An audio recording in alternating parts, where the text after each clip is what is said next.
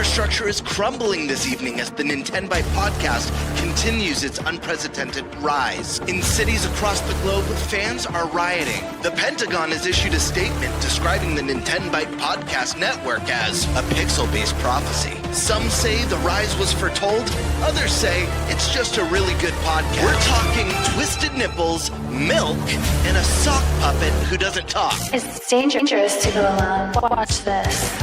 Welcome to the NintenByte Podcast, bitch.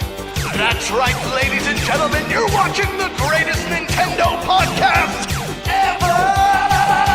Yeah! Is that a Joy-Con in your pants, or are you just happy to see us?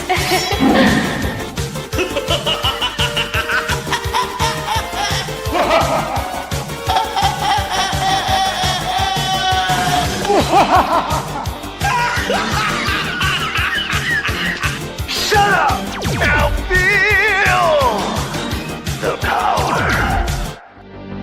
Everyone, do you feel that? Oh my god, I feel it!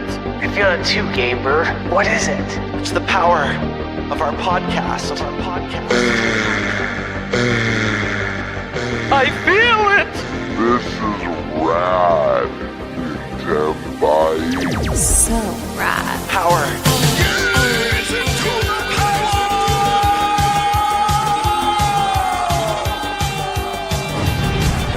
Now bask in their glory.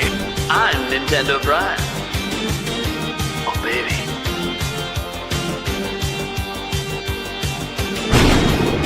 I'm Thunderstash.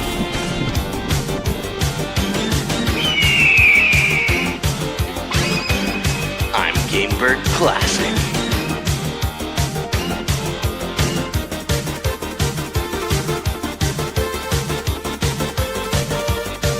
NintenByte rules. Let's rock. Hey everyone, welcome to the NintenByte Podcast, season 4 or season 3. Gosh, episode 44. See, I knew there was a bunch of 4s in there, just in the wrong spot. We got a patch show for you guys today. We're talking about the state of Switch 2, going over first-party, third-party games, our thoughts on the actual lineup at this exact moment. We'll talk a little bit about Nintendo Directs, because just to make people get even more angry. We gotta go over all the Mario Day updates, because there was at least 3 major things to go over with Mario Day. Most of it being expected things, but still, it was really cool to get some like release dates for Yoshi and the new Mario Galaxy trailer, which we all knew was probably going to happen last week. It was already rumored, and literally, like, it happens every time there's a Mario movie that comes out. So just expect the next Mario movie that comes out in the spring will probably also have a final trailer around Mario Day. Anyways, we also got to go over Pokopia a little bit. I don't know how many people here have played it. I know for sure Gamebird has. Probably Favlam as well. So I don't think we'll spend a whole lot on it, because most of us haven't played it. However, we still got to talk about it, because one, it is the highest rated Pokemon game of all time. I can officially say that now, because it went back up to an 89 today on Metacritic. So it is now higher rated than Black and White. So there is no other Pokemon game above it in terms of reviews. Also, the users seem to really, really be enjoying it as well. There seems to be a lot of positive feedback. Even the user ratings are quite high. On OpenCritic, they're actually at 100%.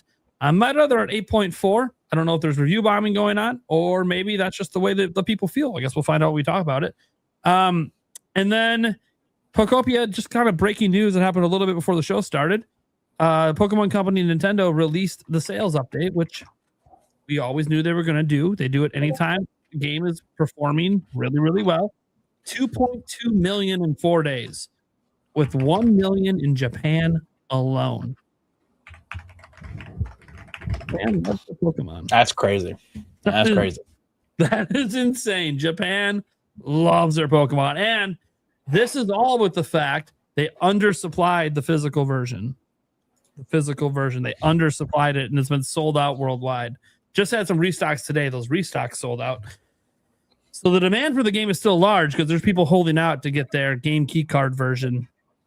So we'll see what the tail is on this game. These kind of games tend to have a bit of a tail on them, these cozy games. So we'll see what things end up as the quarters move forward. We'll obviously get a nice update on the next update will be the next financial meeting. We'll get the full month sales and we'll see where that ends up. That being said, let's go around the room and introduce everyone and then get to our topic roulette. We'll start with the Spice Lord himself, Eric Moore. Yeah, hello. Yeah, no, that's it. That's all you got? That's all I got. Nothing else? Nope. Huh. Well, that's disappointing. Wham! All right, bud. It's Flam. You guys have seen me a bunch. I'm a Nintendo Deltron guy. I said that's disappointing, not that he's disappointing. Well, you're not wrong either way. That came across pretty mean. No, Way, wrong. No self-deprecation here. We love each other. No, I'm just kidding. I'm a Lamb. It's good to see you guys. More Nintendo, more than like the Delta and stuff too. Yeah, good to see you guys. I'm excited to talk about Pokopia. Then we have returning star, the man I should have put in the thumbnail, and we'd have twice the amount of views just because I should have said is 3D Mario missing, and then put his name and put him in the thumbnail. Nintendo Land, how's it going? It's going pretty good. I'm actually I'm Pokemon Land now. Oh, okay. Yeah, there's a little hint at something, so I'll just say that. We'll see what happens. Noted. Yeah. Well, for the purpose of this podcast, I should have renamed it and then put your giant mug up. But Yeah. Don't want to clickbait too much. Too much. They can't handle all that. Can't handle this too much. It already happens enough on your end. Exactly. What's up, guys? Happy to be here. Feeling a lot better today compared to last week. Still got something a little bit going on in the throat and in the sinuses, especially morning or night. I imagine I'll sound worse at the end of the show than I do now. But dude, I had that happen to me a couple weeks ago. Yeah, I get it. I gotta be clear. They say dress for success or dress for how you want to feel. You are wearing a pee pee poo poo shirt, so you should feel like shit. It's cool. It's kind of like 80s metal. It says pee pee poo poo. I'm all about it. Yeah, it's a great shirt. Well, I don't know if I'll go with great, but it is a shirt. I will say that. You know what is a great shirt? Thunderstash Gaming. Finally, we got Tim and Gamer the NintenByte merch. Bird, did you get yours? I did. It came maybe 30 minutes before the show started. I haven't opened the box yet, but I got it because I got off work rush for the show. I'll be dressed for success next week, though. Yeah, I'm excited to see introduces everything. himself. How's the merch? Some outside perspective. How is it? I really like it. This shirt, especially, very nice quality. Yeah, that shirt was awesome. I saw that. I was like, oh, am I going to buy myself one? Dude, it's sick. I think there was one or two other colors. So, like, next time I put in an order, I'll get the other two now that I know the quality. Now that you know, yeah. Yeah, the patch is very high quality. Stash, I'm curious. I'm curious, man, because from what I understand, the merch that we use, at least the shirts that is those are made with real, Did you say all natural. I'm sorry? Did you say Wii U? I did. You did, yeah. I sure did. That's crazy. Okay, sorry, continue. The shirts that we use. Right on. You're not a real Nintendo fan if you don't have your Wii U on hand. Absolutely. I take mine everywhere I go. Yeah, but, sir. Yes, sir. From what I understand, our shirts are made from real 100% all natural carrot fibers. Can you feel that? Can you feel the carrot fiber in the shirt? Yeah, I can, like, on my upper arms, but not my chest area. Because I'm wearing a wife beater underneath. Are we still allowed to call it that, by the way? Is that okay in 2026? Probably not, but Look, guys. Look at an Italian, that's what we call it. Look at our faces, consider our ages, and understand that's what we call the beaters that you wear underneath your shirt. I'm not trying to cancel you. I'm just trying to the audience. Hey, maybe we could avoid that common term, Right. My mom's been trying to bring back pantaloons. I don't know if that was ever a thing, but I don't like it. I don't like it at all. I actually find that more offensive. Yeah, I do So too. derpy actually. sounding. But Oh, fun. man. Yeah, Hey, happy to be here. Yes, lots to talk about, lots going on, so many games, not enough time in this lifetime. That's it. that's it. All right. There you go. And I'm Nintendo Prime. As you see it on here, $20. I have to grab it. It's over the red. Any $20 super chats, and I'll do a shot of red or blue. You'll see when I grab it. It's just been sitting here for days. You need to just get that shit out of my way. All right. So let's get into the topic roulette. We got some banger topics. So let's just go around the room. You know, let's see. Let's have no. Let's have Dash go first. Okay. I almost was gonna go first, but I'm like, I'll take topic 3, the big picture for Nintendo Switch 2. perfect. Since that has to happen before we do the Nintendo Direct topic anyway. So all right. Perfect. So that works out for that. Let's go to Eric. I'll do Mario Day. Mario Day. Yeah. I want to apologize ahead of time to people if you're watching the video version. We will not be playing the movie trailer. Ooh, I'm just kidding. Unfortunate. Universal will be on your You get ass in dinged. 5 seconds. Yeah, you get dinged. We're not getting the podcast dinged. We already had a slight ding last week for a sponsorship, so we're not gonna push the gods of Universal into being like, oh, come on, we're promoting your movie. Even though technically it's fair use. It doesn't matter. I'm not lawyering up. All right. And then let's go to, I guess, Gamebird. All right. I'll take topic number 4. Nintendo Direct. Ellipses. What now? Oh my gosh. And then I'll take topic 1, Pokopia, even though I never played. Well, that's perfect because you get to ask the questions first before you say anything. I have no thoughts on the game other than it does not interest me. Gamebird's leading 2 topics. And then people will be like, well, why won't you just play it? It's the highest rated game this year besides Resident Evil. And I'll be like, because I don't like Dragon Quest Builders 2. And I'm not a big Pokemon fan. So if I don't care about the Pokemon and I don't care about the gameplay, there ain't much left for me. Right. Unless I really like looking at cubes. If I had a cube obsession, that might do it. Cube. Happens. All right. Well, let's get this whole shindig going by tossing it over to the stash man. And I did not make banners yet. Whoops. Oh, yeah. I'll get it. Okay. What are we talking about?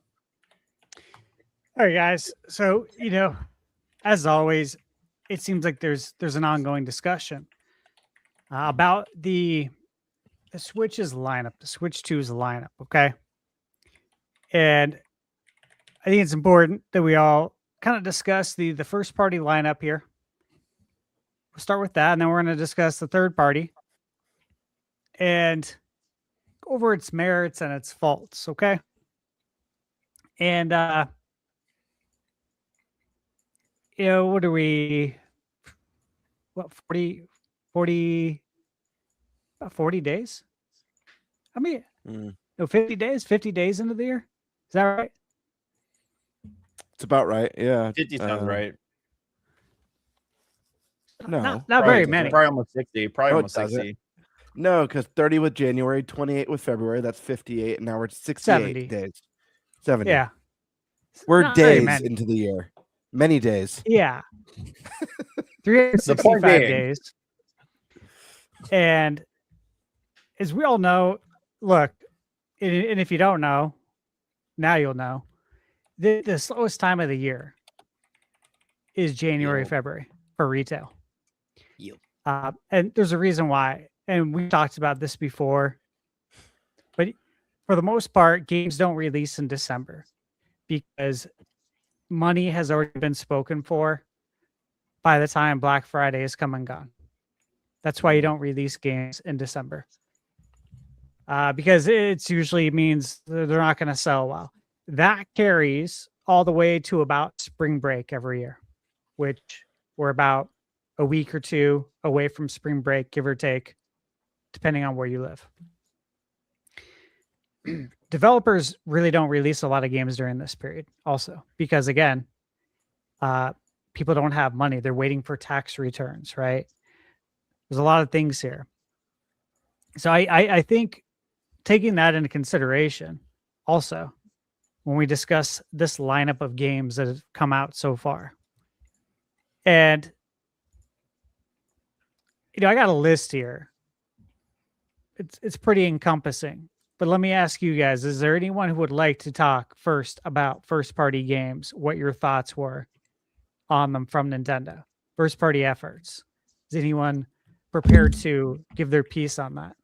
So is this year to date, like from launch to today, or future? No, just this year. Just this year?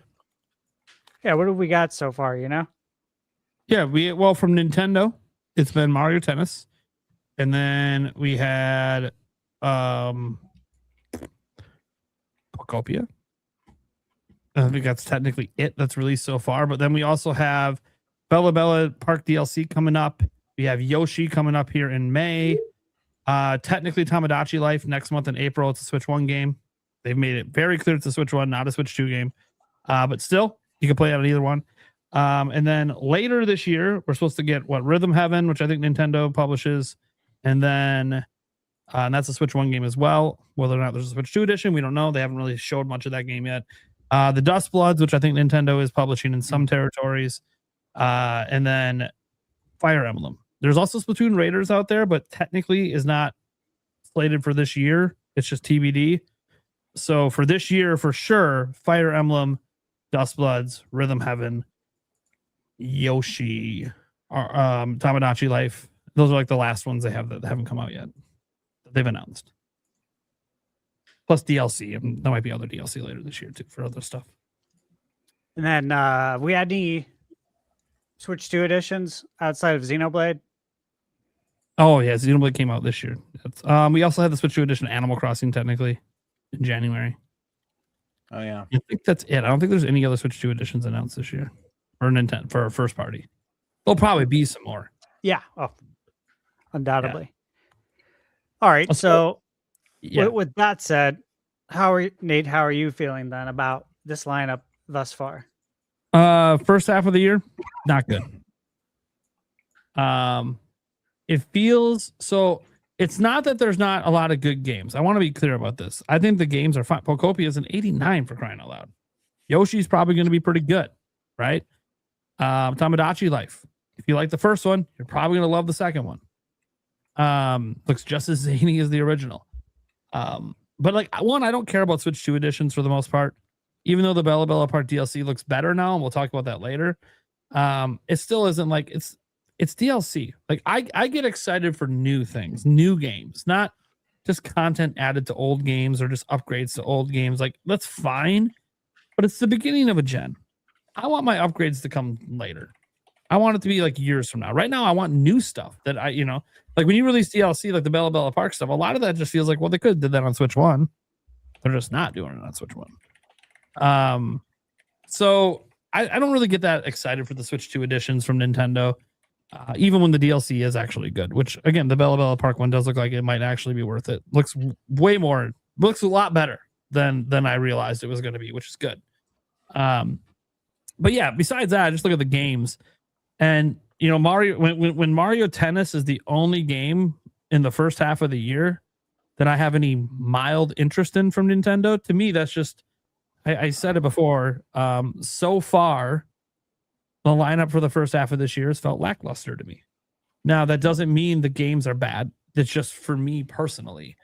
Look at the lineup that we're getting right now, right? We got Pokopia, then Tamagotchi Life, then Yoshi. All of those feel like cozy games. Different types of cozy games, but still cozy games. Because Yoshi's just kind of become their cozy platformer too. And we've known this from the last few entries they put out there. We're not Yoshi Island days anymore. They've fully embraced it being sort of this more, I would say, more targeted at children, but more of a upbeat, very cozy, fun to look at and relax play, not a difficult game. which is fine. There's nothing wrong with those games existing, and I've enjoyed Yoshi games in the past. Just I'm kind of done with that style of Yoshi. They just keep doing it, and while the art style looks gorgeous, it just isn't doing it for me. The gameplay is not doing it for me. It just looks like even slower, cozy gameplay that I'm kind of done with that. I'm more excited for the third parties. Like I'm playing Requiem right now. It's great on Switch too. So yeah, from Nintendo side, this first half hasn't been great. The second half has Dust Bloods and Fire Emblem, and I'm really looking forward to those two games. So if those two games deliver, the second half's already going to be a lot better. But it's just this first half just feels lackluster, and it feels weird saying that, especially when Pokopia is doing so damn well. It's just not a game for me. But that's okay. Like, there's been periods of time where Nintendo's had game releases in the past, where they've had like a series of 6 months, 8 months, 9 months, where they have a bunch of nice games come out. They're just not ones I'm interested in. But I play such a wide variety. I got third parties to fill in. I said this on X the other day. Hey, yeah, well, it's lackluster from Nintendo. I'm good. I got plenty to play. There's tons of third parties and indies to play. I don't need Nintendo's first party. It's just nice to have. So I a little disappointing so far, but I expect the second half to be even better. I expect there's probably 2, maybe 3 games they haven't even announced yet that'll also be in the second half to go along with everything. And I'm sure there'll be more Switch 2 editions that I won't care about, and something for Zelda's anniversary, I'm sure will show up. Hopefully it's something I care about. Because I swear, if it's just like Wind Waker HD's coming, I'm gonna be like, I'm happy for people that have been waiting. I'm not one of those people. I played it on Wii U. I'm good. I'm not one of those people. But I don't know. That's my thoughts on first party. Okay. All right. Who would like to go next? Don't all jump at once. I'll offer a differing opinion. I was like, oh, who was those they want to go? Sorry. It's fine for Vlim. If you want to go first, go for it. Go for it, man. I was just gonna offer a counterpoint opinion because I feel actually I would negative. So I feel not the total opposite of you, Prime, but I think we have gotten a lot of volume, but I think I want to say like the traditional like staples that we get in a new generation is what we're missing. Like we don't have obviously the 3D Mario, we don't have a new Zelda, we don't have like the big what is normally considered in the Nintendo verse the big system sellers.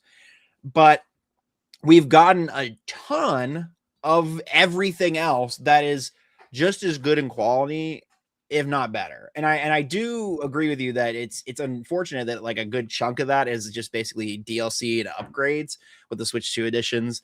But I do think a lot of the stuff that we've gotten can stand on its own 2 legs, you know.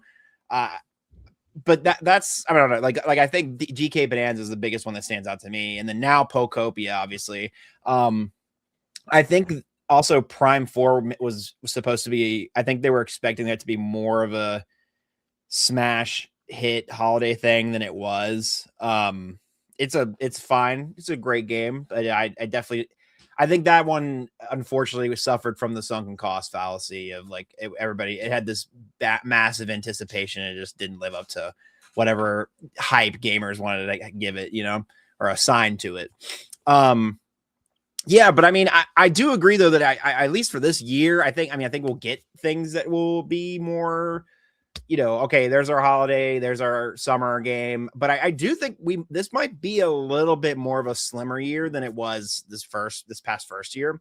I think we'll have like maybe 1 or 2 big hitters for the rest of the year, and I think that might be it. I don't know. The biggest thing that baffles me about this entire first year is how little like follow-up Mario Kart World has gotten. Like, am I crazy for saying that? Like, even just like DLC patches or just like a little bit additional content. Like, I'm not trying to say like a full-blown DLC. I just mean like little things. We've only gotten like 1 big update really that kind of adjusted that and addressed community concerns and all that kind of stuff. But I just feel like after you saw the success of like the DLC waves and everything and how iterative Mario Kart 8 was, I'm surprised you just wouldn't come out the gate with that strategy with Mario Kart World. There's a reason why. Sure. What's up? You tell me. June 5th. Expectations. Right. 1 year. That's when we'll get it. If we get it now, everyone's going to expect to get it again at the same time frame. But if you do it every year and you trickle it out, then you have that long runway that's going to last for the console's entire life cycle. Because if you look at like when the booster course pass came out, it was quite a few years actually after 8 Deluxe has come out. So I think it's coming, but I think they're going to wait until June because then the expectations are set like, hey, we got new content in Mario Kart 1 year later. Maybe we'll get some more a year from now.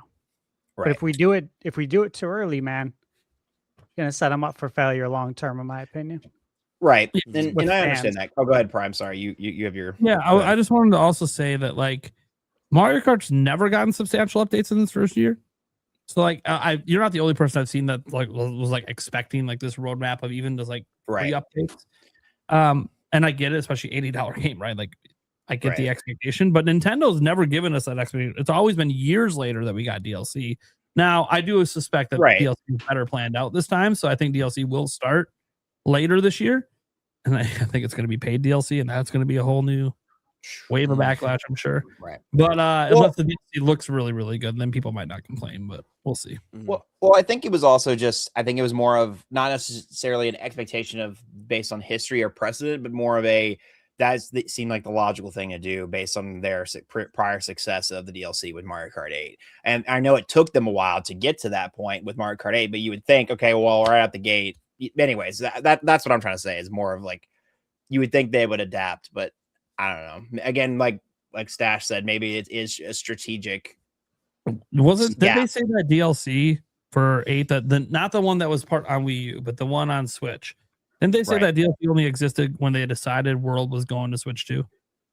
Yes, I think that's a quote somewhere, and I think they also were like, we want to recycle the tour tracks, and so they. I mean, that helps.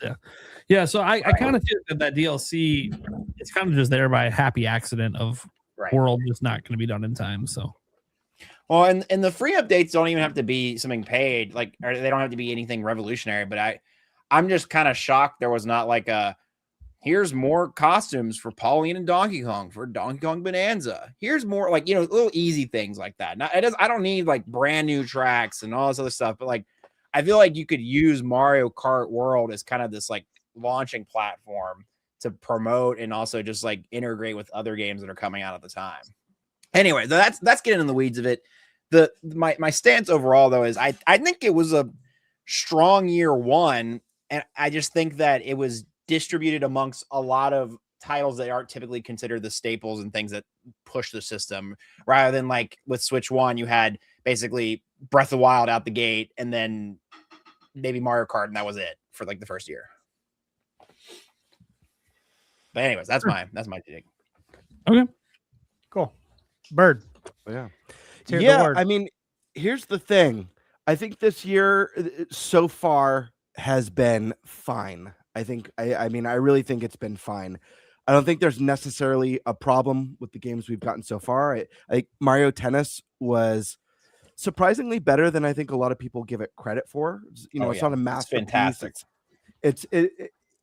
We could have gotten more out of the story mode. The story mode's kind of a tutorial. I feel like from those early trailers and from the direct presentation, it looked like they were going to do something a bit more meaty. But it's a lot of fun, and as someone who has a family and people to play with it, to play doubles, it's a good time. Pokemon Pokopia, we'll talk about that a little bit more, but I think the reviews speak for themselves. This is just a fantastic, cozy game. It definitely calls to the Dragon Quest builders or Animal Crossing crowd. I think what the real issue is with Nintendo software for 2026 right now is it's missing excitement. Like there's no announcement that just draws excitement. And sure, you could say Duskbloods is that game. For me right now, I'm really excited for Fire Emblem, but like I'm well aware that Fire Emblem's a lot more niche. Not everyone's going to be losing their shit over that release. Maybe as we get closer and we see more, I know Three Houses was the fan pick of Game of the Year at the Game Awards when the year that game came out. I'm so excited for Fireball. I'm right there with you, man. I just know like the general public, I think they're missing the excitement. And you guys mentioned the next 3D Mario, you mentioned the next Zelda, the next Smash Brothers. These are games that generate that excitement, that hype. I think maybe with how well the new Pokemon kind of presented, maybe that could have been that excitement game even as well, but that we know now that game is going to be a 2027 title. Duskbloods is a big question because on one hand it's FromSoft, it's Miyazaki. On the other hand, it's different than what he normally does, and it's a PvPvE. We don't necessarily really understand the scope or the nature of the game until we see more.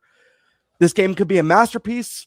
It could be a dud. We don't know. I think that's the gamble you take when you do these kind of online multiplayer games. So again, I think fine is defining Nintendo's current announced lineup that we know is coming for 2026. Yoshi, this game looks stunning. Every Yoshi game looks stunning. Unfortunately, the art style of the Yoshi games always overshadows the really kind of sterile and simplistic gameplay. And for a lot of people, unless you land in that younger audience, it looks pretty, but it's not going to get you excited. So I think they have an excitement problem. I don't have an issue with the releases. I think we just need, last year I really think their year last year was a lot stronger than people give them credit for. It was missing the big holiday title. That's what really kind of killed it last year for me. This year, I mean, we all assume they will have a holiday title this year, but I think we're all just kind of waiting. Like, what's the big thing that's going to draw people to the Switch 2? We already know, like the hardcore Nintendo fan base is already there. They're the early adopters. We already know that people are going to be jumping on board for Pokopia. I said when that game was announced on the show, this game's going to print money like no tomorrow, and it will. So I don't know. I think we need that big holiday thing. As far as Switch 2 editions, I think those are great. They're fine and dandy. But the fact of the matter is that Nintendo Switch is the best-selling Nintendo console of all time. It's got like 155 million plus, meaning that most people who really wanted to play those games already played them. And anyone who's like Nintendo Prime, who doesn't go back and revisit games, probably isn't clamoring to start fresh with the Switch 2 edition. Maybe with Mario Wonder with the added content, but that's already a game that like played fantastic on Switch 1. So if you got your fill of that game, I could see like the curiosity. This is one that I think would benefit greatly from adding that DLC in Switch 2 edition for NSO expansion users.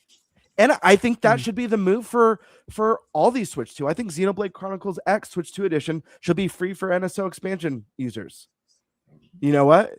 Reward the people who are subscribing every month or subscribing annually and give us another reason to, because if they build up that catalog of free DLC or free Switch 2 editions, people are going to sign up.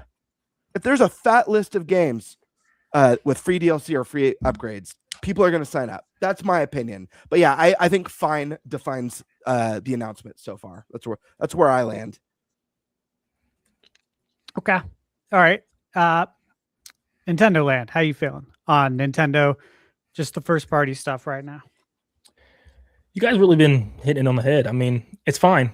I think that's just, I've been one of the vocal people talking about the first year. To me, it felt more like low quality, more quantity. Just based on my opinion, based on the games that I played, I 100%ed every game that came out the first year. And, someone that's been huge fan of Hyrule Warriors, it just felt like another Hyrule Warriors to me, nothing too special. Metroid was a little bit of a letdown for me. But I will say with the, smaller lineup of games we have this year, I actually feel the quality is up there. Like Mario Tennis Fever is one of the best sports games I've had in a long time. I feel like it's 100%. Very underrated. Very underrated. I was a huge Power Tennis fan, and I feel like this game to me probably even passes Power Tennis. So I was really impressed with that one. I see Pokemon's coming out swinging hard. I mean, everybody's actually really excited for the next gen. It looks good, finally. And then obviously Pokopia is huge. And as someone who's not a fan of Pokemon and not a fan of Life Sim games, sorry, Nate, I like it. I like it a lot. And yeah, it sucked me in, and we'll talk about that when we get there. But I mean, they're off to some pretty good quality right now, and that's, I can't complain. Yes, I would love a Nintendo Direct. I think that's the thing. We don't have a really good outlook into the future, but Nintendo's got games until June, pretty much until May. So I mean, do they need a Direct? Not necessarily. They could squeak by, but I mean, what are you going to do? I mean, they're going to keep pumping out these games. They got a game every month, and so far they're good. But like you guys have been saying, the holiday game, there's just no big holiday game right now. Everybody's looking for that next Mario. Some people looking for that 3D Mario. I'm just saying, people, somebody out there is losing their mind over. But Somebody cares. What's that? Where's the guy who's like in the hot dog? He's like, we gotta get to the bottom of this. Somebody wants a 3D Mario game. Someone out there is crazy. That's all I'm saying. But yeah, I mean, I don't know. I feel like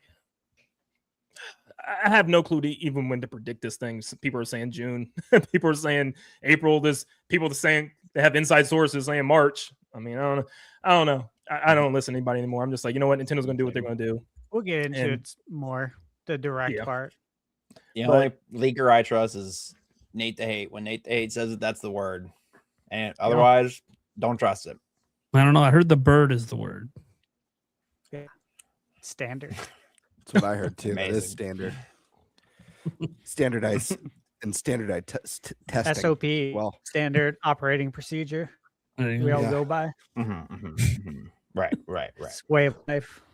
All right. Eric, you got some more you'd like to add there? For me, the beginning of the year is kind of lackluster. That doesn't mean it's not good for other people. I don't have a lot of the games in the beginning of the year that really excite me.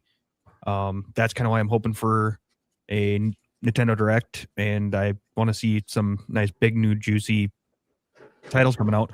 But yeah, I mean, just because it's not good for me doesn't mean it's not good for other people. So, which is actually probably a good thing for me that it's not good for me, because I can finally somewhat catch up on my backlog. So, True. Yeah, it's funny too. Nintendo's apologizing to me for enjoying the game. I'm like, dude, enjoy the game. I want people. I want people to enjoy Pokopia just because it's not my kind of game. We're in the same situation. That's what's so funny. It's like, you're not a big Pokemon fan. Because I was the same way. I was like, why am I buying this game? I'm not gonna like this thing. And it was like, shoot, maybe I will. I don't know. Did you play Dragon Quest Builders 2? I didn't. Yeah, see, I've already played that game that plays very similar to know that I just don't even like the mechanics. So yeah, okay. All right. So first party stuff. Bring the thunder. Again, it's for this year, for what's been announced, for what's came out so far and what's been announced. And I do think it's important to look at your backlog as well. There are some games, of course, that, trickled into the new year for sure for me that I have for review, but kind of talk about those more when we discuss the third party stuff. Yeah, you guys mentioned all the games. I said this last year, right when Xenoblade came out, I picked it up, and I think Nate asked if I had opened it or played it yet. I said, no, I don't have any intention to. I'm waiting for the Switch 2 edition that I know will come out, and here it is now. So you look at that, that's a several hour game that just fell in my lap, right? Nice cheap little $5 upgrade. And again, we're 70 days into the year. I know people, especially online, are all like, hey, dude, what's going to be the big holiday game? Christmas just got over. Christmas like 76, 77 days ago? It just got over, man. What are we talking about holiday games for? I need to consume. It ain't time yet. It ain't time. I'll tell you why.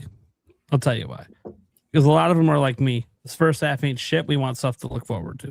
Right, but we'll get to that. We'll get to some other things here. And I will say, oftentimes, I'm not saying lately because Nintendo's been weird lately with the transition and everything. We knew what the holiday games were well before we got to June. Yep. Most years. So like it is kind of weird to not even have any idea of any game Nintendo's releasing this holiday. That is a little weird. It's unusual. It is, but yeah, they've been doing it in recent years. I mean, again, I always go back to 2024 when everyone's like, Nintendo's done, Switch is over, we're ready for Switch 2. They haven't announced anything. And then they announced Super Mario Wonder, Pikmin 4, Super Mario RPG, and everyone's like, holy shit. Well, that was 2023. Mario RPG. Yeah, but regardless, everyone said remake and remaster city. But everyone was like, you know, they're not going to release anything. 1 and 2. And then they released Why are you singing Mario RPG? Every time I hear Mario RPG, it makes me think of that thing. I apologize. The the video, the Wii Shop Wednesday video. Every time, I don't know why. It's like a trigger. It's like, oh yeah. Sorry, continue. Oh, you good. So yeah, I look at that. It's like we didn't learn about those games till very late into the year, when everyone thought literally, everyone on the internet was saying Nintendo's cooked. It's over. They're done. There's nothing left for Switch 1. That was every YouTube headline, every thumbnail. It was annoying as fuck for me personally, just because I know it's just bullshit. It's not true. They're definitely coming out with stuff. They're not going to have nothing for the holidays. And if you believe that, I don't know what it says about your intelligence kind of thing, but this is the way the internet works. I think this is no different, guys. Again, 70 days of the year, we're going to learn about all the holiday stuff. Based on what's came out so far, though, first party, yeah, Pokopia. I haven't played it. People are loving it. I don't have time to play it right now. With all the games I have in my review pipeline, but hey, if I did have time, I'd fit it in there. And I said before that this is really not the type of game that I would play. But again, people are loving it, and I would like to check it out for that reason, to see what it's all about, or at least have Michaela check it out. And I love when that happens. I love when I say, yeah, I really don't have interest in playing this game, because that is fact. I don't. But when games catch storm like this, I think it's best to not stick to what you said and listen to what everyone else is saying in this sense and check it out. So yeah, I would check that out. And I think that's great. That's looking good. Mario Tennis, obviously. That was a good one. You guys mentioned all the games that are coming out. And I think we'll learn about definitely more games. Like, this isn't it. The release calendar that we have right now is not what we're getting. I don't believe that for a moment. However, we got to look at this as that it's not only Nintendo games that release on Nintendo Switch 2. And I think for me, that's the more exciting part here. Outside of the things that I've already talked about several times on this podcast, with like the backwards compatibility, playing Switch 1 games again, and now they're performing better. All these nice little surprises, the Switch 2 editions, all that good stuff. We're about the third-party games. So let's jump in to that aspect of it. And we'll go ahead and go in the same order. Nate, what do you think about the third-party lineup thus far this year? And then what we have planned for the rest of the year? Okay. So I think it's good to try to go over some of them. I don't know all of them off the top of my head. It's okay, because I do. Well, rattle them up for me then, so I don't have to try to look them up. Yeah. All right. Here we go, guys. Let's see here. Let me scroll. So this is what has come out so far, and I'll pause when I've announced everything that's came out so far, and then I'll go into the games coming out. Okay. This is gonna be like 40 minutes. Now, again, some of these games, they may not be household names to you. And that's because, not everyone plays third-party games on Nintendo. But these are games I've reviewed, so they're obviously on my list. Traveler's Refrain, nice little indie style Zelda game. We had Animal Crossing Switch 2. Legend of Heroes Trails Beyond the Horizon scored very high on Metacritic. Mio Memories in Orbit also scored very high on Metacritic. I drafted the game. I reviewed it. Great game. Final Fantasy VII Remake Integrate.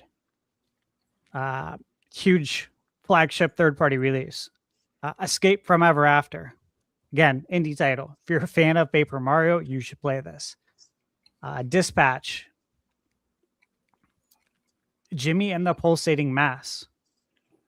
Still playing through that. If you're a fan of Earthbound, you should play this. Go look at the Metacritic score. Dragon Quest VII Reimagined.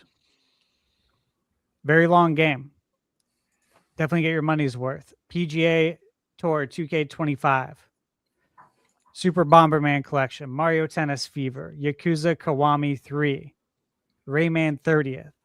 Reanimal. A lot of these games scored very well on Metacritic. Under the Island. Again, game I reviewed. Very much like Link's Awakening. Awesome game. We got Virtual Boy NSO. First Squadron, which, again, like Star Fox. Ease X Proud Nordics. 4K 120 frames per second on Switch 2. Very impressive. Fallout 4. Michaela's playing that right now. Fallout 4 Anniversary on her Switch 2. Looks amazing. Frame rate, awesome. Disney Afternoon Collection. Got Hunt the Night. Pokemon Fire Red Leaf Green. Resident Evil 7, 8, and 9. All absolute bangers. Tales of Berseria Remastered. We got Blueprint Switch 2 Edition. We got Mini Shoot Adventures, which I'm working on that for review. Scott Pilgrim EX. Back to the Dawn. Planet of Lana 2. Also working on that for review on Switch 2. Awesome Metacritic score so far. And tomorrow we get Fatal Frame 2. And Friday we get Monster Hunter Stories 3, which I already reviewed that game and posted my review for it. But it comes out on the 13th. That's what we have so far for the first 72 days of the year. That's a shitload of games. These are all games that I've either reviewed or I'm working on the reviews. And I've recommended them. Like, highly recommend. And I don't do that lightly. You gotta remember, I worked in finance for 10 years. I take people's money like really seriously. So let's pause there if you want, or do you want me to continue to go through the rest of what's coming out now? Pause there. Yeah, sure. Pause. Yeah. I'm just gonna say, and I've been thinking this on Switch 2, even dating back to when it launched. I'm very satisfied with the third party and indie lineup on Switch 2. I think it's hard to complain.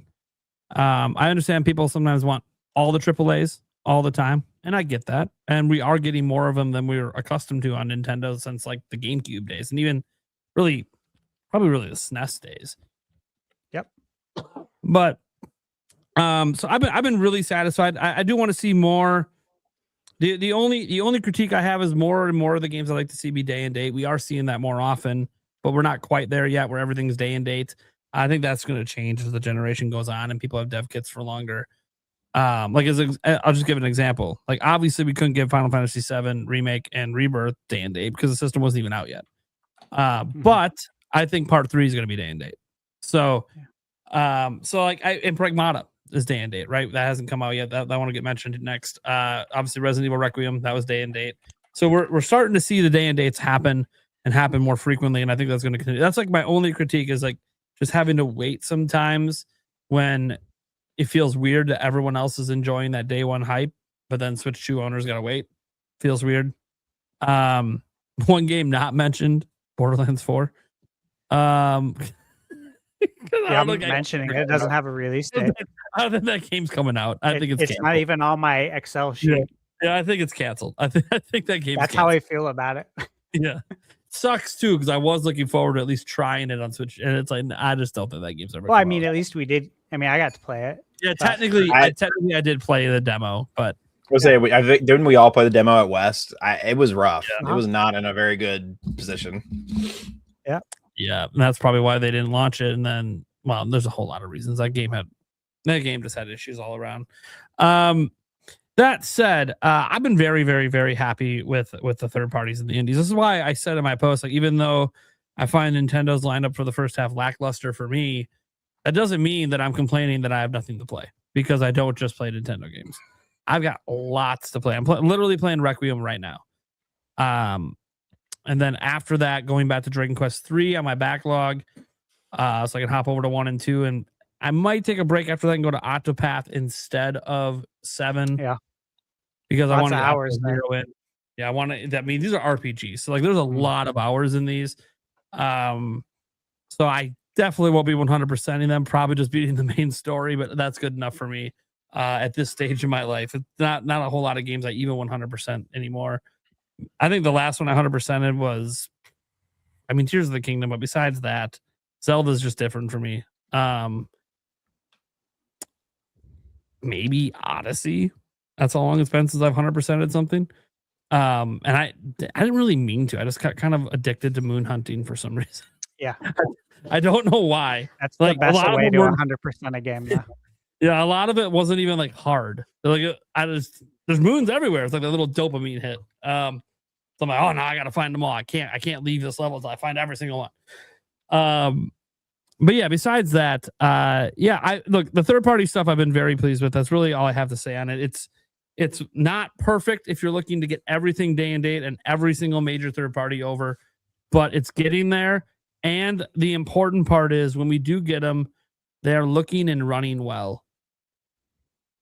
And that's awesome. The indie wise, of course, that was always going to be the case, but the AAAs that everyone was worried about, they're looking and running just fine. Yeah. Even Fallout 4 Anniversary Edition that, Michaela's playing, that runs really well. That's without DLSS that they said they're adding to it still. Yeah, she was like showing it off to me. She was like, taking her Switch. She's like, look at this. Look how great it looks. I'm like, yeah, it's awesome. I'm happy you're happy. Awesome. Yeah, Fallout 4 is awesome. Yeah. Not my favorite Fallout, but I mean, look, the last taste of Fallout was 76. So I loved it, man. I saved it. I saved it for COVID. That's when I started it. And it was like, this is the perfect COVID game, dude. Perfect. Especially the apocalypse and everything. Yeah. So good, dude. This is what the world's gonna be like in a year. Yeah, it hit off my mountain. And we're all fighting for everything. Yeah, dude. It hit on a different level because of that. But yeah, no. I'm just very, very pleased. I don't have any real complaints. Even the few games that have come out that I'm like, oh, I wish they were on Switch too. That's all right. There's other stuff, but there's just so much. Like you even mentioned, I've watched a ton of your reviews this year. All it's done is make my wish list grow massively. Like when my game buying freeze is over, which might be when I peel through the rest of my backlog, I was like, I don't even know where to start on the wish. Probably the games that don't take as long to beat. but yeah. Thanks, man. Appreciate you watching them too. And happy to hear that. All right. So Nate, you get your piece on that. Let's say for Vlam, what are you thinking about? Again, this just those games I went over. We'll go around with everyone, and then I'll go with what's coming for third party. I mean, I think third party is the thing that's the most impressive about the Switch 2. I'll be real, especially within the first year. I think, like the fact Resident Evil is on, the brand new Resident Evil is on there day one. It looks as good as it does. It runs as well as it does. I mean, I'm like about to pick it up on the Switch just so I can do that. I think you probably saw my tweet about this. My Blueprint is on Switch 2 now. And I was Prince, talking yeah. about this on the podcast. I was saying that would be the perfect game to grab and play a run, do a run right before bed, and then call it a night. Yeah, which I've done multiple times now. Yeah, that's a great game of 20. That's like one of the best games of 2025, in my opinion. One of the best indie games. If you haven't played that, you should play that like yesterday. Yeah. Excuse me. Sorry, I'm having my dinner. But yeah, third party wise, it's been fantastic. Like, I can't think of a Nintendo console that's like done better with third party other than the Switch itself. But especially within the first year, I don't think any Nintendo console comes close to what Switch 2 is doing right now. I mean, it feels like you can play basically anything that's not a console exclusive. You can play it on Switch 2 now. And I agree with Prime that it is weird that there's this weird, like some games have this like delay with them. But I think it's just a developer kit. Like there's just a lack of them and like the developing issue. It's less about marketing and whatever. It's just more of a lack of resources and availability. So eventually we'll probably get there where it's all dropping the same day. But like it's mad impressive that we see the graphical fidelity and the games that we see on Switch 2. Period. Absolutely. Bar none. Yeah. All right, Bird, what are you thinking? Yeah, I mean, I've said it before on this show that especially after that first partner showcase we had this year, that they are following through on the promise of killer third-party content on the Switch 2 in a way we've never seen in a Nintendo console before. And I mean, Favlam's right. Like,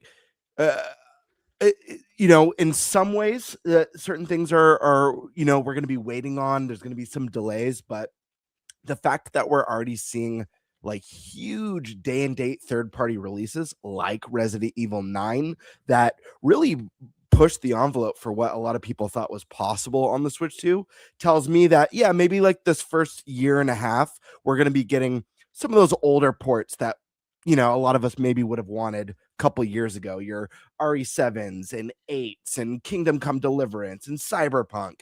But as we move along and we start to get these releases, Fallout Knocked Out and Elden Ring, which is yet to get a release date. Once we get kind of caught up, I feel like we're going to be seeing that very consistent day and date with most major third-party releases. We've never seen third-party support like this out the gate. Right. This is before obviously Switch 2 is the fastest selling console of all time right now. But before we got those numbers, before those statistics were in, we already had the promise of strong third-party support.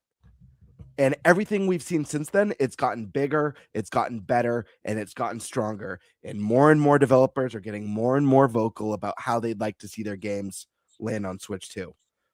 Like I said, it's only a matter of time, in my opinion, before most releases are going to be launching day and date, because it makes the most sense for the companies too. This is a time in the industry where like sales really matter. The success of your teams depend on the success of the games that you're pushing out, especially with the cost of development. That mitigates a lot of the risk having your games everywhere. Nintendo's a big platformer, and a lot of people say, especially people who are hungry for that meaty, epic Nintendo reveal for Switch 2, that, people don't play Nintendo consoles for third party. They play it for Mario and Zelda. That's like, yes, that there's definitely a core group of players who feel that way, but you have to keep in mind that the Nintendo Switch was a phenomenon that reached 155 million people's hands. It's a lot of people's first Nintendo console ever. So that notion that those 155 million people just want Mario and Zelda isn't true. It's not true. They're going to be growing up and experiencing new IPs and new franchises for the first time. And with PlayStation 6 coming down the road, and the next Xbox console coming down the road, and the Steam machine coming down the road, consoles that could potentially be anywhere between $1,000 or $1,500 with the prices of the chips and the tariffs and all the other bullshit that's going on. This is going to be the most affordable way to play these huge AAA third-party titles. It may not be the prettiest and most crisp or highest performing version of the game, But at the end of the day, most people don't place graphics first. If they did, the top place for playing would be PC for most people. Yeah. Period. Yeah. Graphics matter to a degree, Yep. but they don't mean anything. And if they did mean everything, the Wii wouldn't have been the best-selling console its generation, and the Switch wouldn't have been the best-selling console this generation. People want a low barrier of entry with great games that are a ton of fun to play. The third-party support we're going to see is going to do that for Switch too. There's room to improve, I feel, on the first-party side, and that's just like, again, like I said in the in the last part of this topic, I think it's been fine. I'm happy with what we've received. I full on understand that there's going to be big surprises to come. People are hungry though, and I get that. Third party should satiate that. And if you are a person who only, and I said this last week, if you're a person who only plays Nintendo consoles for first party games, the big ones like Mario, Animal Crossing, Zelda, or Smash Brothers, try and get out of your comfort zone, broaden your horizons. There's so many great offerings there, and not just from games like Resident Evil 9. We have phenomenal indie games. We just had an indie showcase, some really cool stuff that launched. All those games Shadow I just Drop mentioned, several that indie day. games. There's a game, you're a Zelda fan, there's a game that released that Stash reviewed on his channel. What is it called? Under the Island, yeah. Under the Island. 16-bit Zelda-like. Phenomenal reviews, not just Stash's review. I think it's like sitting at like an 84, 85. Yeah. That's excellent. That's a higher review than a handful of Nintendo's offerings so far on the Switch 2. So try and broaden your horizons, get out of your comfort zone a little bit. I do encourage it if you feel like you've got nothing to play. That being said, I think if there's anything while you wait for the big main courses from Nintendo's first party side, enjoy what's happening right now, because it's only going to be good for this platform. And not just that, it's going to be good for the industry as a whole. It's going to be great for these teams. If RE9 does well on Switch 2, that's going to be great for Capcom. And I don't know. I think we need that, especially at a time where there's so many studio closures, so many layoffs. Let's celebrate these successes. And in my opinion, this strong third-party support is a success for not just Nintendo, but for gamers and for the industry as a whole. So I'm feeling really great about the third-party stuff that's going on Switch too. Okay, awesome. And I'll get into the games that are coming up after we go around here. So, Landon, Nintendo Land, how you feeling on the third-party offerings so far that have released this year? Yeah, I think this is the Switch 2's greatest feat, honestly, right now. I think it's hard to even complain about it. Like you guys have been saying, almost everything you could want right now is on Switch 2, and it runs really good. As someone who's already played like Final Fantasy VII Remake, I normally play my third parties on my PS5, but my friend, he got it on his Switch too, and I was impressed. I was like, wow, I knew I was watching the trailers and stuff and the gameplay, but I'm like watching it from him, and I was like, this thing can run this really, really well. And I think people, they go online and they say what they want to say without actually trying them out and seeing them firsthand. But yeah, Switch 2 it's pretty impressive. And the third-party lineup is, like I said, to me, I think it's just as strong, if not stronger, than most of the first-party they've released so far. And I'll be the third person to shout out Thunderstash, because you put me on, actually. Every now and then I see you just these games, like I never even heard of the Plucky Squire. That was one that you covered last year, and I was like, that was an amazing game. Like I was like, game. It's so unique. I've never played a game like that ever. And I was like, yeah, there's so many like little gems that like people are missing. And like every now and then I see you, like you'll post something like that and like an little small indie game, and something I've never even heard of, and it ends up being one of my favorite games of the year. It's good to hear. So yeah, that's my goal. Stepping out of your comfort zone. That's the Switch 2 for you right there. Just trying stuff out that you may not even think you'll like. You never know. Yeah, absolutely, man. Well said. Eric, what do you got about just the games that have come out so far this year, third party? Yeah, third party wise, it's got to be one of the biggest years for third parties for Nintendo in a long time. You got some pretty big bangers with RE9, and things like that. So it's exciting. Probably not gonna play a ton of the games, but just because I don't have time. But I'm happy they're there. It is freaking fantastic to see this, and it's only hopefully going to get only better from here. Yeah, absolutely. And look, I'll briefly just give my piece on the first, chunk of games so far. I think I say it every week. I'm really busy. Like, I'm not kidding. I'm like jam packed, and I'm trying to be as efficient as humanly possible and try and find new ways to be more efficient every day. I did this 20 years managing in restaurants and then in mortgage. Every day, like, you try and get a little bit better, try to get a little bit faster so you can reward yourself, right, with more time. That's the whole point, right? So you can enjoy your life a little bit more instead of working all the time.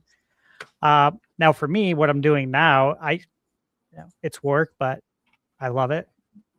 Don't mind doing it at all day. For me, I'm just trying to fit in more games to review because there's just so many games I want to cover. There's so many games I'm aware of. And again, like indie titles that I know nobody knows about that I've been following. Some of these games I've been following for years. Like, you could look at my Steam wish list and it'll show you the date that I started following this game. Some of them are several years ago, and they're going to finally like break off this year. And I'm like, dude, can't wait. And again, some of these games, these indie games, they get signed up with a PR team. They'll hire a PR team to, go on social media, and some don't. And the ones that don't, fortunately, it's a major uphill battle. And the only way anyone's going to learn about these games is if someone covers it like me.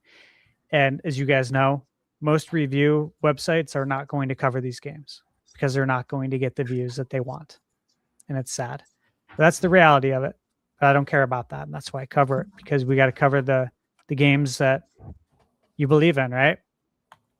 Or the games that you think you're going to believe in because you've been following them in previews and they look good and you want to see if they're actually going to be good.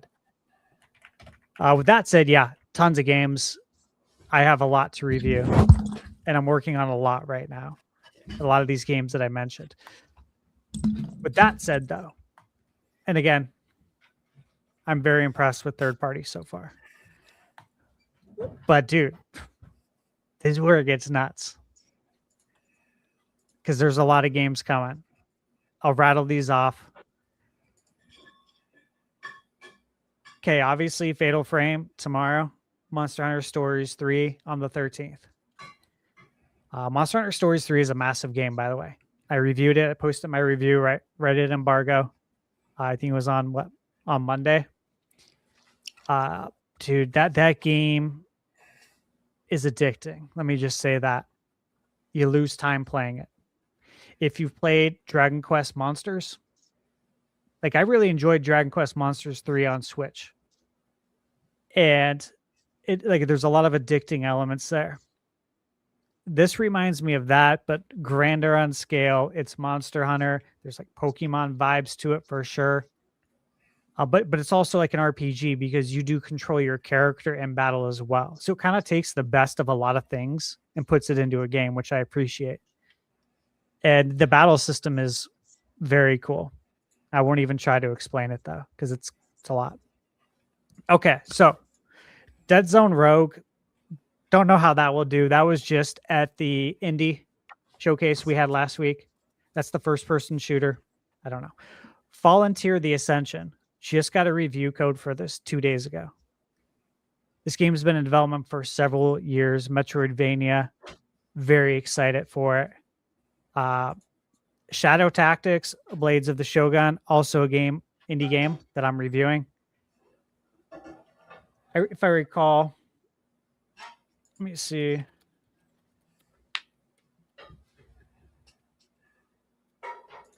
think that game did really well. 85% on Metacritic. Okay, that's coming to Switch 2 on the 18th. Mouse Joy-Con controls as well, which is nice for this type of game. Dynasty Warriors 3 Remastered.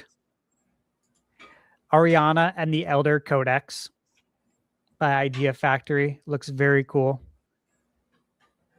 Machine Gun Fury, which is a game you probably haven't heard of. And if you go through the eShop, you may have seen it, and you may have thought it looks like slop. I'm here to tell you it's not, because I've played it. Obviously, it's not out yet. But if you grew up with the NES, it combines a lot of really cool games like Cobra Triangle, Contra, Jackal, which, dude, I love Jackal by Konami. Love that game. It's the game where you control the tank. Great music. But it combines a bunch of games that we enjoyed, like Metal Slug, and puts it all into one. And it's super cheap. Mario Wonder Switch 2 edition. I'm also working on for review right now the Midnight Walk. That comes out on the 26th. That was at the Indie Showcase. It's the game that looks like Nightmare Before Christmas. Right. Virtual Fighter 5. It's coming out on the 26th. It's $20. Pretty cool. Yeah, I'm like, is this price right? All right. Yeah. So I was like, oh, that's nice. All right. We got Legacy of Kain Ascendance. Now, beginning of the month, we had Legacy of Kain Defiance Remastered. This is a new Legacy of Kain, and it's a Metroidvania, which looks really cool, and that's why it's on my list. South of Midnight also comes out on the 31st, and console exclusive, Little Nemo and the Guardians of Slumberland comes out, which I should be getting very soon to start working on that. And I did a preview on that. Little Nemo is really cool. Again, it was a Capcom NES game. It's back now, and it's a Metroidvania. So that's just the rest of the month right there. Okay, that's a lot of games. But then we got Soul Quest, Mouse PI for Hire. If you're following that, you know that looks cool. And there's been some previews that have come out for people who got to go hands-on, and it's more than just surface. It's more than just looks. It actually looks like it's going to be pretty deep system. Tomodachi Life, Pragmata, which, again, that was coming out on the 24th. Now it's the 17th, which is cool. Jay and Silent Bob, Chronic Blunt Punch, Beat 'em Up. Digital Eclipse. Digital Eclipse, we all know they put out bangers. They're very good at the beat 'em up genre. And again, if you grew up with Jay and Silent Bob, you know, maybe you watched the movies, Clerks, Mallrats, like I did. Of course, it's coming out on 4/20 because it's Jay and Silent Bob. That's a game I actually want to play. Another game, indie game, coming out on 4/20 is Saint Slayer, Spear of Sacrilege. It's by Lily Mo Games, which is the company that Colin Moriarty works with, or he owns. Looks like Castlevania 2, but more. It's been on my list. I will be reviewing that. He-Man, Masters of the Universe. Gamebird and I. Nate, did you play it too at PAX West? No, I just watched you guys play it. Dude, this game is so much fun. Like, it's really good. Right? And so I'm hyped for that. Ys Memoir Revelations and Calcutta. That's a Switch 1 game, but still nonetheless coming out. Play it on your Switch 2. Constance, Switch 2. I reviewed this game was a few months ago. Metroidvania. Beautiful art style. I reviewed it on PC because I knew it was coming to Switch 2. That's coming out May 1st. But we got Road Out coming May 1st. Indiana Jones and the Great Circle. Of course, the DLC's out as well. I purposefully did not play the DLC. I reviewed the game last year, right when it came out, and I wanted to wait for the DLC to revisit this on Switch 2 for a review. Tales of Arise, Beyond the Dawn, 007 First Light. For JRPG fans who love the 2D art style, Wandering Sword, put that on your list. It's definitely on mine. We got, of course, Lego Batman Legacy of the Dark Knight coming this year. R-Type Dimensions 3, Final Fantasy VII Rebirth. One of my favorite games in a very long time. The Adventures of Elliot, Zelda 2D by Square Enix, sold. Digimon Story. Again, I reviewed that. Awesome game.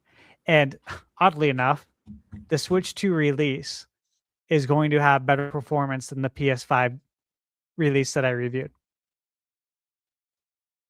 They announced that. I know it doesn't make sense, but that's what's going down. Another Eden Begins, which is by Chrono Trigger team. I believe I have that on my fantasy draft for a reason. Blight It, Turok really Origins, good. Lift It, Super Meat Boy 3D, Agefield High, Rock the School. This might not be on your list, but it looks like modern day Bully from Rockstar. It looks very cool. Mariachi Legends. Again, drafted that. Metroidvania. Heavily inspired by Symphony of the Night. Eterna Lucis, Alterium Shift, Kina, Bridges of Spirit, which was just announced. Yoshi, of course. Orbitals. Egalos 2, Barkor, Bloodstained, The Scarlet Engagement. Cronella's Mansion, which I backed on Kickstarter. Crosshorn, Darwin's Paradox. Data Police is still slated for TBA 2026. Deus Ex Remastered, Eden's Guardian, Elden Ring Tarnished Edition, Elementalist, which that's one of those games that's been on my wish list for several years, finally dropping this year.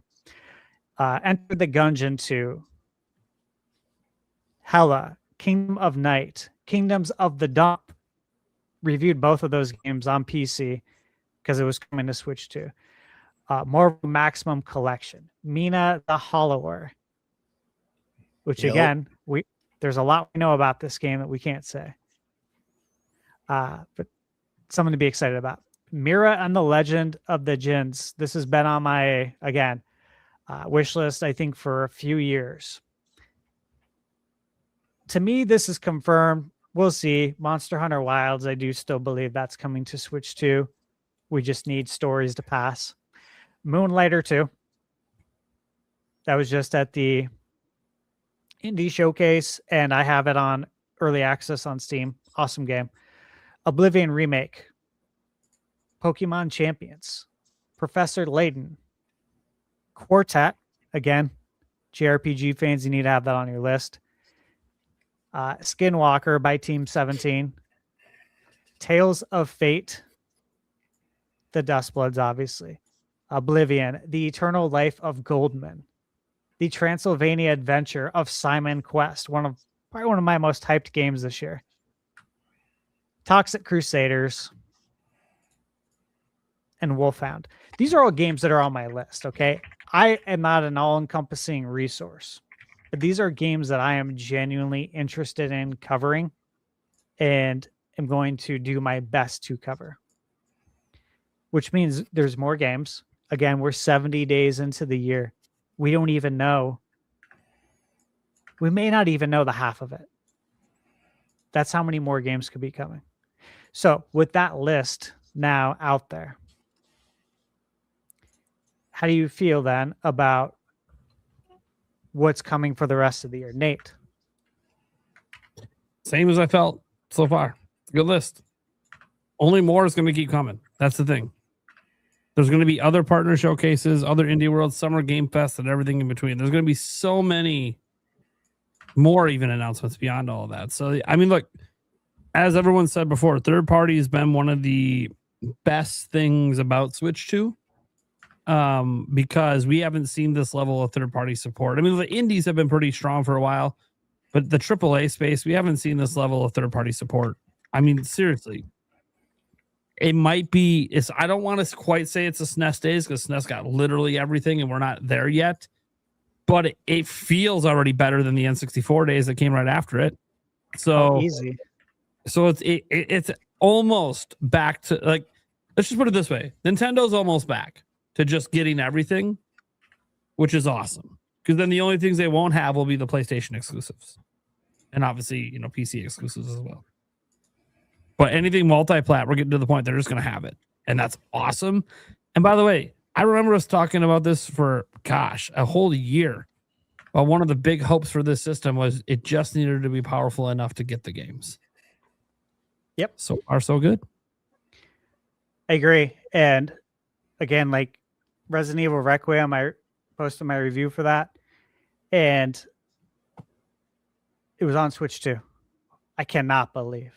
I mean, I can, but holy shit, the performance is insane. Like for me, I think for everybody, that should give you a lot of confidence about what Switch 2 is capable of, because it's only going to get better. We all know this. As years go on, the games get better because you learn how to develop with the system. But Lamb, how you feeling about that list of games? Is there anything, does it excite you more? Is there specific games that excite you there? I mean, I've obviously Mina the Hollower. That was one that kind of perked my ears up. I was like, oh yeah.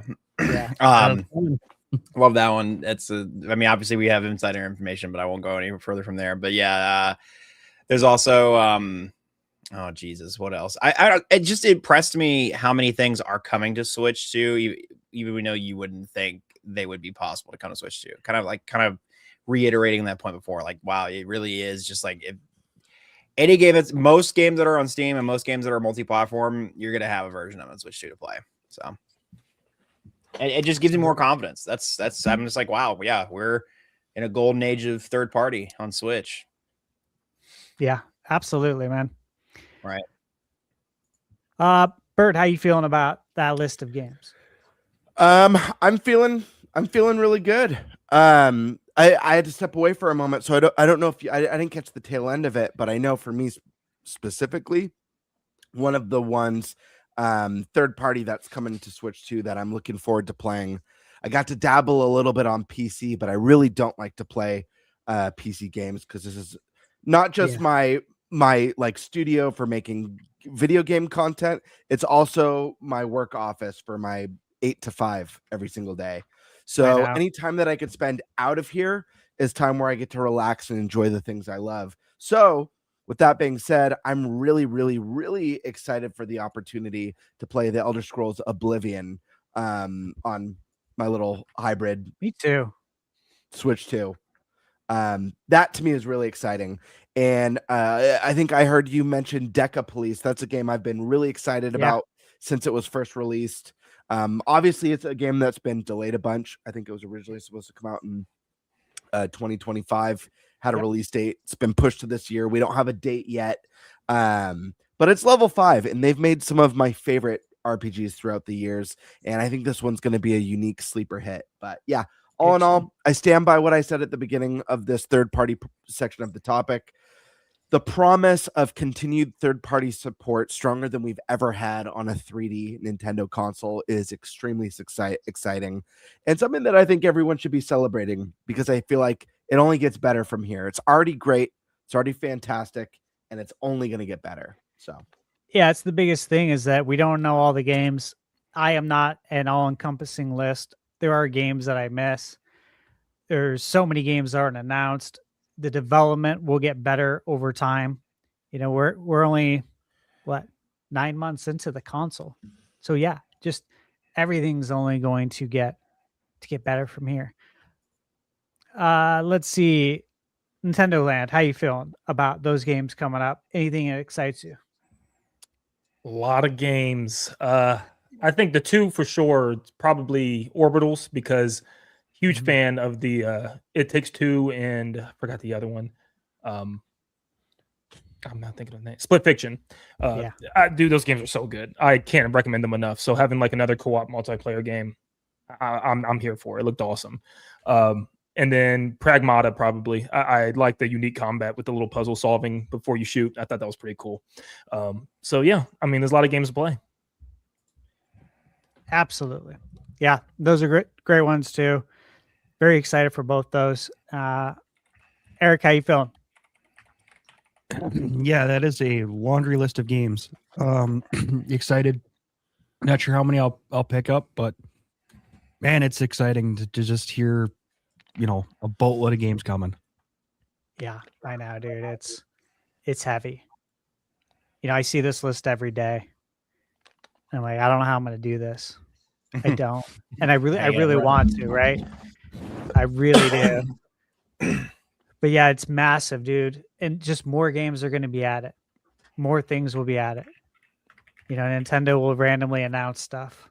Switch 2 editions, new games coming to GameCube, NSO. There'll be things like that I'll want to revisit because some of the stuff maybe I haven't played in 20 or 30 years. Legit.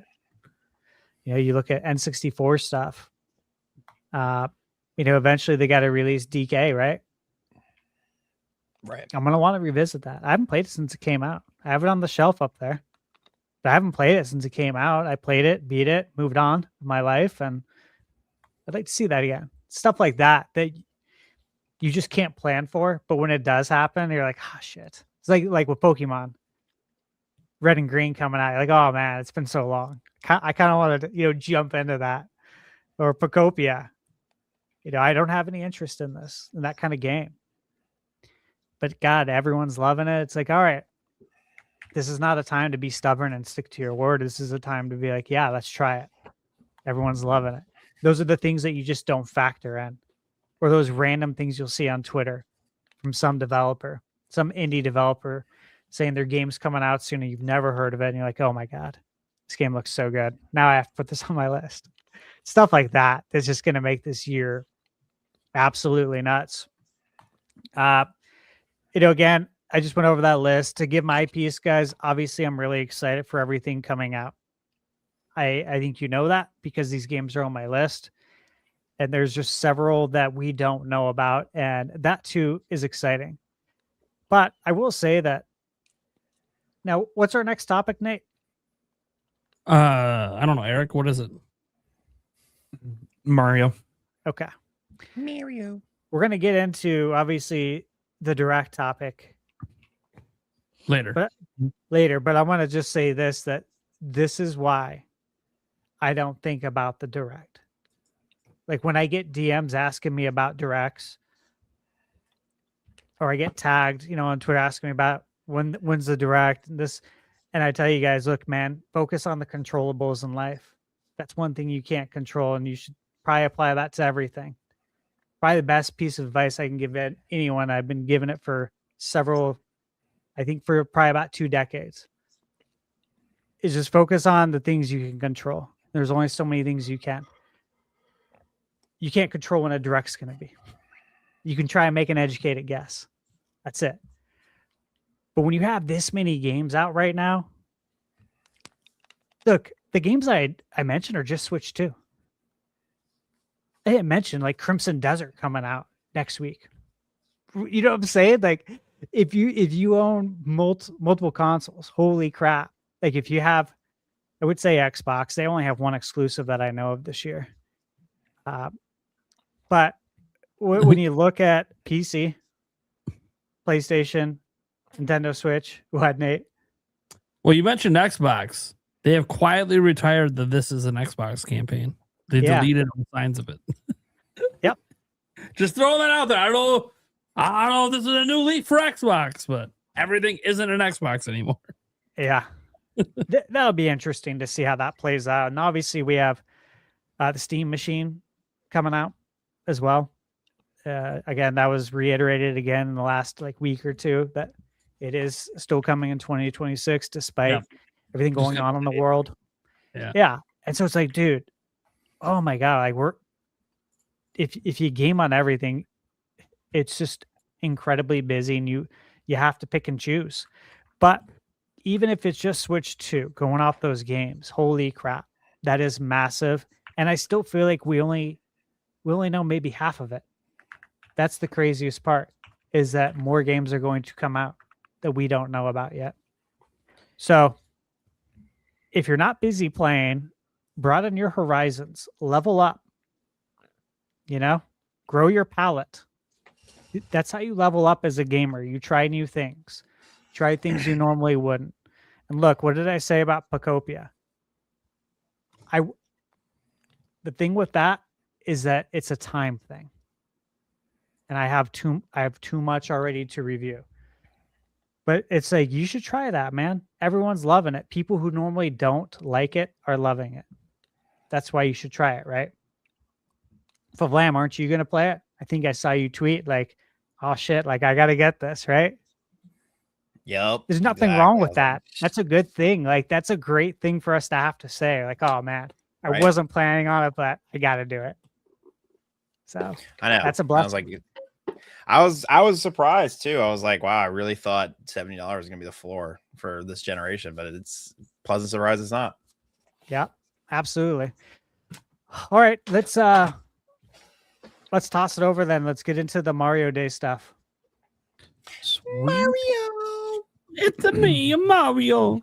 Mario Day updates. Let's go. Let's kick it off with the new movie trailer. I'm pretty sure most everybody saw it here. I'm not sure about Stash, just because I know he likes to avoid those things. I gave in. Oh, you did? Okay. I gave in. I did. Okay. So that's at least good. Yeah. We can talk about it without giving you spoilers. So thoughts on how it looks, and do we like the new castings? Lamb, what are you thinking? Childish Gambino is the most surprising one there to me.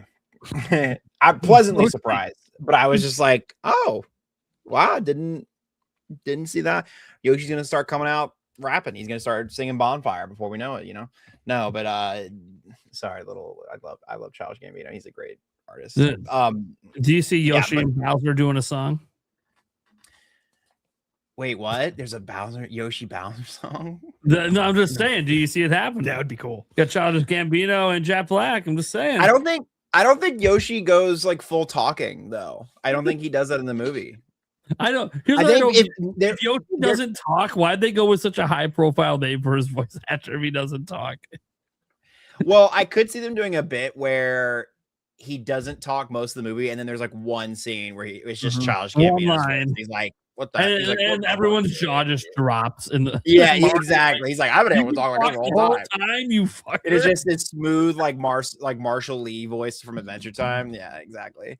No, that I could see happening. Unironically, though, I don't think Yoshi.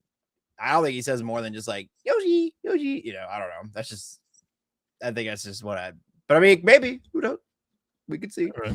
I know. I feel like they're gonna give us some sort of song or something. The movie looks visually impressive. I mean, like obviously, I figured it was going to be this massive like production. It was gonna have all these amazing visuals. The first one had a lot of really good visuals as well. But like, man, they're really doing the Galaxy name justice and just including all these different things. But man, I don't know. I'm trying. I'm being very tentative. I'm like, I just want to view as little as possible for the full theater experience. I'm going up to my friends in Philly. We're gonna go see it together. We're gonna go dress up. I got a Mario tie in the other room. It's nice. Really nice. Yeah, we're gonna dress up and do all the things. So it'll be good. Yeah, I guess this is their Mario anniversary thing. They're like, we're not giving you a game. We're gonna give you. I guess you could technically count Wonder, but they're like, we're gonna give you this movie. Here's your Mario Day, Mario anniversary thing, and the baseball bases. Don't worry about that. Maybe they're teasing Mario baseball this summer. Please. Dude. I hope I see the Titterland shaking his head over there. Oh my! When they showed Tennis Fever, man, my heart sunk to my butt, man. I was like, "Are you kidding me, man?" Dude, I want a Mario baseball game so bad. That I feel like would get some buzz. That would get some people talking. Just put like Shohei Ohtani in there, then they'll print 1 million of them. There you go. They did it with LeBron back in the not LeBron. Who they did it? Was it Kobe? I think it was Kobe back in the day with the other Mario basketball game. Do it with Shohei baseball. Come on. No. Anyways, I've talked enough. It's late. I want to know what you think about the Mario trailer. I was on the fence of watching it because as I'm doing like these deep analyses of all the trailers, I'm like, dude, we've seen so much. Like, what is left? I know. And I'm like, and then of course I watched it, of course, and I did all the deep diving and all the stuff, and I even looked into like the little it was the little website they put up showing all the different galaxies, and they showed like the Honey Hive galaxy and everything. I was like, dude, this is really like they are pulling from so many things. There's like little Easter eggs from like just different galaxies and stuff. Then they're like whole entire planets now. Like Honey Hive is one whole planet, and I was like, that's pretty cool. And they got all these different kids. They're throwing Rob in there. They're throwing in Sunshine references. There's Piantas in the movie. I'm like, this is like Galaxy plus like everything else. This is the ultimate. And as I'm watching this, I'm like, what in the world are they going to do for the third movie? Like, genuinely, of course, there's like characters like the Koopalings and Wario, but like, dude, they are going all out with this movie. And I'm one of the people like, dude, for one, let's be honest, it's a Mario movie. It's going to be focused for children first and foremost, but everybody can enjoy it. But people are like, oh, it's going to be too much going on. The story's not going to be there again. It's going to be too fast-paced. I don't care. It's a Mario movie, dude. Throw me some galaxies from Mario Galaxy. Throw me some Easter eggs, big Easter egg fest. I don't care. Like, I'm not expecting the deepest level of storytelling for a Mario Galaxy movie. This isn't supposed to be Toy Story, guys. No, this is like, Mario. It's supposed to be fun.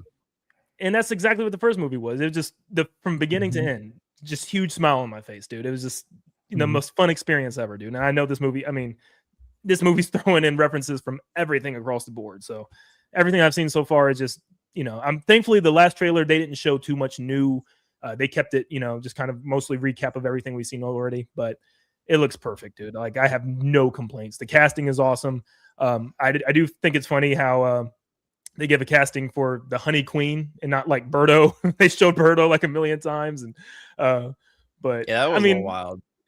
Yeah, maybe Honey Queen has like this huge role we don't know about, but no, I love everything I've seen about it so far. Obviously, this is going to be their money maker, so I get it. Of course, a big game announcement would have been nice, but yeah, I mean, the movie's it's going to go crazy. Nice. Stash Man, what did you think? I'm surprised you watched it. Yeah, I know. Just gave He's in, like man. disappointed that he watched it. Oh man, I watched an amazing trailer. Fuck, my bad. Boiled all of it for himself. I more like wanted to tune in for the other stuff, like the little snippets, little scenes with Miyamoto and Oh, and, sure. and the cast. I'm like, yeah, I'll check it out. Whatever. Look, I'm really excited for it. Obviously, I was there opening day for the Mario movie. Michaela and I already have our tickets. She was at work. I'm like, babe, the direct just got over. Tickets went up. I said, I don't know what the stock level is going to look like for the Yoshi popcorn bucket. I said, it's while supplies last. It's supposed to be limit one, but who knows? Who knows how that's going to go down by each theater? And obviously, it comes out on Wednesday, which is podcast night. So I was like, we're probably going to have podcast on a different night. Well, no, that's a podcast on Thursday kind of day. Well, it depends because midnight showings. Yeah, true. Yeah. Well, I had asked her too. I'm like, is there any way you can get off early on that day so we can, see it before the podcast? And she figured it out. So we have tickets for a 4:15 showing. We should be good. Might need to call in for the beginning of the podcast, but yeah. So obviously I'm excited. As far as the trailer, look, I've heard some stuff, some theories. We've heard the Fox McCloud theory. I'm sure you guys have heard that. And I was thinking about that too. That and like the Pikmin stuff, which you guys probably heard that theory as well. Yeah.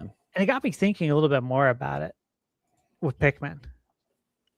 Because the main character, Captain Olimar, obviously Mario, backwards. And the whole goal is to get him back to his home planet in space.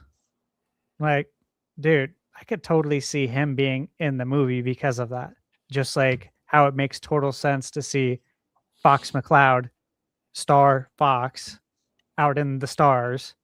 I think there's going to be a lot of cool stuff. And then Andres had a video earlier today, and that's what got me thinking about, because he talked about Pikmin, and I'm like, you know what? What about What about more than that? Because Captain Olimar makes sense because of the Mario tie-in with the name. It's Miyamoto's baby, and he literally needs to get back home to his planet. I could totally see that happening. And then the guy from Universal had mentioned there's going to be really big surprises. And then, or he says there's going to be big surprises and then very small ones. Honestly, that made me think too, Pikmin, right? Very small. And I give credit to Andres because he mentioned that. And then I was thinking Olimar too, dude. Like that, I could totally see that. So it'd be interesting. I was really happy to see Wart. I'm a big Wart fan, honestly. Love Mario too. Love that boss. Happy to see that. So it should be a lot of fun. Again, I try not to think about any of this stuff too much or go in depth with the picking it apart. Because obviously you want to go into the movie and be surprised. And I still feel like I'm going to be. But yeah, there's a lot of exciting stuff there. Obviously, we got the games. The Virtual Boy games at it. And Mario vs. DK for GBA, which was a game I bought back in the day when it came out. And I bought the remake for Switch and reviewed that on the channel. I was very happy about that. And obviously, yeah, you have the collectible cards with the Nintendo Today app. That was a thing, right? And so that's interesting.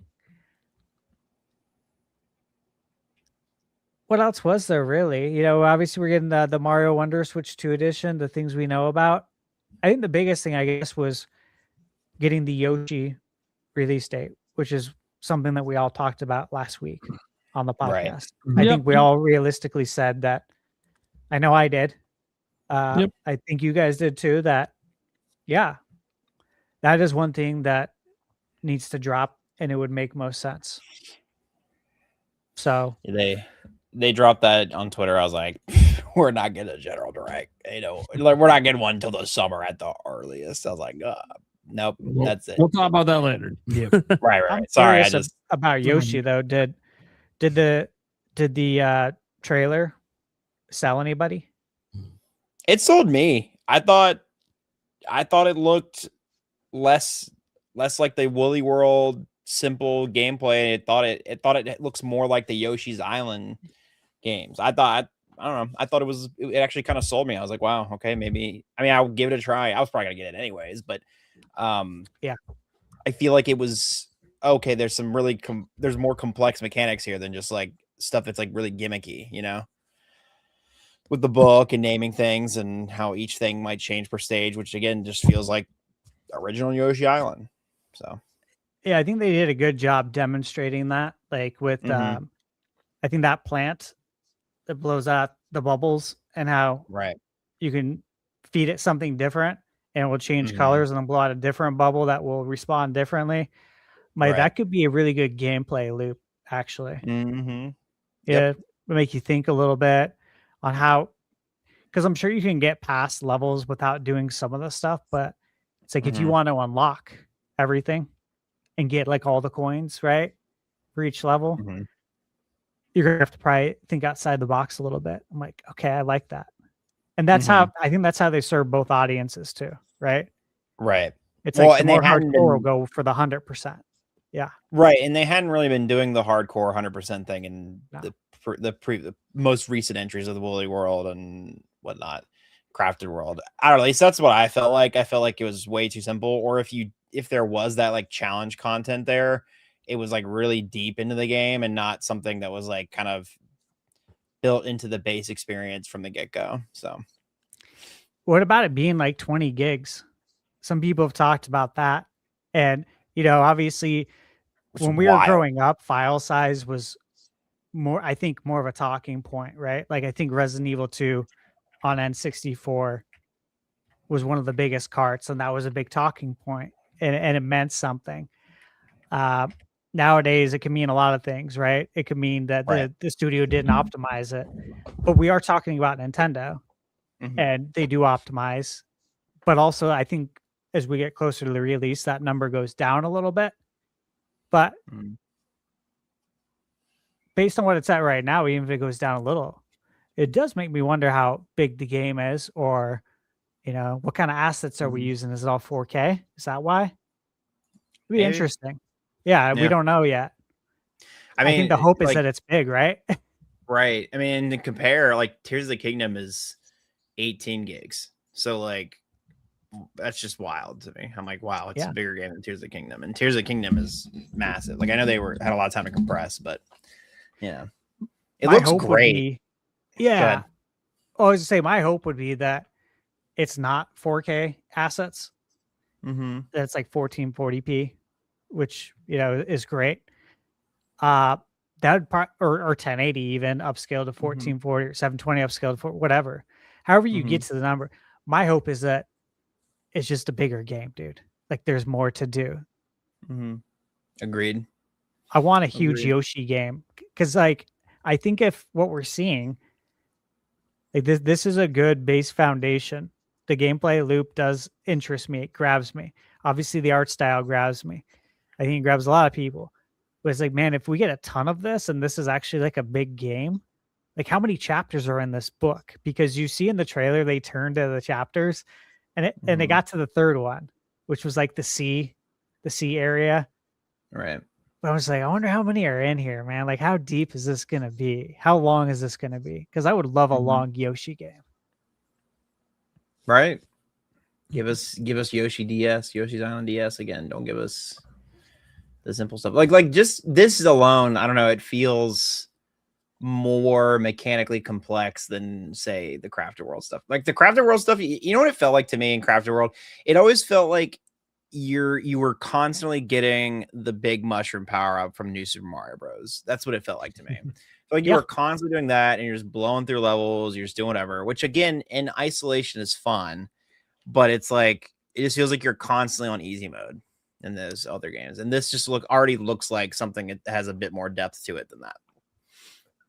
Yeah, I agree. I want to be challenged. And I understand that like you have to make this game for maybe two audiences, right?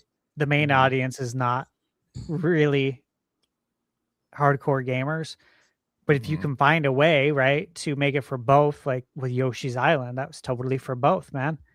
I would love to see that.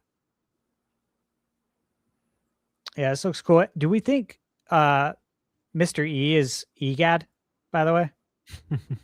He's not, but I made that comment on X today because I want him to be, but in other languages, the word's literally encyclopedia. So oh yeah. In Japan, this is Yoshi and the Mysterious Encyclopedia. Yeah, that's the title of the actual game. So it's not EGAD. It's just short for encyclopedia. He's got a good stash though. Got the Pringles stash. Yeah, there it is. Chapter 3, Seaside. Like, how big is that? You know, is it going to be like 1-1, 1-2, 1-3? You know, or is it just one big world? I'm looking at this enough. Like, this is giving me more. Oh yeah, then of course the Bowser Jr. reveal right at the end. I can't forget about that. Yeah, I mean it's giving more Yoshi's Island than it is anything else. I don't know. I am hopefully optimistic about it. That's what I will say. I'm hopefully optimistic. But we shall see. We shall see when the day comes. It looks a little bit like Wario Land, where like you're not trying to just get to the end of the level, and there's not even really levels. There's just like these big worlds, and you just go into the worlds and you complete like a certain amount of tasks, and then maybe after a certain amount's complete, then you can move on, or you can keep 100%ing that chapter, which is different. I like that. Kind of like a big 2D sandbox, and obviously it looks like there's a good amount of verticality as well to the level, which is nice for a side scroller. When there's more stuff to do up top that you can't even see. Yeah. I mean, Yoshi. So this Yoshi to me, it doesn't feel super appealing. I guess I talked about this before. how I'm not really like that excited about it. And it feels weird because I do think it looks like it has more going on than Crafted World, which I did play and beat. But I don't know. It just I think it's just the kind of game I want to play after I've played some more intense stuff. You know? Right. Yeah. Like I just kind of feel like everything so far from Nintendo this year has been kind of like this. It's like just slow going, easy does it. Have your fun. And I have too much of that from Nintendo to start the year. And that was my biggest criticism. It wasn't that these games exist, it's just spread them out. Like if Fire Emblem was in this slot and Yoshi was later, it'd feel totally different. Yeah. Yeah, So and I get that. When it's coming out for me, it's just kind of like I don't know. And look, the reviews could turn me around on and make me be like, all right, maybe I should check it out, because I do think it does look better than Crafted World, which I had an okay time with. I don't know. It's just like, and I'm sure there's more mechanics as they showed. Like they keep showing off this bubble mechanic, and I'm like, okay, this is cool. There better be a hell of a lot more mechanics than just different types of bubbles. Nintendo does this sometimes. They're like, that's the gimmick of the game, and it's like, oh, I'm gonna get bored of that gimmick after a couple of levels. I need some other stuff. I think there's other stuff, but I think they're trying to make sure there's still a good amount of mystery about the game. Yeah. Because like I think see they it have in the to. book, and I'm like, well, then hopefully there's some other stuff in the book that we can also feed things and does different things. Well, it is a mysterious book, so That's why they have to. Yeah. I mean, they could be just showing off the beginning levels, and it gets more intense from here. So Yeah, from the box art, I think it's really just going to be like kind of like Yoshi's Island, Yoshi's Island DS with all the baby's different abilities. It's going to have all these different enemy abilities. Like they keep showing like if you look at the box art, there's like 30, 40 different enemies surrounded around Yoshi. So I think that's going to be like the big thing. Each chapter is going to have maybe like 2 or 3 different enemies that do completely different stuff. Like there's like a fish. yeah, they show that fish one and that flower there. Yeah. So I mean, depends on how many of those there are. Then the old stiffy. I'm sorry, the slug. I just saw it. I was like, I didn't catch that before. What is that? Literally, and you lick it in the ass, and it gets. I don't know if anyone noticed that. Yeah, well, they will here in a second. Because you gotta put it up so it can't be unseen. Yep. I mean, you give it the tongue from behind. One more time, just for good measure, and then we'll. I'm sorry. Like I can't be the only people who know. I know I got a dirty, dumbass brain. But Oh no, I laughed at it the first time I saw that. I'm like, wait a second, did that just happen? Okay, well, there's your SpongeBob moment. I think we all hope for the best for Yoshi, right? But I think we're all like cautious. We want to be cautiously optimistic. We all want to see 95 Yoshi. I've said it many times on this podcast. Yoshi peaked in 1995. It's 31 years ago. We've had 31 years worth of examples as to why it's not going to be Yoshi's Island, right? Yeah. And yet I still have hope. You have to. That's how you wake up every day. You got to be hopeful about the future and about possibility like this. Like, hey, maybe Nintendo will be like, you know what? Everyone did love Yoshi's Island. Why don't we do something like that again? Instead of trying to reinvent the wheel every time. Let's try something else. Let's see if we can serve both audiences. The only thing that kind of makes me worried about that though is like, and I know it's Nintendo and their pricing now, who knows what they're doing, but like it being $60 and Mario Tennis Fever being $70, is there a deeper reason? Like, is it maybe not that big of a game? I think it's the online probably aspect of tennis being a multiplayer game and having online servers, maintenance, possibly more content coming. But I feel like it's probably tied to stuff like that. Just like with Mario Kart or any like live service game. You know, you got to keep that staff on longer and pay them more versus keeping a staff for, you know, up until the final patch of the game, which even then they usually part ways with a good amount of staff by that point. I'm hoping that's what it is. And obviously the variable pricing, Mario's in the name of Mario Tennis.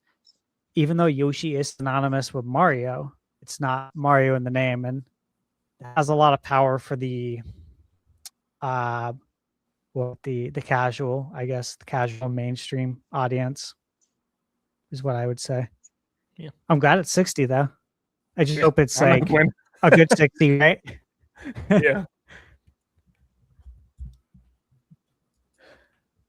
Okay. Yeah. Nate, you want to go ahead and we'll wrap it back to Mario movie trailer? Want to give your thoughts? Sure. Yeah, Mario movie trailer. Look, I think it looks great. I always thought the movie looked great. It looks insane because there's so many more locations here than they did in the first movie. I guess I don't know what I really expected when they decided to go the Galaxy route, because technically that opens up the whole Mario universe. And they are not shying away from that fact. And it's like, once you go here, how do you go back, or how do you go to something else? You know what? It ain't my problem to figure out. That's their problem to figure out. And I'm sure they've got plans. And who knows? There could be that new 3D Mario in the mix, and maybe that's the base for the new one, the new movie someday, 3-4 years ago. Never coming. Okay, never's a little strong. Never's a little strong. Yeah, it's only their mascot. They're never putting out a new mainline 3D Mario ever. They forgot. Yeah, they forgot about Mario. No, so I'm really excited for it. Tons of Easter eggs. I've seen lots of videos pointing out all the Easter eggs. It's one of these movies. There's so much going on that I'm going to be learning about new Easter eggs like a decade from now, which is pretty neat.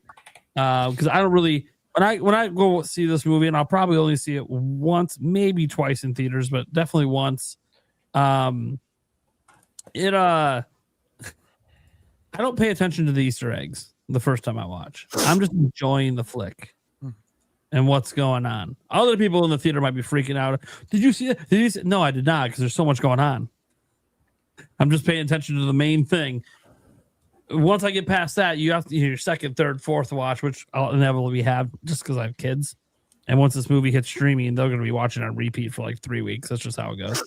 That's when I'll start to pay more attention to a lot of the little Easter eggs from different games and stuff. But no, it looks great. The voice actors they added. Yeah, obviously the one for Yoshi was the one that kind of made people go, wait a second, Yoshi doesn't really talk, and anyone can go Yoshi. So I don't like. Did you have to hire a big name to just say that, or is there something else going on? And maybe there is something else going on. We don't know, because it's not like they're showing us. They haven't shown us a lot of dialogue from any of the characters really. So it'll be really interesting. Obviously, having Luigi there for the entire adventure is going to be cool. Love Charlie Day. Him having a bigger role in this movie is going to be sick. At least we hope. Dude, Luis Guzman as Wart. I'm like, oh my God, yes. It's a great. Literally, that is exactly if Wart's going to be in the movie, which he is. We've already heard him. It's exactly the voice I imagined for Wart. So that was a great casting choice. And then obviously, it's hard to say much about the Honey Queen because we didn't see Honey Queen in the trailer, which I thought was peculiar that they revealed Honey Queens in the movie. Right, we haven't seen her instead of That's seeing. all right. I mean, it's fine. I think these are all the voice actors they're going to market for the game, or for the movie. There's obviously going to be some other minor voice roles here and there for different stuff, and they'll get fully fleshed out once the movie comes out. We'll see the whole voice acting list, but these are obviously the ones they want to push as like for marketing. Which again, I think the coolest thing to come up from this trailer isn't just how cool it is, but the stuff that's come after. They've done all these like interviews with the voice actors and actresses, and it's been actually quite entertaining if you watch them. And I think that's the coolest thing to get hyped for a movie is it looks like the people voice acting for the movie are excited, like legitimately, not like a fake excitement sort of thing, like legitimately excited. I mean, the person who seems the most excited is Brie Larson, and after the roller coaster she's had publicly for the last 5-6 years, one thing that she's been consistent about that we've known about Brie Larson for a long time is she's a huge Mario fan, a big Nintendo fan. So like when you see her genuine excitement at getting this Rosalina role, like that, I don't care what you think about Brie Larson, that genuine passion just comes through that camera, man. And I'm just like, damn. I don't care if you like her. That was a great fucking piece.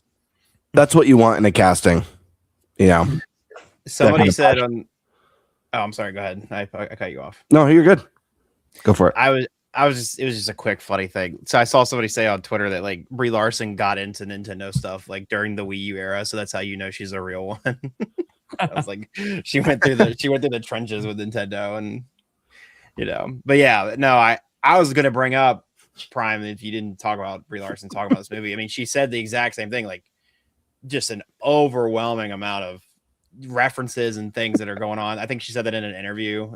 Yeah, I'm sure this movie's gonna be fantastic. She did the thing with the Lumas talking to her, and I'm like, oh my god, they're so cute. Like, and those are like actual, like real toys. They're not like computer generated. And I'm like, oh, this is so awesome. I want those Lumas. They better stash. I need you to drop one down to me. Drop a.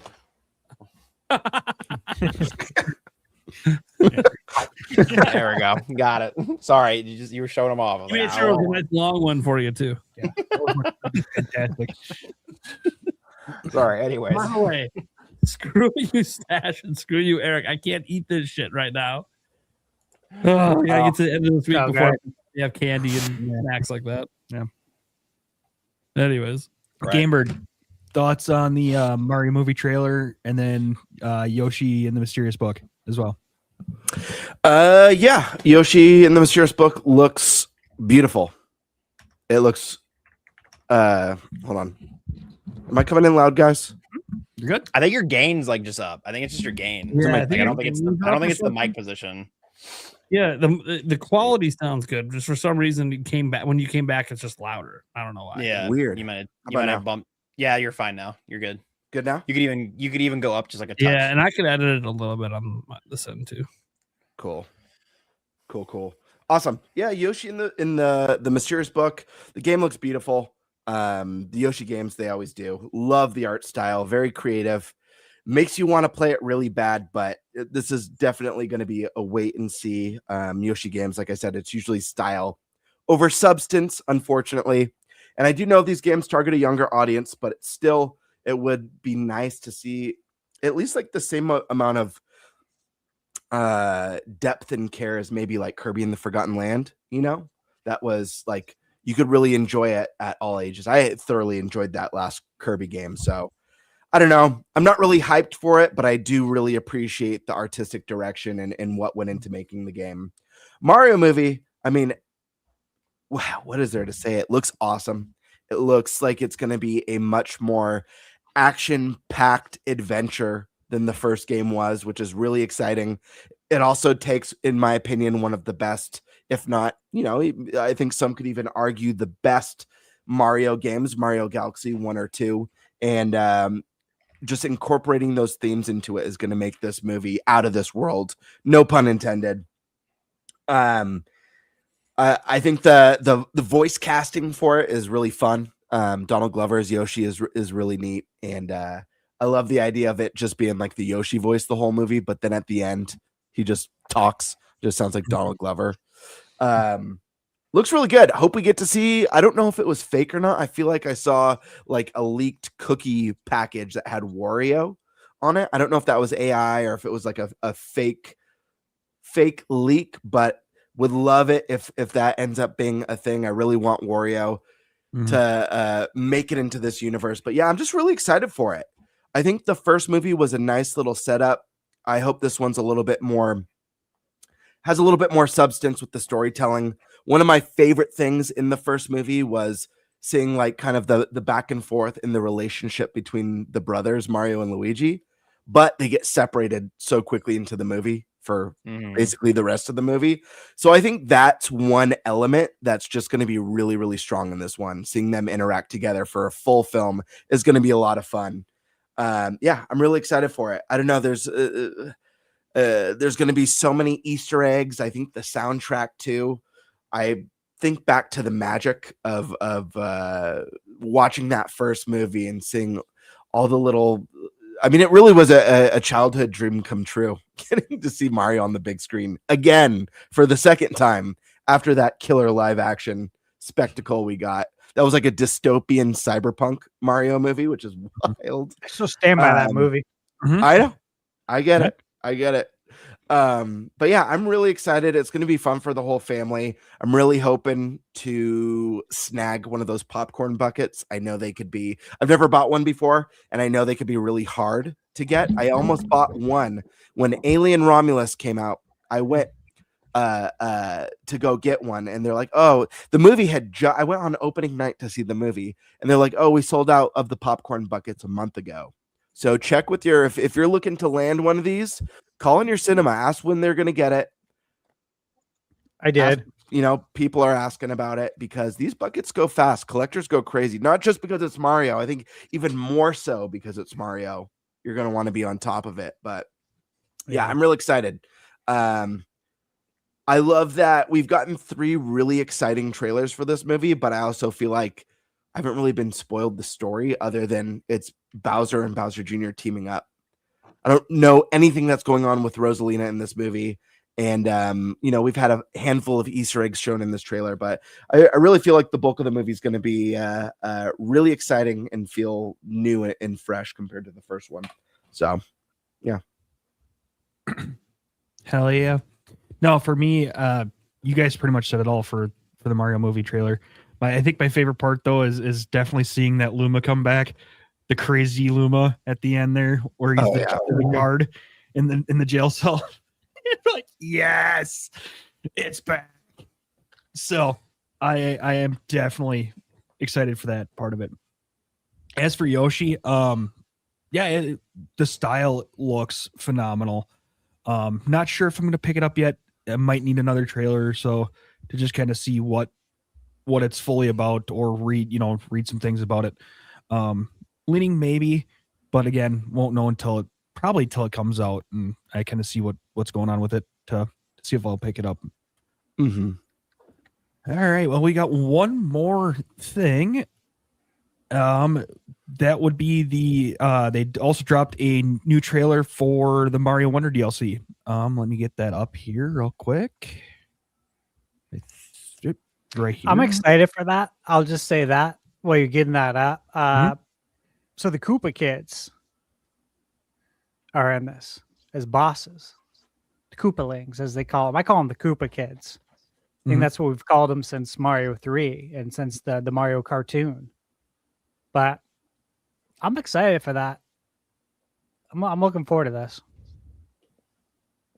Yeah. Vlam, I know you're probably heading out here pretty soon, so I want to get your thoughts in on what you're thinking here. I'll be real.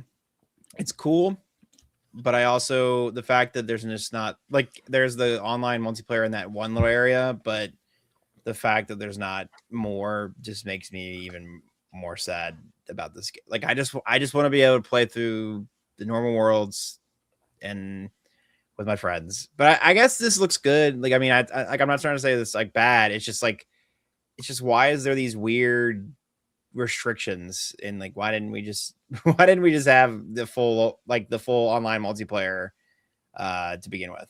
But same thing. I mean, it happened. They did the same thing with what's it called, the Mario Party Jamboree DLC. It, like, the majority of the DLC you can only play in person local multiplayer, and I was like, what? It's like that's like 2/3 of the whole pack. I don't know. Sorry, I don't mean to be a Debbie Downer about this one, but this one just definitely, like, it looks cool in theory, and I'm sure it's very fun. It's just really disappointing. It's like a very core thing that's missing, and it's just really disappointing to me. Yeah. Anyways, that's my Nintendo Land. Yeah. Nintendo Land, what are you thinking? Well, at first glance, I tweeted out, I was like, this looks like it had the most content out of any Switch 2 edition that I've seen so far. I mean, they were showing all these there's like 72 different missions for you to complete, the multiplayer stuff, and even the Koopalings. But I actually went to the store today and I played the demo where you can play the first like Windy level, and you can play like 5 of the mini games in the multiplayer. And for the Koopaling, the level was extremely short. I mean, it was a super simple level. It was just a remixed version of the Piranha Plants on Parade level. And the Windy boss was super, super easy. And it kind of worried me because I'm like, if there's just 7 quick little levels like this, just for the sake of them throwing in some boss battles, just like Van said, like I just don't understand why it wasn't in part of the main game. Like having the Koopalings back and having them have wonder effects felt perfect for boss battles, and it just wasn't there in the main game. Instead, you have repeated Bowser Jr. boss fights. So I mean, I can see like from what I got of the first level already, I can tell the Koopaling part's probably only going to be like an hour or so of gameplay, which is a little upsetting. Because with the multiplayer stuff, I feel like that's going to be stuff that's fun for a night or two with friends, and then they're fine. The mini games, some of them are fun, like the one it was like the tag with the Phantom mask. That was pretty cool. You can it's almost like prop hunt from Call of Duty. You could like be like a little flower or something, hide in the corner. It was cute little fun stuff, but like at the end of the day, I'm like, how long is that going to last? Like it's going to be something that I feel like I'm over with after a couple playthroughs and I never come back to. So I don't know. On paper, it looked like there was a lot of stuff, but I'm worried it's going to be a lot of just quick. You're going to beat it in a couple hours stuff and then move on to the next thing. Birdman, what's your thoughts? Yeah, this one. I haven't played it. I think it looks really cool. I agree with Landon, like his initial impressions that as far as like the Switch 2 editions, this seems to be the most substantial and most like feature packed that we've seen. I have a family, I've got 3 kids, and this one's going to be kind of a wait and see. They all loved Mario Wonder. We all had a ton of fun playing it, both single player and, together locally. So if these mini games, like if it's received well and the mini games are really good, I'll probably end up picking it up. But if I was a bachelor, I don't know that this one would entice me at all, to be honest. Just like if I was a bachelor, I don't know that I'd buy a Mario Party game for that matter. I do agree with Fablam as well. I do think there's a miss not having that online multiplayer just like across the board. Like forcing certain things to be local only is a missed opportunity. Especially on a console that's a hybrid where it's like you could take it with you, Well, and half the selling point of the damn consoles, or at least initially, was the game chat. But anyway, that's just me. Yeah. No, I mean, I think you make a fair point. It feels like a missed opportunity.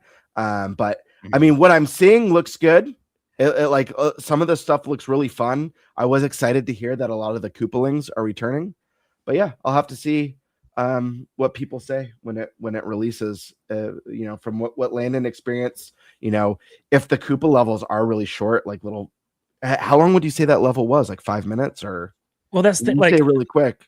There wasn't even like collectibles, like those 3 purple coins that you collect. It was just kind of like a very basic throw, like this really simple enemy at you like 20 times, and then you were at the end. And it was like I wasn't like speed running it, but I was like going through it at a decent pace. It took me about maybe 2 minutes, if that. Interesting. Yeah. So like if it's just like if that's like the first one, it's like, hey, this is kind of what you're going to be doing. And then the other ones get bigger and better and crazier and have collectibles that you're trying to get while you do it. That'll be pretty cool. But if this is representative and indicative of what's to come with just these Koopa levels, that won't be for me.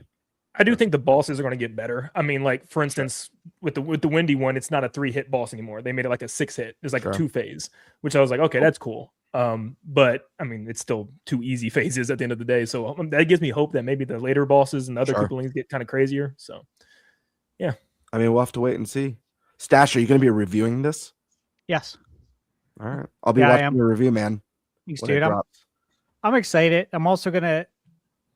You gotta look at this from the perspective of people that haven't played it.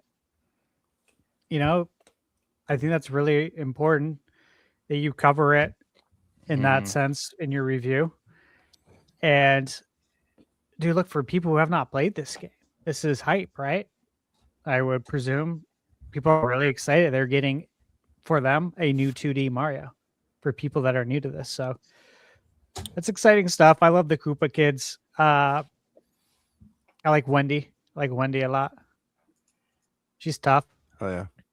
She had that the rings that she would fire at you. You guys remember that in Mario 3? How can I 3 at a time, bounce off the walls. Yeah, dude. She was a good little boss fight. Real quick, everyone's favorite Koopaling. We got Stash. Wendy's your favorite? Yeah, I think Wendy, special shout out to Ludwig von Koopa. Took mine. Took mine. Yeah. Yeah, that's mine. Ludwig said it. Oh, yeah. I also like Iggy. Iggy's funny looking. Yeah, Iggy's good Anyways. too, man. Sorry. Landon, you got a favorite Koopaling? Probably would go Roy or Lemmy. I feel like no one likes Larry. Does anybody like Larry? I feel like he doesn't have a gimmick. That's if I had to guess, it's Prime's favorite. I think Prime likes Morton. Morton, right? Nah. Roy, baby. Okay. Ooh, Okay. Base. Eric, Luchador do you have a looking, favorite yeah. Koopaling? I mean, Lemmy just because he's goofy looking, but Morton because he's kind of got that kiss. It's pretty great. Face mask going. Is that the right. Paul Stanley going on? Yeah, I've always been a Roy fan. I love Roy. I love the sick 80s pink shades. Roy's just super cool. But they're all great. It was very exciting to see them making a return here. I wish it was an epic return. It sounds like it might not be, unfortunately. I was disappointed. Like, I love Mario Wonder. I think that game deserves all the laurels that it got. I had so much fun with it, and probably the most fun I've had in many generations of 2D Mario. Way better than the sterile and bland New Super Mario Bros. Wii and New Super Mario Brothers Wii U for sure. But it would have been nice to have like the unique boss at the end of each world instead of the same Bowser Jr. fight each time. And that's, I think, it like back, in the old school days was so cool, getting the different Koopalings. But Oh my god. Yeah. Sorry, I was comparing the sales because I know the 2D Marios fly off the shelf. 30 million back in the day is what New Super Mario Bros. Wii sold, and Mario Wonder hasn't even cracked 20. It's at 17 mil. Just interesting because I mean it's still a ton. Don't get me wrong, but I just knew that the new Super Mario Brothers series that stuff just flew off the shelves. Even the ones, even like the Wii U ones are like really lackluster. New Super Mario Bros. U, yeah. Okay, well, when there's only like 10 million Wii U owners, I guess it's 13 million. This one was only 6 million, but anyways, it's still half the console install base. But yeah, anyways, just some fun numbers there. Nate, thoughts? It does look like some of the best DLC they've done so far with Switch 2 editions. To me, the gold standard is Starcross World with Kirby. That was some really good DLC. It felt like proper DLC, I guess is the way to put it, where most of the Switch 2 edition DLC doesn't really feel like proper DLC. I'm not saying they're all as bad as Jamboree, but they're not exciting. I mean, even Animal Crossing, like we paid $5 and you get some multiplayer and some stuff, but like the real content was added for free to all versions. So, which is fine. Actually, I don't want I'd rather they hand out the content for free than charge for it. Yeah, I think I'm a little tepid on the single player. I'm glad we finally saw some of it. Which they haven't really been showing. They've just been kind of showing the mini games. I mean, guys, we did a whole Nintendo Treehouse. They didn't show any of the single player in the entire Treehouse. It was all multiplayer, which is just wild to me, given that it was a single player game. Like, how do you not show the single player part of the DLC in a single player game? Beats the hell out of me. I know say single player. I know you can do couch co-op. I know you know online with the ghost friend. I get all that, but it's a single player game. So that you can just happen to be able to play with other Mario. Side-scrolling Mario has been that way for a while, where it's like it's a single player game that you can play with others. So it is interesting because more than my thoughts on this, because I don't know if it's going to be worth it. I'll wait for the reviews and everything. I don't usually pick up the Switch 2 editions for much of anything. Is the comment Stash made about having to review it from the perspective of people who haven't played. And I find that interesting because we're talking about a game that's only like 2.5 years old that had 150 million install base to sell to. I don't think there's anyone who owns a Switch 2 who hasn't played this game or been having the opportunity to play it. Like To me, the Switch 2 editions are just about squeezing a little bit more juice out of games that have already sold. I don't see, unless like super hardcore people, but I don't see a lot of people picking up the full Switch 2 version of this, because if that's the case, the selling points, the same selling points as 2 years ago. It was a fantastic game in 2023. Those same selling points are the selling points for this game for new people, and those aren't the selling points they're showing off. They're showing off the DLC, which is not what a majority of the game is like. So it just, even marketing wise, it doesn't really feel like they're trying to sell it to new people. They're just trying to sell the DLC to people who already love the game. Which, by the way, that's pretty much what they've done with all the Switch 2 editions. They've pretty much just marketed the new stuff and not the end of the old, because I think they realize, especially this early in the life of the system, the people that own Switch 2 are the same people who own Switch 1 for the most part. And when you look at the price point of some of these Switch 2 editions, they're like $80-$90 for some of them. And that is not very appealing to new consumers. Especially when you can find a lot of these games on Switch 1 for on sale, like the physical versions, you can find them for like $40 a pop, brand new, at a lot of places online. And that's without sales, guys. Just in general, you'll find retailers discounting them because they don't sell anymore. So, and that doesn't even get into the used market, where obviously you can get an even better deal, but then you got to hope that there's no shenanigans, the game wasn't dumped, et cetera, et cetera, et cetera. So I understand some people that stay away from the used market, especially on Switch 1 with how rampant piracy was with every Switch 1 release, because it was hacked day one. So yeah, setting that aside, where I don't really think the new consumers is what matters for this, I think it's fine. I think my kids are going to want me to pick it up just because they're going to want to do the multiplayer stuff together, because they played the piss out of the original game. So, and I think that's really the appeal here so far, especially if the single player is just kind of a joke. That the appeal is really for the families, for the kids to get together and just go nuts. And I'll say the multiplayer looks 10 times better than what they did with Jamboree. So yeah, that's a low bar. Imagine if this was a free update for NSO expansion pass users. You know what I mean? I think all Switch 2 how awesome that would be. Free updates for right. I agree. 100%. Yeah, But the tone would be different. Yeah, all the first absolutely. Yeah, you made a good point earlier about that. Yeah, I think it adds a great value to it and could actually grow your sub base a little bit. You could even like raise the price of it. I mean, not privately, but like in theory, I'm sure people would understand at that point. Like if you're gonna get it for like you could even have like a Switch 2 category that's like, oh, it's gonna go up by like a couple dollars a month, but you're gonna get all this other stuff. They probably just make an expansion pass, so you have to get the top tier. Expansion pass 2. They're so The thing is if they added DLC or Switch 2 upgrades. Sorry, my alarm went off. I thought that's my text tone. So no, that's my alarm. Nintendo approved alarm right there. Right. That's my text tone, so that tripped me out because my phone's dead. Oh, sorry. Yeah, no, that was my alarm. I've had to start taking meds at night, so I set an alarm for it. Life, buddy. Yeah, life committed. I downloaded that ringtone. You have to play the now noise. I want to go back 20 years ago. When this post, I want to go back to this time and see what my face looked like when it went off, because I was like definitely taken aback by that. Yeah.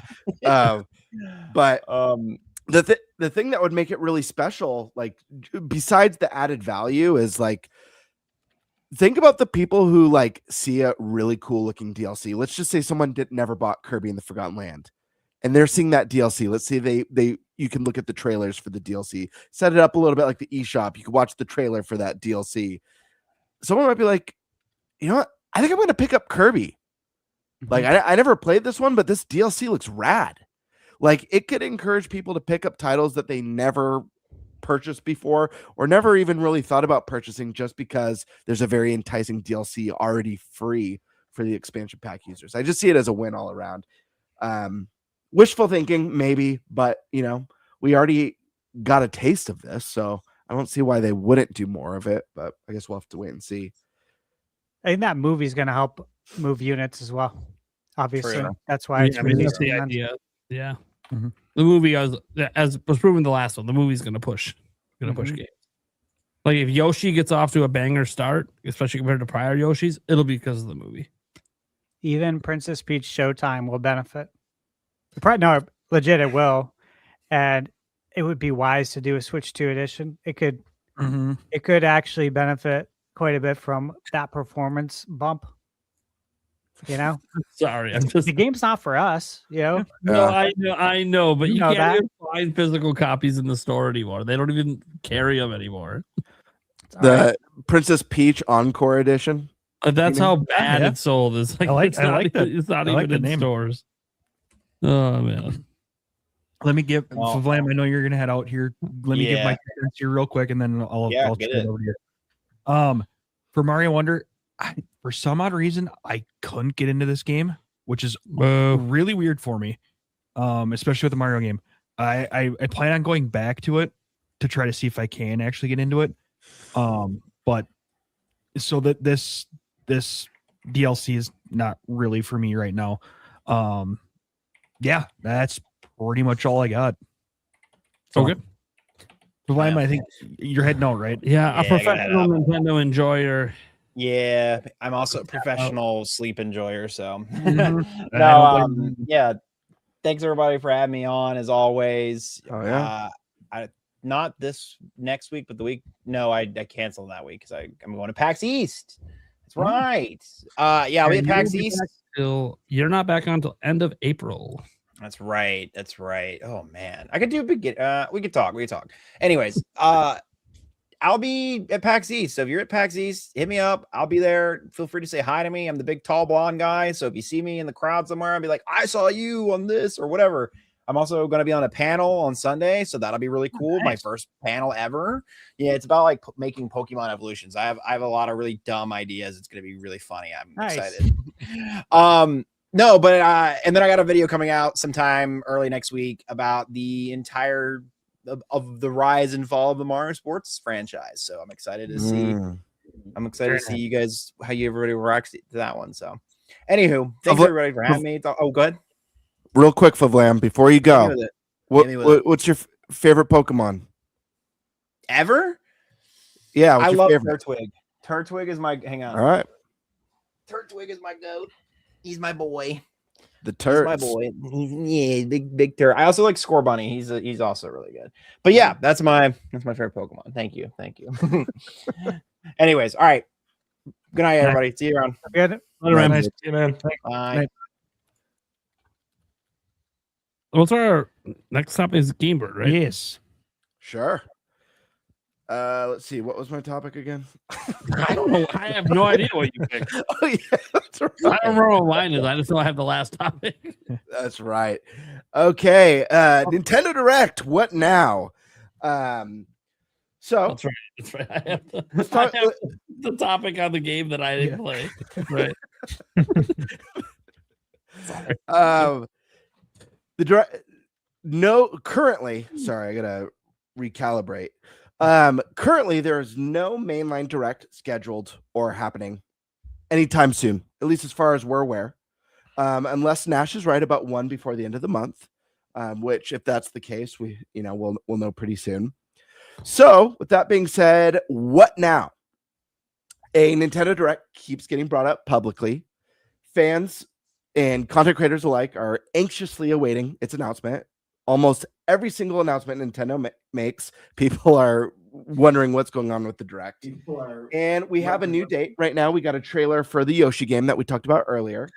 So it just, for a lot of people, feels like no Direct until June. So let's set aside all the rumors and talk about when we realistically think a Direct could happen. The first Direct of the year. And what, after going over all the games in our prior topic, do we think this Direct needs to do beyond giving release dates for already announced games? Plus anything else that you guys wish to discuss that pertains to this Direct.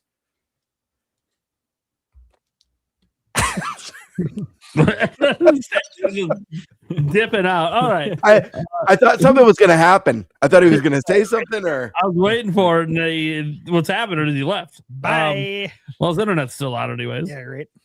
Someone break into his house. He's about to He's about to kick some ass. Anyway. So, yeah, this is a really interesting one. I think a lot of us were ready for January, then June. But it's been a little while now. People are definitely feeling anxious. We've got the June party. We've got the before June party. We've got the Nash party. We've got the there is no direct party. Switch 2 has already failed, and Nintendo's getting ready to release their next console. Full brand new concept. Landon, where do you land on this? What do you think's going on? When do you honestly believe we'll be getting the next mainline direct? What are your hopes and expectations or concerns for it? What do you really believe Nintendo needs to do here? Hold on. Before we go, Stash, should you really run off just because you needed an RC Cola? Yeah. We all thought there was like something major going down, and the major is I'm getting a cola. Yeah, man. I mean, it's the king of colas. It's something to be excited about. Who doesn't run off for an RC Cola? What's wrong with me? Why don't I run off of that one? All right. Sorry, go, Led. Man, I don't know. This is a weird year for Nintendo. I'm sensing you sound defeated, man. What's going on here? Not defeated, but kind of just like, oh man. So one of you guys brought it up earlier. It's not the fact that there's not games, because Nintendo is giving us the information that we need for the games that are, coming up in the next couple months. They give us Yoshi now for May. They're filling out gaps. We're probably going to have Fire Emblem in June or July. So like they're keeping us, they're keeping games coming out, but there's just that lack of like excitement in the community. You jump into a lot of people say 2018 was like really bad for Nintendo. It was the year they slowed down after that, incredible 2017. But I'm like, but also it was the year that we were so hyped for Smash Ultimate the whole year. Nintendo's having that big, like, yeah, I mean, Nintendo's having that big, what was that thing they was going around all the different, campuses and stuff for like game day and having the Smash truck. And like me and my friends went to that at Ohio State, and it was so much hype about the game. Like, just the whole year, even though there wasn't a lot to play, we had something to all be excited for, something to speculate, something to talk about nonstop. And that's just, I think, something that everybody wants right now, that next big thing. And for me, I was just really happy because I'm one of the few people that think that if Nintendo has already a lot of games that they have announced already, that's where I found the Nintendo Directs to be the most, interesting. When they have stuff like they had Splatoon Raiders, Fire Emblem Fortune's Weave, Yoshi before they started talking about it even more, Rhythm Heaven Groove. They have all these games that you can fill in, because we know Nintendo Directs, mostly the new announcements are the beginning of the show and the end of the show. Maybe the middle of the show as well, sometimes, occasionally, but those are going to be your big heavy hitter announcements, lots of smaller stuff in between. So when you have all the stuff that we don't have any information about, that's normally when your directs are like pretty good. You're getting new stuff, you're getting informational stuff that you don't know about that's already been announced. So I was thinking, like, man, now's the time. Like, this is a really good time to start, fleshing out the rest of the year. Zelda Anniversary. You could do so much stuff right here. And on top of that, it's the end of Mario's anniversary. You have Mario Day right around the time. So I really thought, beginning of March was a really good time frame to have some really good announcements and stuff for the Direct, but it never happened. And I don't even know when to expect. I mean, a lot of people are saying June. I'm not 100% sure. I know it depends on the year and stuff. Obviously for Switch 2, they didn't have anything in June. I think also in 2022, they didn't have anything besides a partner direct in June. So I'm like, you don't know. I mean, they could just say, we're not going to do anything in June. Let's just give more trailers for the Splatoon, for Fire Emblem. I personally think they kind of have to, though. I'm saying April or May for me personally. I'm thinking for sure before June still. But I mean, yeah, I just think we want that hype back in the community right now. We don't need a direct, no, because there's stuff coming out. But I mean, it's just something that would shut people up with certain things, with prices and with game key cards and stuff that Nintendo is doing. Just having those big, exciting things to look forward to again. So I'm hoping April or May. I just want to see Splatoon Raiders, for crying out loud. Like, I want to see what this game is. I've been asking for a single player focused Splatoon game since the beginning. So like, I just want to see that. And that's a game that I wouldn't be surprised, Landon, to.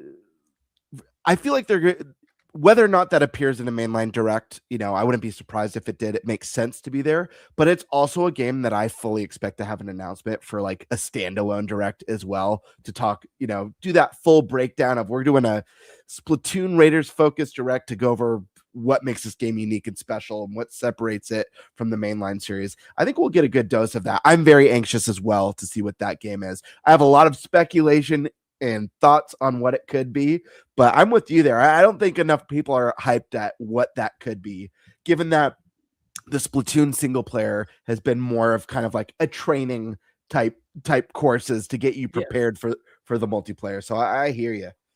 Yeah, and even with like I just jumped into Fire Emblem for the first time last year with 3 houses, and I loved it. And I am like already turned around, so excited for Fortune's Week. Absolutely. So just literally seeing some of that right now would be awesome. And totally. It's looking like it's going to pull, be very similar to 3 houses. There's even like story tie-ins I've seen, and I'm like, yeah, let's learn about it. I feel like this is the time. And it's just weird because when they're really like conservative with their directs, their general directs, it's because of a reason. It's because it's like, there's nothing to show. They're going through something, whether it be like with COVID and they're just doing partner directs, or if they're transitioning consoles. But I'm like, man, this is a start year 2 of your new console. Like, it's kind of shocking that there's not like a big presentation in the first 3 months. I still don't think there's going to be one in March. We could be surprised, who knows? But I just, it's a little shocking to me. I hear you. Good stuff. Eric, what are your thoughts on this, man? Do you think when do you expect us to get our first mainline direct of the year? Do you think we'll be waiting until June? Do you think we'll be getting something sooner? What are you hoping and expecting to see there? And like what are your overall thoughts on this? What I'm hoping versus what I'm expecting is probably about as far apart as you possibly can get. I want it now because I want to see what Nintendo has up their sleeve for the future. Just because I'm excited for it. And when I'm expecting it, at this point with Nintendo, like Landon said, this is just an odd year. I have no clue what they're doing. And it's both exciting and nerve-wracking at the same time. So this is just kind of toss the cards up in the air and play 52 card pickup, and we're going to get what we get. So, all right. Let's see. Let's go with Thunder. Let's go with the Thunder Man. Thoughts on this? When are you expecting this? Do you think we'll be waiting until June? Do you think it's possible we'll get it sooner? What do you think Nintendo needs to have there to get everyone excited? And what are your kind of hopes or expectations for the first direct? Okay, so to get everyone excited, everyone, for everyone, you would need Mario, 3D Mario or Zelda to get everyone excited. Possibly both, if you really want to get everyone excited. But again, look, hey man, there's no pleasing everyone. We know that. For how many decades have I been watching? I mean, E3, Nintendo Directs, PlayStation State of Plays, all of that. Nobody ever leaves completely happy. Like as a group, there's always people who are upset and think it's not a good grade or this or that. And so I don't think you're ever going to reach pleasing everyone. There was a year during the GameCube era, had a great E3. It was Wind Waker, Prime, and Sunshine. Mm-hmm. And this is when we hadn't had Metroid since Super Metroid, because Fusion wasn't out yet. That came out the same day as Prime. So we waited a very long time for Metroid. That's like as close probably as you're ever going to get to that. But even then, people were still upset with Wind Waker's art style. Because they hadn't played the game. They just judged the crap out of it as usual. And then Sunshine, people weren't sold on the mechanics. So it's like you had the big three there, but still people weren't satisfied. never enough. So that is my answer to that. You'll never reach that paradigm. Let's see. As far as when the Direct's going to be, Nintendo really likes to own the headlines. That keeps them relevant throughout the year. They're gonna own the headlines with the movie until they don't own the headlines, right? Because there will be a time where that falls off. How long that's going to be, we don't know. But there will be a point where it starts to fall. And that's a good time to remind everybody about Nintendo again and get back in the headlines. So it could be fluid. It really could be. As far as getting a Direct before, June, yeah, I think it's absolutely possible. Anything is possible. Nintendo can do whatever they want to do. Said this several times over the years. Nobody makes the rules for them. The shareholders sure as hell don't. Yep. They never will. I think Nintendo respects them, but they do not at all take orders from them in any way, shape, or form. We respect your opinion. We respect your thoughts, your passion for Nintendo. Thank you for being here. Thank you for supporting us. But we're going to run our business the way we see fit, because that's what's always served us best. We know what's best for you more than you know what's best for you. That's how Nintendo operates. And they're, in my opinion, they're allowed to do that. And I sometimes wish more companies would do that, because then we'd probably get some cooler stuff. We'd see some more riskier things instead of listening to people who just pony up the cash, your shareholders. So, yeah, hey, dude, any time's possible. Obviously, we have what Nash Weedle said, and I do believe Nash Weedle has insights, certain insights. Kind of leave it at that, but his reputation hasn't changed with me at all. Again, things are fluid. They're always fluid. This is how things work behind the scenes. Again, I worked in management for 20 years. If everything I was told about, that didn't happen, that was like all the time. Only so many things actually happen.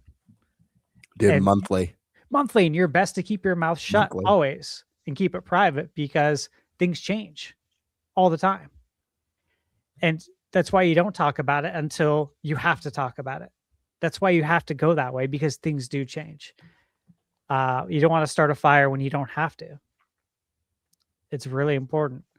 Now, look, as far as the Direct as a whole, again, go back to what I always say. Focus on the controls. You cannot control when the Direct's going to be. What you can control is a lot of other things, though. If you want to play more video games, you can. They're there for you. They're for the taking. If you want to attack your backlog, you can. It's staring right at you. It always is. It never goes away. It's always there, man. It's omnipresent. So if you want to do that, you can do that. Or if you want to continue to put it off, you can do that too. It's up to you. Point is, there's plenty to do in the world of gaming. It doesn't even to mention other things you can do in life, like different hobbies. But there's plenty to do as far as entertainment goes. I think the best thing you do is not think about the Direct at all, because when it does get it, let me just say that's what I do outside of talking about it here. I don't think about it at all. And I can't. I'm so busy with games. Like, I literally cannot. As soon as I finish a game and review it, I have to jump to the next one immediately. I'm like literally playing the game as my video is exporting in Photoshop. Like, to make the most use of my time, I have to do this. So I don't even think about Directs. And it's like, what happens if a Direct gets announced and a bunch of games get announced to be coming out?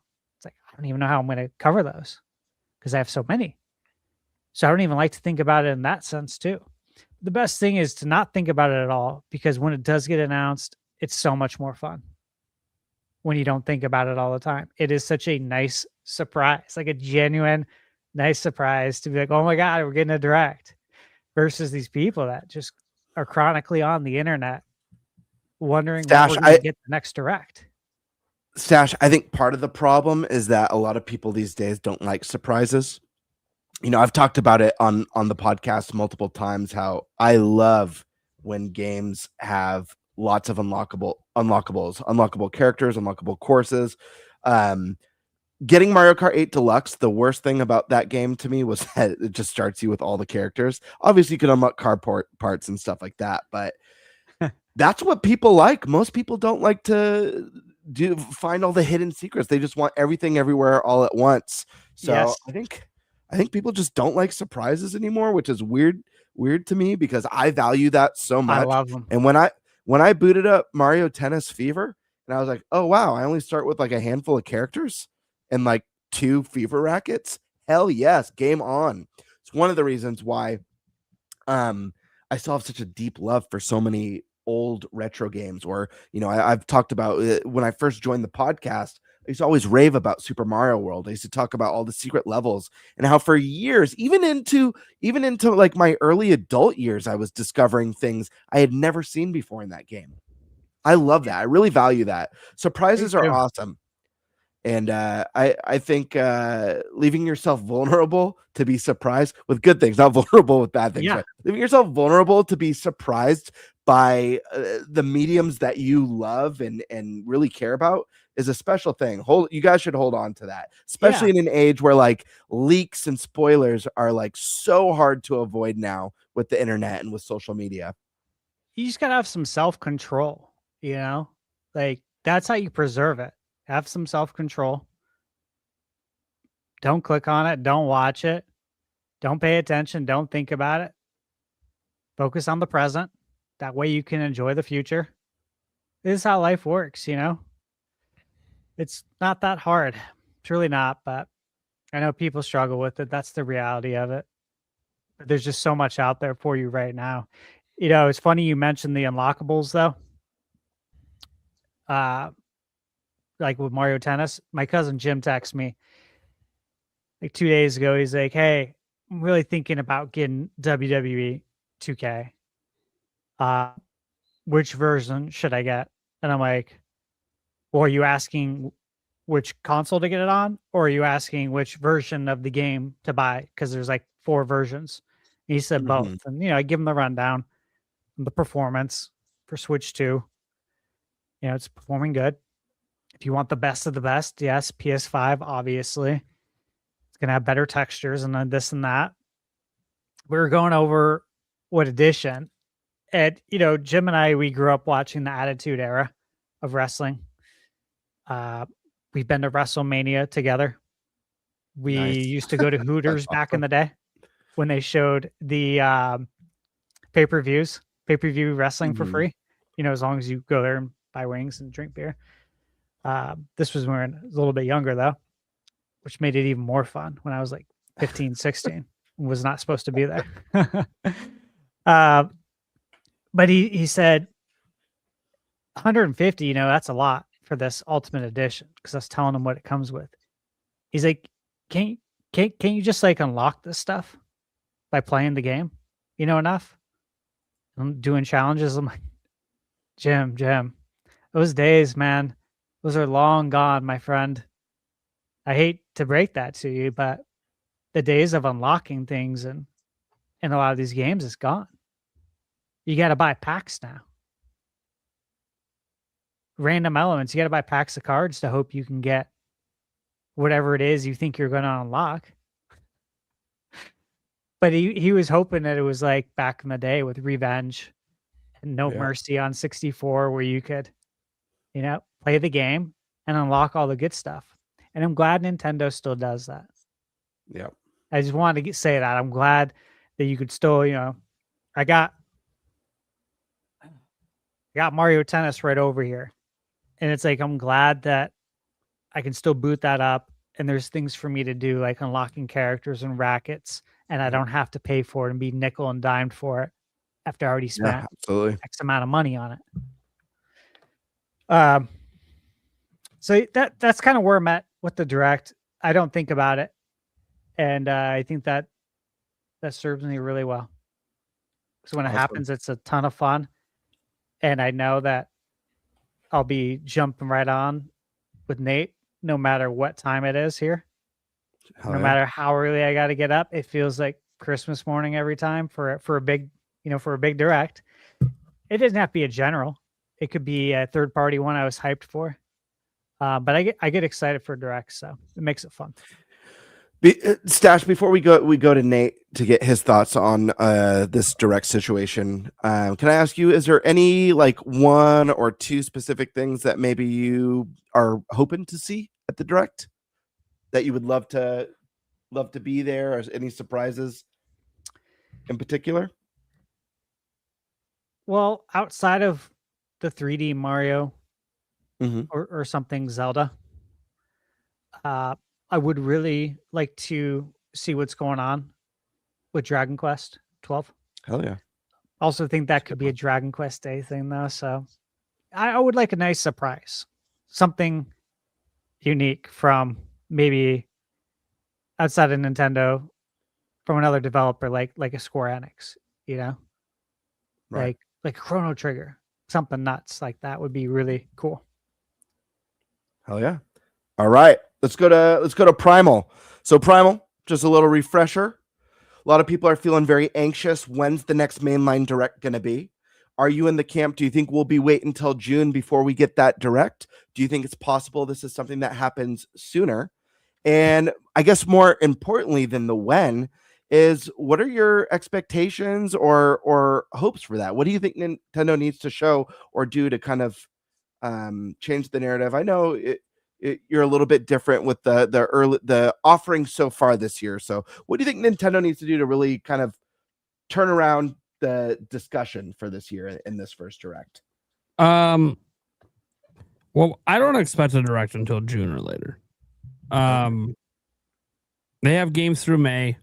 If there is one before then, there is an investors meeting coming up, so maybe one a week after or a week before that is possible as well. Try to get investors hyped up, especially if there's going to be some big announcements like 3D Mario, because you come off Pokopia, which we have seen its effect with investors. You go from that into a 3D Mario announcement right after the movie, probably does some bonker numbers. That's just a back-to-back way to really, really please investors. And people talk about how, you got to please them. So maybe, or they can wait till June. Because Nintendo with their video game announcements, well, sometimes you can argue they're timed around the investor stuff.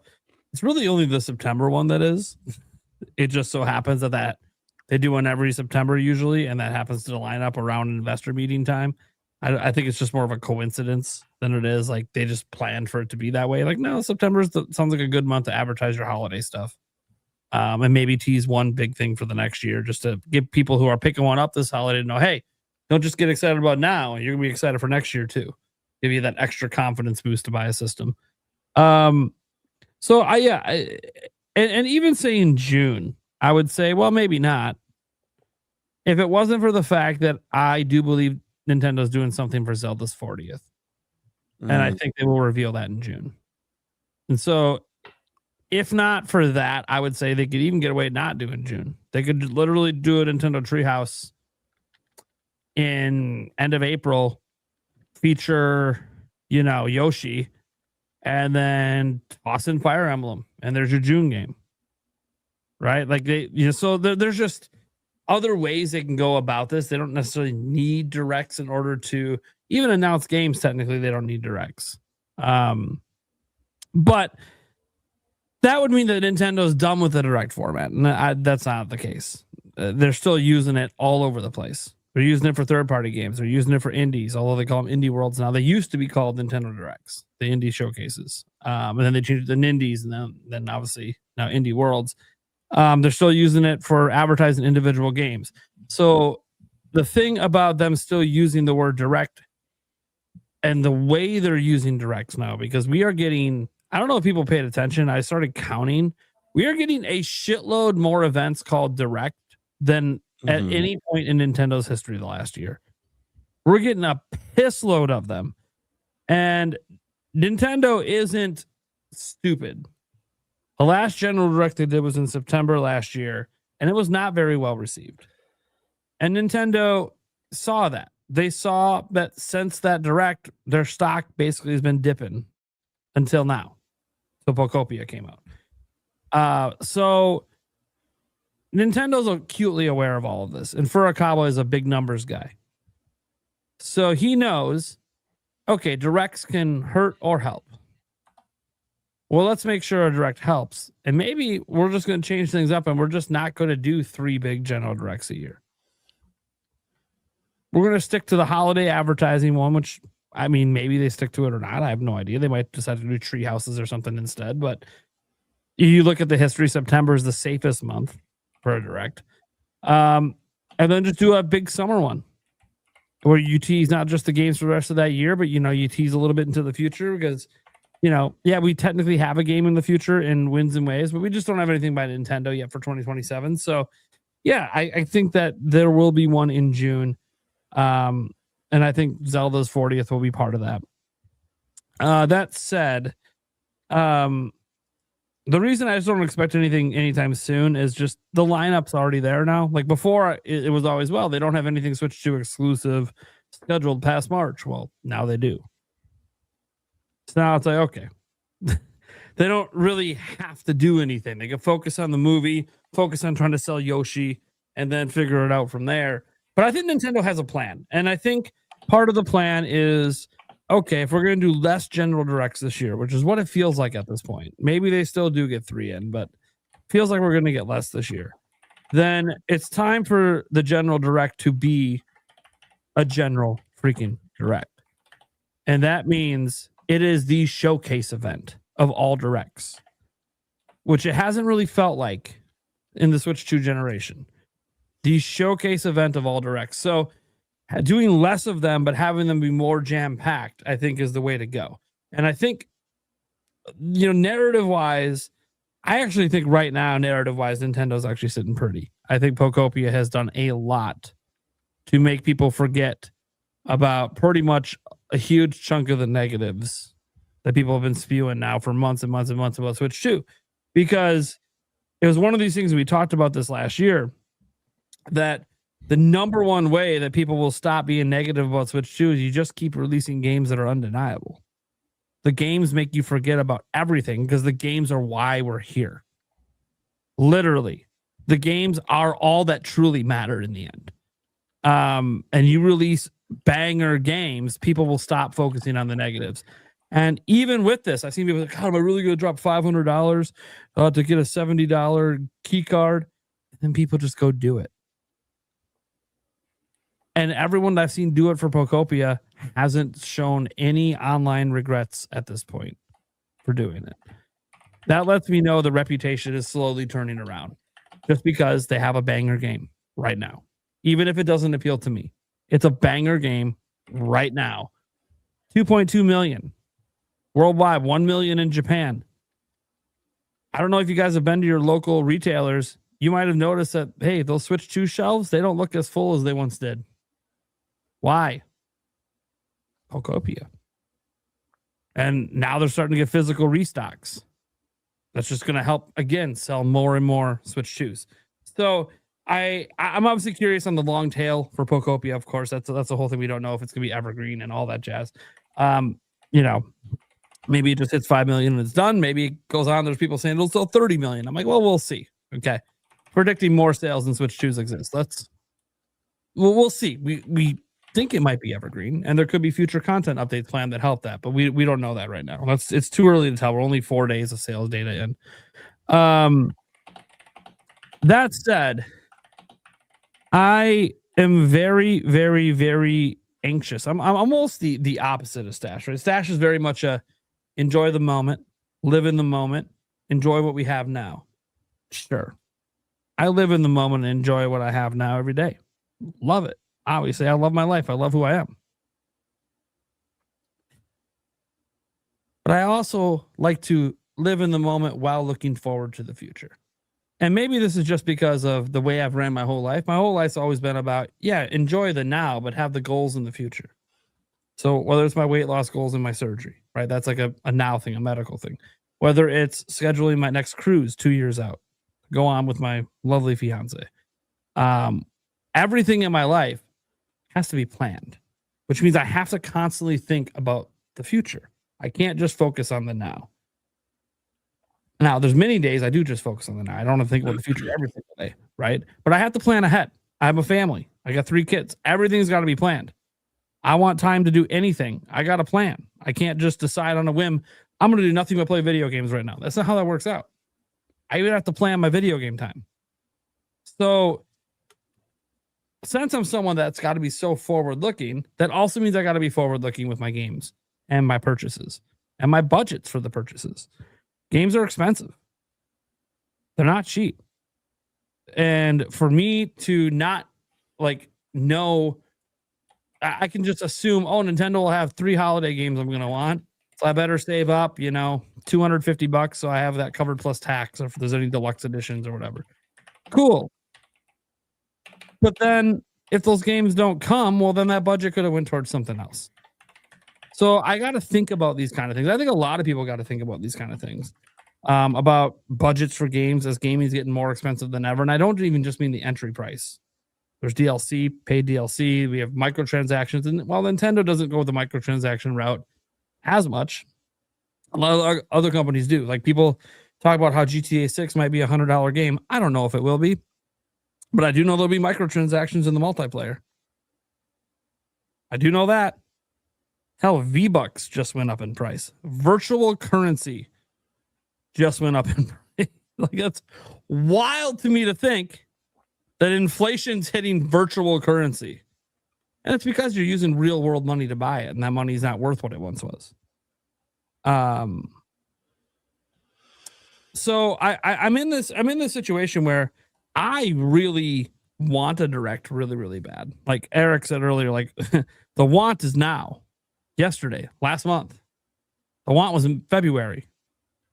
Give me the Zelda 40 a blowout. Give me everything else. Reveal 3D Mario. Get me super hyped. But that's obviously not what happened. So while I'm not panicking because I can enjoy the now and I enjoy some of the upcoming slate of games, especially from third parties, it's still one of those. Yeah, but I like to be excited about the future because, and maybe it's just as I get older now. But there's a lot of things that go into being excited about the future because it makes when it arrives even that much more exciting. And it feels weird at the moment that there's not a major Nintendo game announced right now that I am super hyped about. It's been a while since there's been 0 Nintendo games I'm actually really, really hyped on in the upcoming slate. Fire Emblem's the closest, and I just need to see more. So I have concerns too. What if it's not what I want it to be? And that we barely saw the game. So it looks exciting, but we barely saw it. What if the social aspects aren't what we hope to be? What if they're very pared back? What if they're more like Engage? Oof. Don't say and I that. like Engage because Engage is like old school Fire Emblem before all the social features. Sure. And that is fine. But Fire Emblem's evolved for the modern age. And if they're still doing that Engage thing, which they yanked off shelves a year later, literally, Nintendo never does that. A year later, Nintendo yanked it off. Yeah. They took it off shelves in January of 2024, never brought it back. Remember the speculation? Oh, maybe they're going to do Nintendo Selects. Nope. They just didn't bring it back on the store shelves. You can still buy it on the eShop. But they stopped making the physical version because it wasn't selling. So I'm hoping that was obviously a lesson that, hey, we're going to go with a more social style. Please. Which I think that's probably the route they go, especially with how well received and best selling the Three Houses was for them for Fire Emblem, for a Fire Emblem game. You can go look at the sales. You're like, oh, this isn't impressive for a Nintendo game. I'm like, it's impressive for Fire Emblem. And that's something you can build on with Switch 2 and maybe get even more sales. So while I want to be really hyped for the game, I'm kind of tepid until I see more and I get it more locked in about what kind of Fire Emblem this is going to be. I love the setting. so far, and the visuals look amazing. But I need to see more. So barring that, there just isn't anything like I'm just really, really hyped for. And that feels weird because we said for all this time, especially in the content creation space, we just needed to get to Switch 2, right? 2024, it's kind of like remakes, remasters, and then your B tier, C tier games, your Echoes of Wisdom. That's really awesome. That ain't no Tears of the Kingdom, right? Your Mario and Luigi, really awesome to see it come back. Might be the worst in the series. Like, it's not, because the original developer is gone. So no surprise that there was actually a fallback on it where they're doing a new developer. Maybe the next one, if they do it again, will be better because that developer gets better and better at making them. So I'm willing to give it like more chances. I like the Mario and Luigi series, but it's just one of the most hyped games that year was Thousand Year Door coming back, and it's like, okay. I mean, I'm glad it's coming back. A lot of people haven't played that game, but also it's not new. And it was a transition year. And I thought when we got the Switch 2, we'd be done with just feeling like a transition. And it kind of still feels like once we got past Bonanza, it's just a bunch of B and C tier games. Even Pokopia that's blowing up right now, it's a spin-off game by Koei Tecmo. You guys know when the last mainline Nintendo game came out? Like from the main line of the franchise? Was it Wonder? Wonder for Mario, yeah. I don't know. I guess Donkey Kong, if you count that as its own series, obviously, but a lot of people do count it as its own series. So I guess Bonanza. But even then, that's July. It's March heading on to April. We haven't had a mainline Nintendo game release outside of Donkey Kong. And Donkey Kong took 25 years to get to us. So, like, it's very weird to me to not have... And I guess you want to count new IPs like Dragon Drive, fine.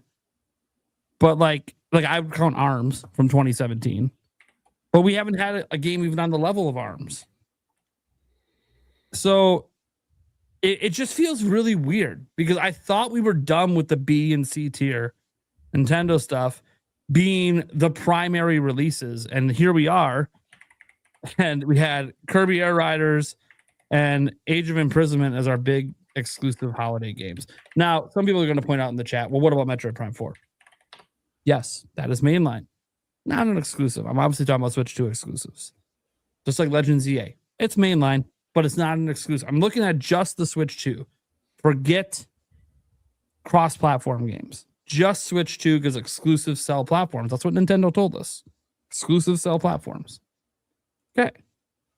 Well, then I'm still waiting for the next mainline game after Donkey Kong. And what is it? Is it Yoshi? Is Yoshi considered mainline now? When it was a spin-off from Mario? Donkey Kong I'm counting because Donkey Kong technically existed before Mario. Mario could arguably be a spin-off off of Donkey Kong, but not going to go on that rabbit hole. So it's like Wind and Waves and Fire Emblem. Those are the two next mainline ones announced. It just feels very weird to me, is all.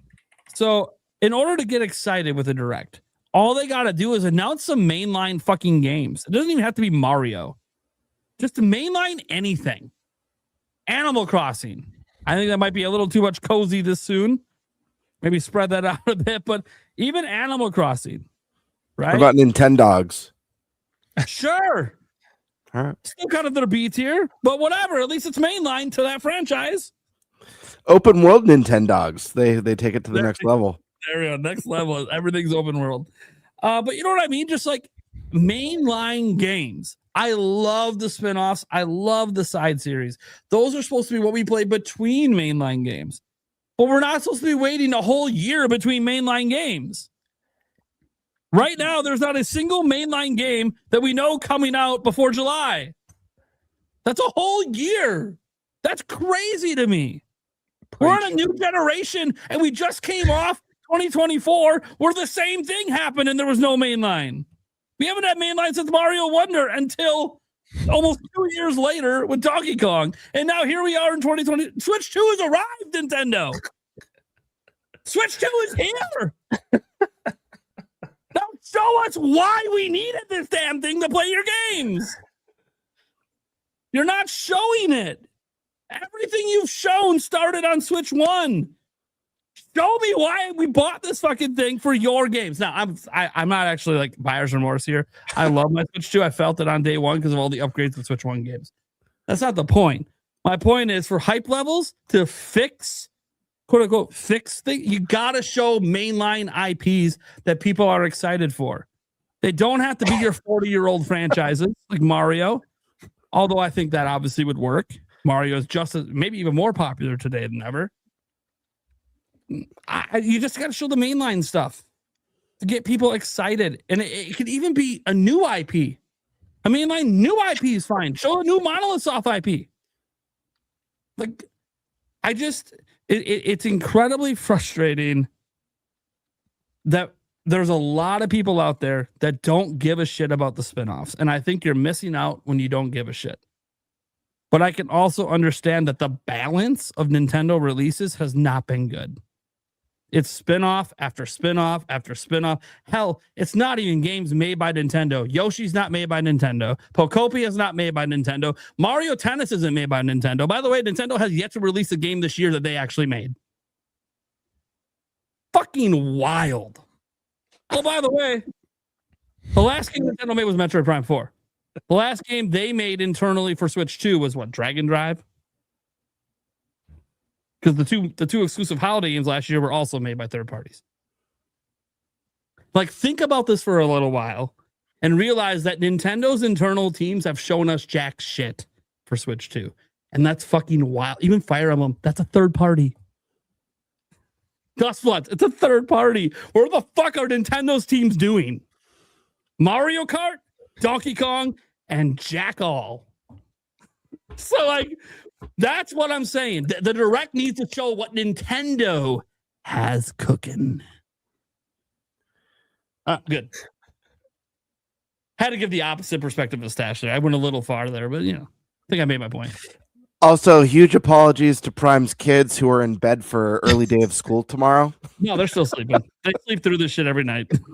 They're used to it. Just in case. I had to actually soundproof their floors in their room.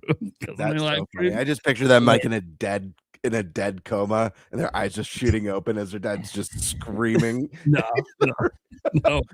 Where are the games? Where are the fucking games? I just want to say, like, I see a lot of people. I've seen some comments already of people saying game development takes time, and I get that. And I get, especially in this day and age, like, I mean, Nintendo's making bigger, better, crazier games than ever. But then I'm also thinking at the point, like, I mean, we're talking about still a Mario game. We're talking about the next Mario Maker. It's been almost 7 years. The next Luigi's Mansion has been almost 7 years. Smash Bros. Almost 8 years. Next year. I'm like, what is the level? Like, what are we? I mean, are we now entering like an 8-9 year development cycle between major IPs from Nintendo? Like, are we getting 4 more 3D Marios before I'm gone? What is the development cycle period? And like, I mean, of course, if this 3D Mario comes out to be freaking Breath of the Wild levels of insane, sure. But I'm like, it's getting to the point where it's like, okay, what's too long?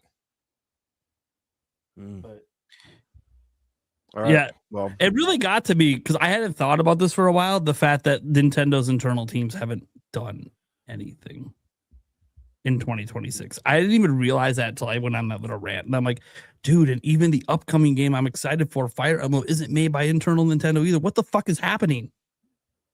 Like, what is going on? And I know game development takes more time, but we literally weren't getting mainline games last year besides Mario Kart and Donkey Kong. And the year before, we didn't get any. So, like, I don't know. To me, it's just a little wild. And I think that's where some of the frustration comes from with some people is this was supposed to end with Switch 2. At least we hoped it would. It's Switch 2. It's a new gen. And it was a really exciting start. Mario Kart, whether you liked it or not, whatever. Here's Donkey Kong. Oh, it's great. 91. And now just nothing from their internal teams for nearly 6 months. With nothing announced, by the way. upcoming from their internal team. That's the crazy part. It's not just in 6 months. Like they've had plenty of periods. They've had 9-month periods where nothing internal from Nintendo released. It was all spinoffs or side stuff.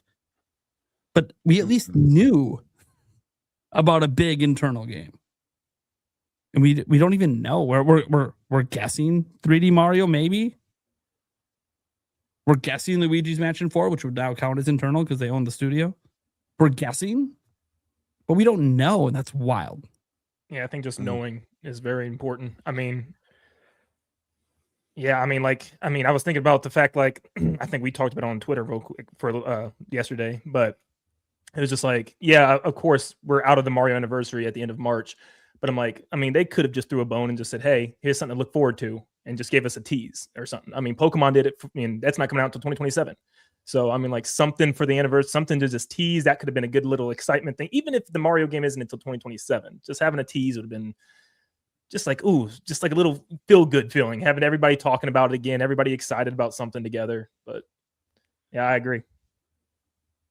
Landon, I get the impression you would have even taken, like, even if they didn't show anything, but they said, oh, and by the way, I know a lot of people are anxious to see what's next for Mario's next big 3D adventure. We're not ready to show anything for a little while, but know that things are developing nicely. Like, even if it was a mention, I kind of feel like you'd probably be happy with that. Just an acknowledgement of its existence, or am I wrong? Are you wanting a little bit something more meaty? I'm ready to see the thing.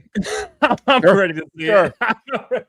Just like, even if it's just like, I remember they showed Odyssey, like Mario running for 2 seconds on the reveal of the Switch. Right. I'm like, something to be like, oh, what is that? Like, they gave us a little tidbit, like with that Switch 1 reveal, there was like little tidbit of Splatoon 2, a little sneak peek at Mario, Mario Kart 8 Deluxe, getting something like just something to give us the, even if it's just a screenshot, something with the developments, like you just said, maybe they just come out and say, hey, we're developing it. Here's like a little mock-up sketch or something in the game, something to get, okay, let's give us some, we can lay back and be excited about this thing. But yeah, just like, ooh. Gotcha. You're ready. All right, Prime, before I share my thoughts on this, was your hopes / expectations just to see Nintendo, like first party Nintendo developed stuff, or do you have anything like specific that you're really hoping to see in this first mainline? Look, I always want to see 3D Zelda teased, even though it's years away. But I mean, whether or not they decide to do that now or not, I don't know. Tradition says they will, but traditions are made to be broken. Just anything first party. I mean, obviously Mario is the big one that I think a lot of people like to see just because 2017 since the last one. But as I said, it doesn't have to be that. Just anything that's mainline series made by first party, or if you guys want to call their own studios that they didn't found, second party, whatever. Just something like that. And this is not, I'm not trying to slight games made by their partners and all the side stuff. I mean, Pokopia is literally highest rated Pokemon game ever, right? Like, I'm not bitching about that game's existence. I'm so glad games like that exist. It's just, it should be in addition to big stuff from Nintendo. And I understand like they should reveal their games when they're ready, and I don't want them to rush reveals. Like, that's fine. I think the plan is weird. They released the Switch 2 at a weird time, and their plan for their cadence of games for it has also been equally weird. Gotcha. All right.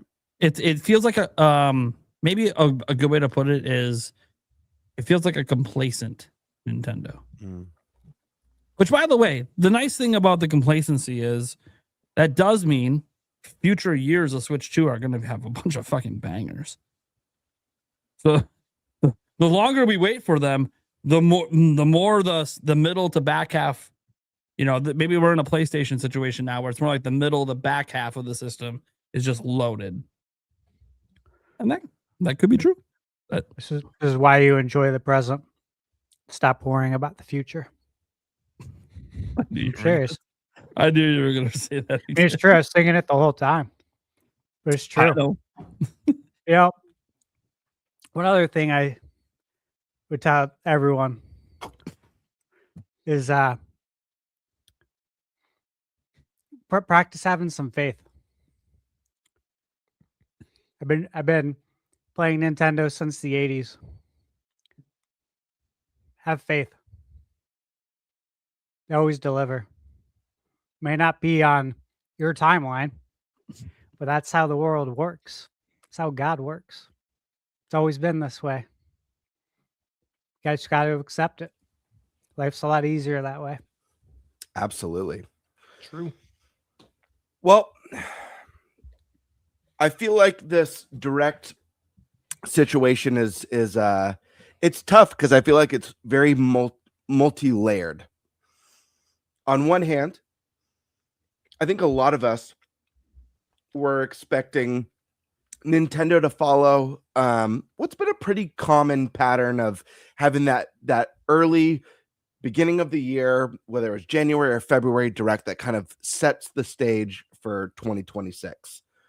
We got the third-party showcase, which I think was great, just showing that the strength of third-party support on Switch 2. I think it was lacking that big one more thing at the end. And I do think that Bethesda in general blowout was really awesome to see. I think anytime you end a direct on a known quantity, and in the case of the Bethesda games, with excluding the Oblivion remake, which is fairly recent, it's older games.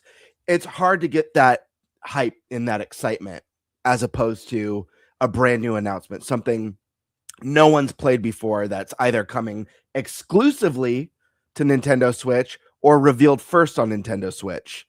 Plus, two of those games were already previously announced for Switch 2. Right. Sure. Yeah. So I think as great as the promise that direct guaranteed, a lot of people were used to something different and expecting something different. Now, I'm kind of I'm stuck on both sides because part of me is in the same boat of Stash, where it's like, I'm not worried because I know it's coming. It's a matter of when, not if. It's coming. There's going to be, period, a big major mainline direct that lands this year that's going to show off a bunch of great Nintendo games and most likely show off what we might expect for this year's big holiday game, whether it's Mario, whether it's Zelda, whether it's the next Monolith game. I don't know what it is. We won't know till we see it. It's coming. So live in the moment. Enjoy your backlog. I'm with you. At the same time, I think that we're kind of missing that excitement and hype that we've been used to for a while. Like Prime said, we usually have an idea of some big first party game that's coming. And while for me and for Prime, I do agree that Fire Emblem is that game. And maybe for Landon, now that he's gotten to play one, that's really shot up there for him. But for the majority of gamers, it's still a niche series, and a lot of people are waiting for something bigger, for something more. Also, I got to take into consideration this is a brand new gen. We're not even 12 months in. How does this look versus the first 12 months of other consoles when they release? How many consoles are you guys used to throughout the generations having a pretty lackluster first 12 months? I don't think this has been lackluster. I think we've gotten some really solid titles. And I think some people forget how barren console launches can be at times. I mean, there was only a few games with PS5. You don't hear people talk about how awful the PS5 launch was. When was the last time you heard someone talk about that? We didn't have that much first party stuff. 2021. People were talking about them. Like when Return was like such a huge gap. I personally don't remember it that well, but I might be wrong on that one. I'm just saying. Well, the focus back then was like COVID and everything is sold out. People were complaining a lot about games coming out on PS4 and PS5. Well, there you go. And it wasn't only for PS5, which was really weird again, because there's a great game waiting for you on PS5 that plays better, but you need it to be exclusive for some reason to feel better about it. Well, I think they felt like it was being held back by PS4. I think was the feeling, which is not true. Yeah. Regardless, it doesn't even affect my argument, because my argument is if you take a look back at other console launches, the first 12 months, there's many barren months. There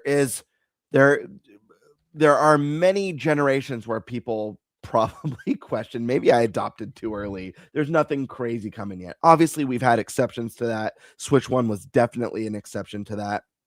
But I think the other part is that, this is something that's been mentioned here. I know Kiwi talks about it, and it makes a lot of sense. Nintendo's has a console that's 10 times more powerful than the Switch 1 now. And development's more expensive. It's a lot more work, and it takes a lot longer. The biggest games of last year for Switch 2, we know started on Switch 1. They were originally Switch 1 games. We have not had a major mainline true Switch 2 exclusive that started development on Switch 2. We haven't had that yet. That's coming. I think we're in for some really special releases, and I think we're going through just the growing pains of a brand new generation. I think some of the messaging has been a little bit odd. That helps. Yeah. And that's something that I stand by since the announcement. I think some of the messaging has been a little bit odd, and I don't think it's done them any favors. Oh, Devin, you run the show now here. Let's get some better messaging, please. But the thing is that whether or not this is going to be in June or sooner, I have no idea, and I don't lean towards either. I know I feel like most people are leaning towards June right now based off of an old pattern from when? 2023? Is that when they did the direct in the beginning? The E3 patterns. Ever since E3 ended, so they did the final digital presentation in 2020. Nintendo's only had 2 of the last whatever amounts of Junes, the last 4 or 5 Junes that I've done a general in. Got it. So there is a little bit of a pattern with this. But the thing is, and I've said this a million times on this show, Nintendo's the king of curveballs. It doesn't even matter that there's past patterns because Nintendo is faster than any other company in the industry will throw a pattern out at the drop of a dime for something new. So, yeah, maybe it is not till June. And maybe they're going to have a massive blowout to cover the whole second half of the year and teasing what's coming in 2027. Maybe that's the case. Maybe next week they're going to have a massive blowout. I have no idea. Sit back, enjoy the ride, and you know what? Enjoy speculation, because as a fan of Nintendo, as a fan of PlayStation, as a fan of gaming in general, that's part of the fun, talking about what we think we might see or what we hope to see or what we think the next Mario game.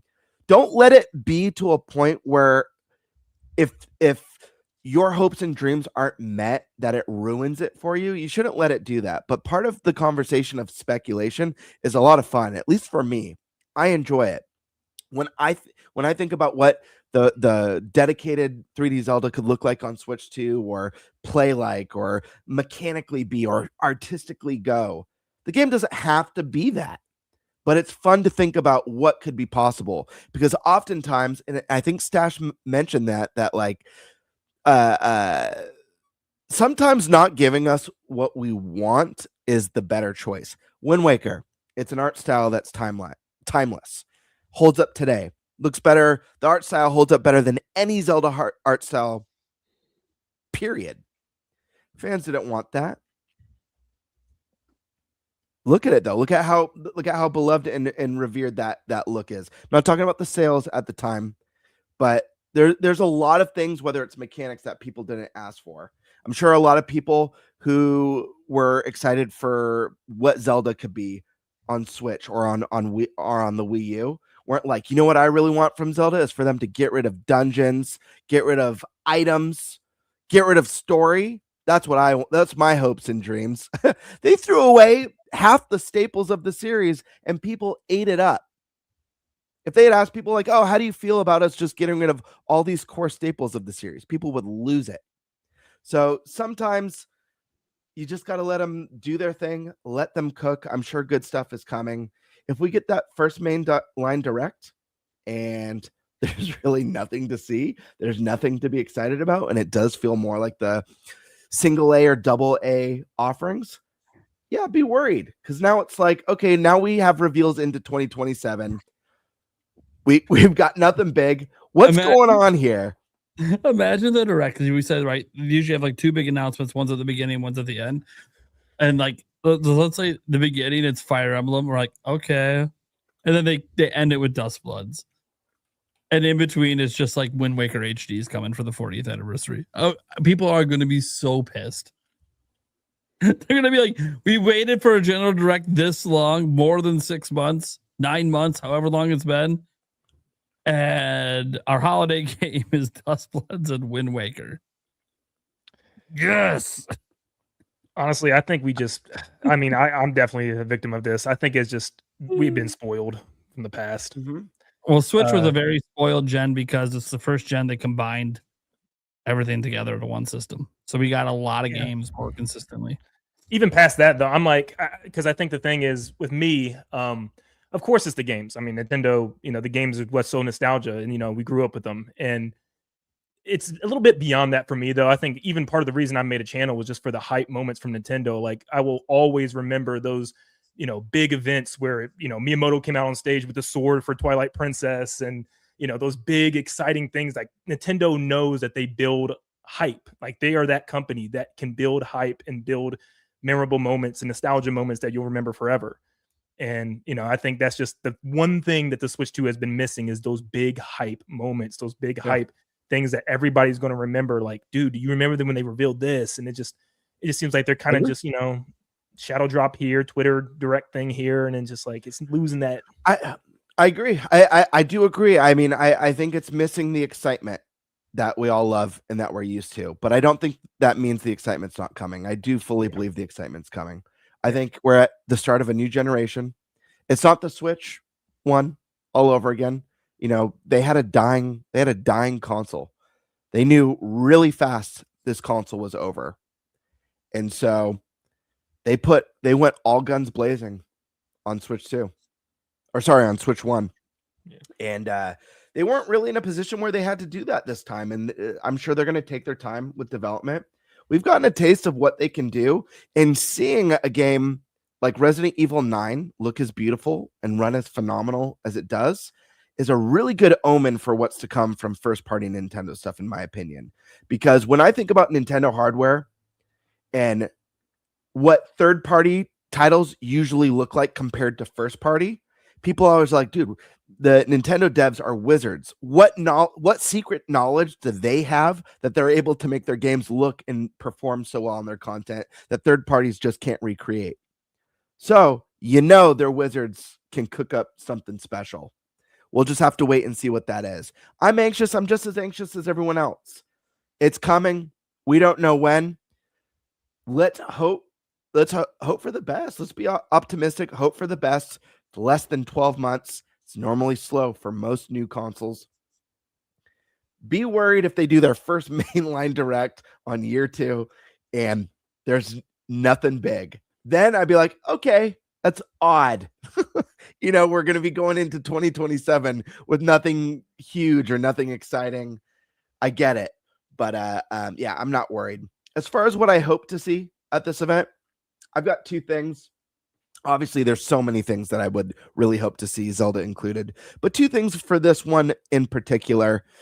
3D Mario for 2 reasons. One, I just really, really, really want the next 3D Mario so bad. I don't care what it looks like. I don't care what it is. I just know that I want it. I just know that I need it. So, and more importantly, I drafted it in Fantasy Critics. So for free, for $0. So if I could snag next mainline 3D Mario for $0 bid, I'm going to be a happy bird. My second hope for this is the revival of a dormant IP. And this is one I mention all the time on the podcast. I've said it 1,000 times now. I'm sure to nauseum for everyone watching. And that's Star Fox. Listen, Star Fox is a game that I really believe in on Switch 2. And when I say I really believe in it, I'm not talking the on-rails arcadey Star Fox 64 style. I'm talking reinvent the series like you did for Donkey Kong this gen. Reinvent the series like you did for Fire Emblem last gen. Reinvent it like you did for Zelda last gen. bring Star Fox into the modern age, whether it's a follow-up or a reboot of the adventure series that plays more like Ratchet and Clank, or whether it's more like that game, I forget what it's called, Chorus or Corvus, that came out. That's full-on space exploration with side quests and just like epic.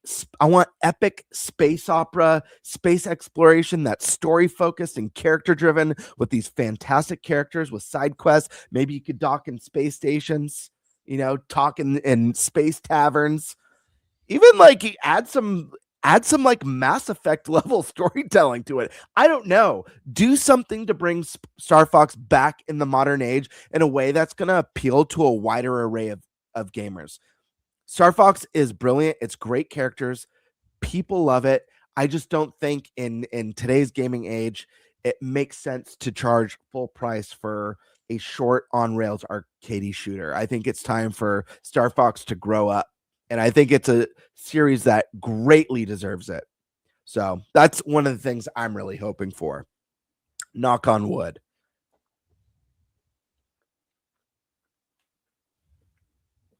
Okay. Is that everyone then? We're good? I think. All right. Let's get to our final topic then. Pokopia. It's a thing. It's out. I haven't played it. Don't plan to play it. Has zero appeal to me. However, I understand that it's got a lot of appeal to many others. Okay. It's made by the Dragon Quest Builders 2 team, which pumped out like an 85, 86 with that game. Jake Randall has been swearing by that game for years and trying to get everyone in the world to play it. He still thinks Dragon Quest Builders 2 is even better than Pokopia. That's how much he loves Dragon Quest Builders 2. And so while I tried out and bought Dragon Quest Builders 2 on his recommendation, just didn't like it, didn't enjoy it, which is fine. It's okay for these games not to be for me. But I understand the appeal of these kind of games in so much that there's a huge audience of people that are cozy gamers that love these kind of games, these kind of living in a world and creating connections to different characters and building things and having your own town and village. Like I get it from the perspective of the cozy gamer, but Landon is not one of those people. And yet he is sucked into the world of Pokopia right now. So I'm going to throw it to him because we have two people here who have played it, Landon and Gamebird. Gamebird's too busy chowing down In and Out, again, making me jealous of shit I can't eat. So, Nintendo Land, what are your thoughts on Pokopia? Yeah, I'll try to keep it not too long. It's already 1 a.m. almost for me, so I gotta hurry up and get to bed. Yeah, I figured I'd get to you first because you can also get this. There's a lot to talk about though, but I'll try to keep it a little brief. So yeah, like I said previously, I'm not a big fan of Pokemon. I didn't even start until like Sword and Shield. So that's like my first kind of entry into it. Not even a big life sim person. Animal Crossing New Horizons, I just couldn't get into it. I tried it, I put them in like 15, 20 hours and I think I rolled the credits and just stopped. I hated the fact that I had to keep coming back every day and keeping track of like turnips and stuff or they'd go bad. It just felt like it was a job more than a game. But dude, yeah, I got FOMO. I feel like everybody was just posting stuff and I was like, okay, I'll give it a try. I went to go get the game physical key card, but sold out everywhere, like literally everywhere, 100-mile radius. I was like, fine, I'll just get digital. And I played it all night, all the way until like 5 a.m. And dude, yeah, it's just it sucked me in so much. One of my biggest issues with Pokemon, I've never been a big fan of the battle system with Pokemon games. But I was really, really hooked on like completing a dex. And I thought that was the coolest aspect of it. And this game just kind of like, it's that without the battles, without, the actual catching Pokemon, you're just finding them. You're exploring this giant world, finding them, building them, civilizations. And it's like, I don't know why it really, really stuck with me. The way I can compare it, some reviewers did, is like it's almost like Legos. You get like these like little instructions of what type of environments to build. It'll be like put this sandbag beside this bench and a Hitmonchan will come. And it's stuff like that. And it's so addicting to try to find all the pieces, build these little Lego sets and watch these Pokemon appear. And like it's just there's so much on top of that. There's an actual story, unlike what Animal Crossing gave, that I like a lot, because it's kind of like Splatoon's lore, where, you know, it's a post-apocalyptic world and humans are gone, and it actually has me engaged to see what happened, like where do they go and all that. So you got this really good story. You got this awesome exploration aspect where there's like this giant open world that's separated into different regions. And the whole time I'm thinking, like, there's like a million things I could be doing right now. Like, I could choose to stop completely with the story and just build this town, or I can choose to just go into this mountain, and there's some sections you can walk for hours just deep underground and find like there's actual stuff to find, and like lore, little implications, little notebooks left back by past humans and stuff that kind of tie into the story. And I just find myself like, you know, immediately just soaking in hours. So much of this game, there's so much to do. It was one of those games too that just came out of nowhere. I didn't have any expectation to play this game. I had a huge backlog of like 50 games I need to get to, and then it just came up and just ruined everything for me, but in a good way. So this was definitely a surprise for me. And I will say, with everything that I've played so far, this is the second Nintendo Switch 2 game that I think is completely worth it. I don't think it's going to connect with everybody. Like you said, Nate, if you just don't like that type of stuff, you don't like it. Like, I didn't like Animal Crossing. I recognize it was a huge game, perfect timing for that game to come out as well. It just wasn't for me. And I feel like this kind of takes the, you know, the worry that I had with Animal Crossing, where you don't have to make sure you come back every single day, or your turnips will go bad, or make sure you talk to villagers every day. Like, you can take it at your own speed. You can spend an entire week if you want, just ignoring the story, going exploring and stuff. And yeah, I love everything I've been playing so far. I'm really excited to see the ending, and it's been great. Okay. Awesome. Yeah, I think the one thing that has a smidge of appeal to me is story, because story is universal across games. And the more I hear about the story, the more it's like, okay, I kind of am intrigued for the story. The problem is I don't like any of the gameplay around it. So it's like, am I going to make myself suffer just to experience the Pokemon story I've always wanted? I don't know. Now, I mean, apparently you could slam through the story, I guess. Apparently some people said you could actually slam through it quickly if you want. But I'm like, I could also just watch it for free on YouTube. I don't actually enjoy playing. I wouldn't recommend. Yeah, I wouldn't recommend it then, because like you could slam through the story, but I can definitely feel like the main appeal is after, you know, the post game of just taking hundreds of hours to just build each area out and flesh it out to your own liking, like build houses and stuff. And you know, if that's not your thing, you probably won't want to waste your time. I swear, Nintendo. I did say I'd play the game if Nintendo sent me a copy. I swear, if you guys send me the copy, I play it and I get hooked. You might.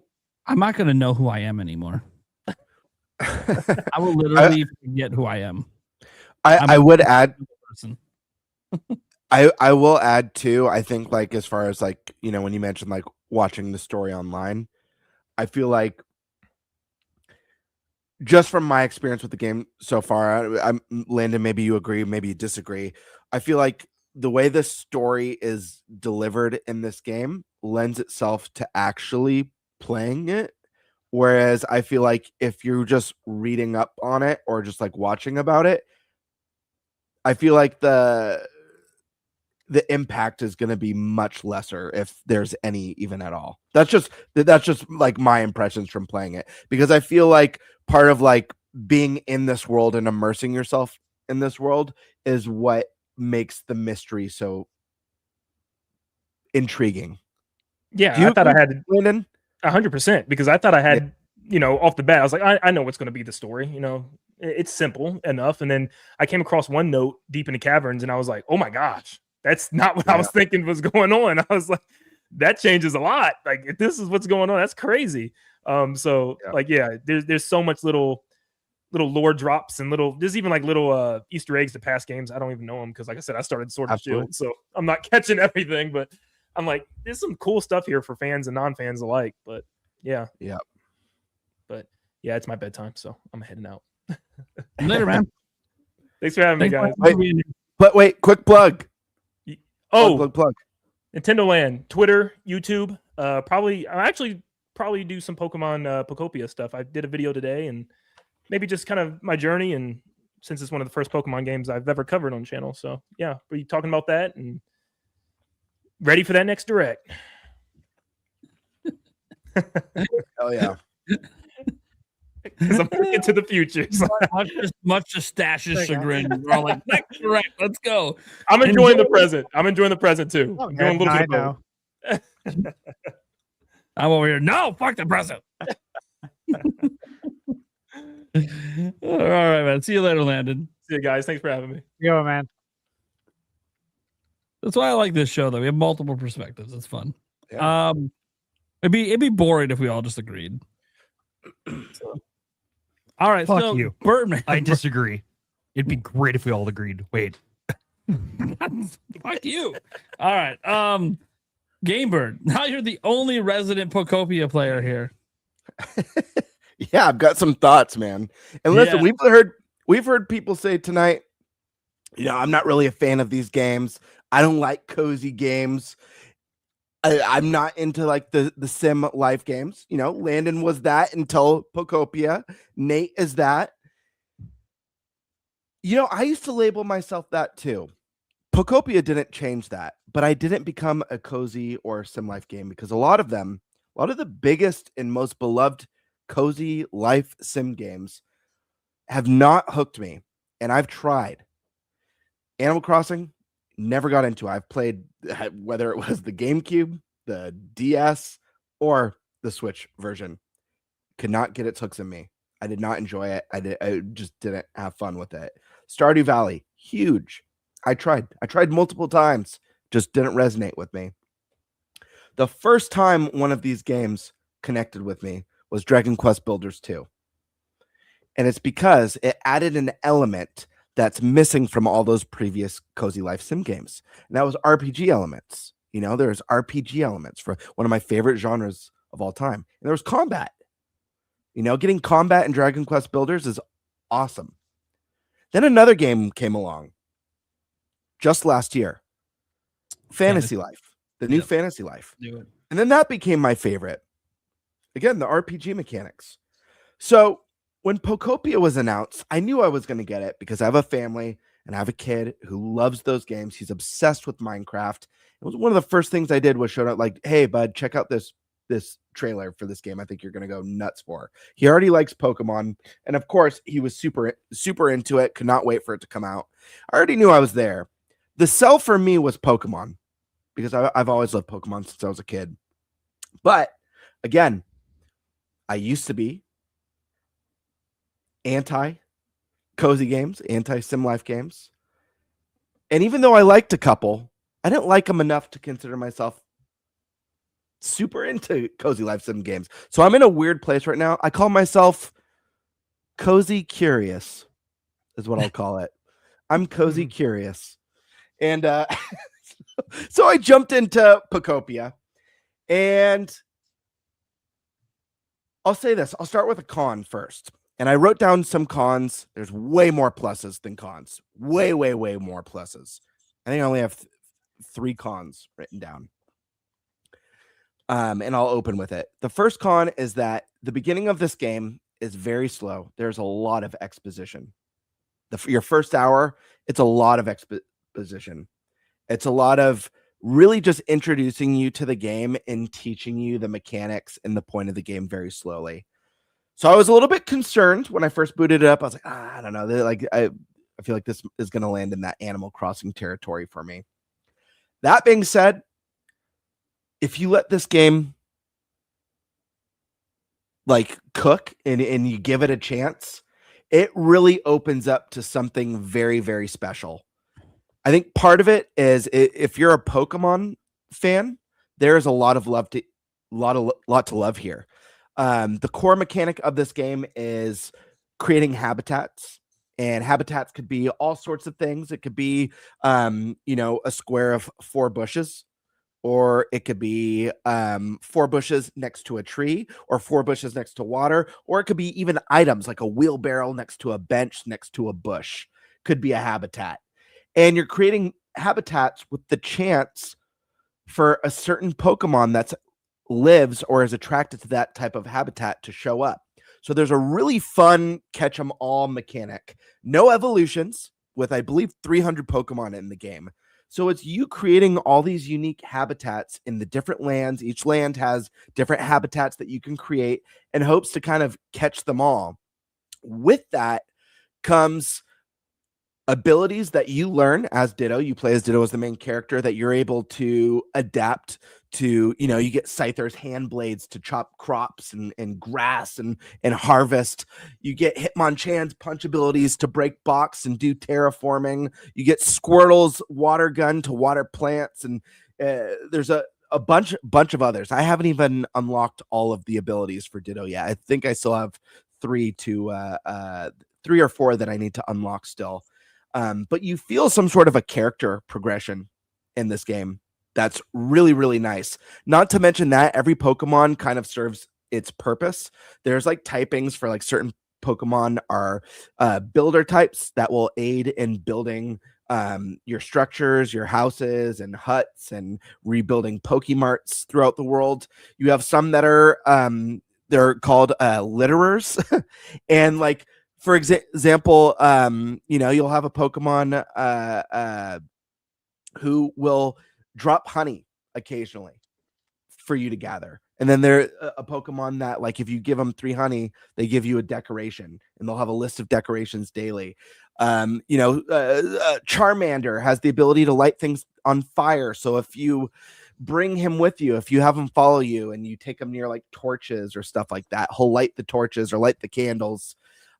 Sometimes needed to create new habitats for Pokemon who need certain things to be on fire for their habitat. Electric Pokemon can help you light up things that no longer have power.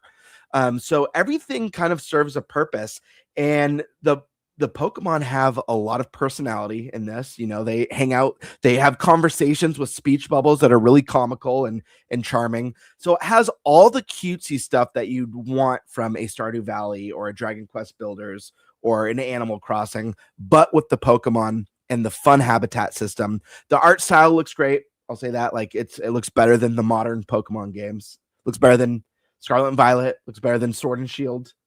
So that's a huge plus. The story is really interesting. Like Landon said, it sets up this world where you wake up and you have no idea what's happened. All the humans are gone. A lot of people don't mention the Pokemon are gone too. And part of creating the habitats is bringing Pokemon back to this world because they're all gone as well. And I'm not too deep. I'm only on in the second zone, or one of the second zones right now. But you find journals that are really fascinating that do lore building. I found journals about people talking about their initiation into Team Rocket and like why, or it'll say on the note Team R, like it doesn't specifically mention Team Rocket, but like what that was like joining, why they joined Team Rocket, their feelings about that, like outsiders' perspective of Team Rocket. A lot of really cool stuff that you don't really get too much of in the mainline games, at least written in a way that feels a little bit more interesting and world building. I found a very interesting journal. Just to I don't know how heavy the story's going to get. I don't know if the humans are dead, if it's that kind of post-apocalyptic world, or if they just had to evacuate or what. But without spoiling anything, I found a note where it's someone's journal entry, and they're talking about how they're depositing their Pokemon into a PC and how sad they are, and that they hope that there's a chance that they'll ever see their Pokemon again, and that they wish they had time to explain why they have to evacuate. And it sounds like this horrible, catastrophic event is coming. Almost like think of the side quest of Majora's Mask, where I think there's a mom who's putting her child to sleep as like the moon's about to crash into the earth, and like kind of saying their goodbyes. It's really neat. So I don't know how deep, dark, or heavy it gets, but it's definitely more intriguing than any setup, at least, we've had in some of the modern games. The music's phenomenal in this game. It's got all the classic tunes that you love and remember. remix, some with piano, some with like it just really beautiful. Think your serene kind of cozy life games with those iconic Pokemon tunes. You can find CDs as well of iconic Pokemon music that you can play if you have a CD player. I don't have a CD player yet, but I have a whole storage just filled with discs of That's like cool. Pokemon tracks. Super cool. And they'll even do sound effects like the evolution sound effect. That dun dun dun dun. It does that when your character's learning a new ability, like a new mutation. It's really cool. Let's see what else. Special abilities, infinite play value. I could say right out the gate. Let's see. Yeah, I mean, I've been addicted. You can do like your kind of blueprint house building, kind of like you get in Animal Crossing, where it's like, you know, you buy a certain type of house, you lay down the blueprints, and it gets built up over time. Or you could Minecraft it, or Dragon Quest Builders it, and build these really unbelievable structures in the game. And what's really cool in this game, I'm so happy they added this feature, and I can't wait to experiment with it, is they've added mouse controls for the building mechanic. So you can Minecraft essentially with a mouse in this game and build complex structures. I think that's awesome. I'm so happy to see that here. I can't wait to play around with it. Let's see. They've already have an event going on right now with like 3 exclusive Pokemon to the event, with new crafting items and new habitats that you can create. And this is really a game that I feel like we could continue to see these free little temporary updates, the seasonal updates, as well as I hope this game grows. I would love to see DLC come to this. Yeah, guys, it's just really, really addicting. And I know the Pokemon side, the catch 'em all side is a part of it for me, because I've not yet been sold on this genre of gaming. And I do feel like Pokemon was kind of that welcome that I needed to get me in. But it's truly been a lot of fun. And even, you know, me highlighting some of these things, the game is much deeper than anything I've articulated here today. And I think if you're willing to get past that slow, maybe 1 or 2 hours of startup, if you like Pokemon and you're in the realm that I'm at, where you're cozy curious, I feel like you should give this one a shot, because I think this game, in my opinion, blows Animal Crossing out of the water.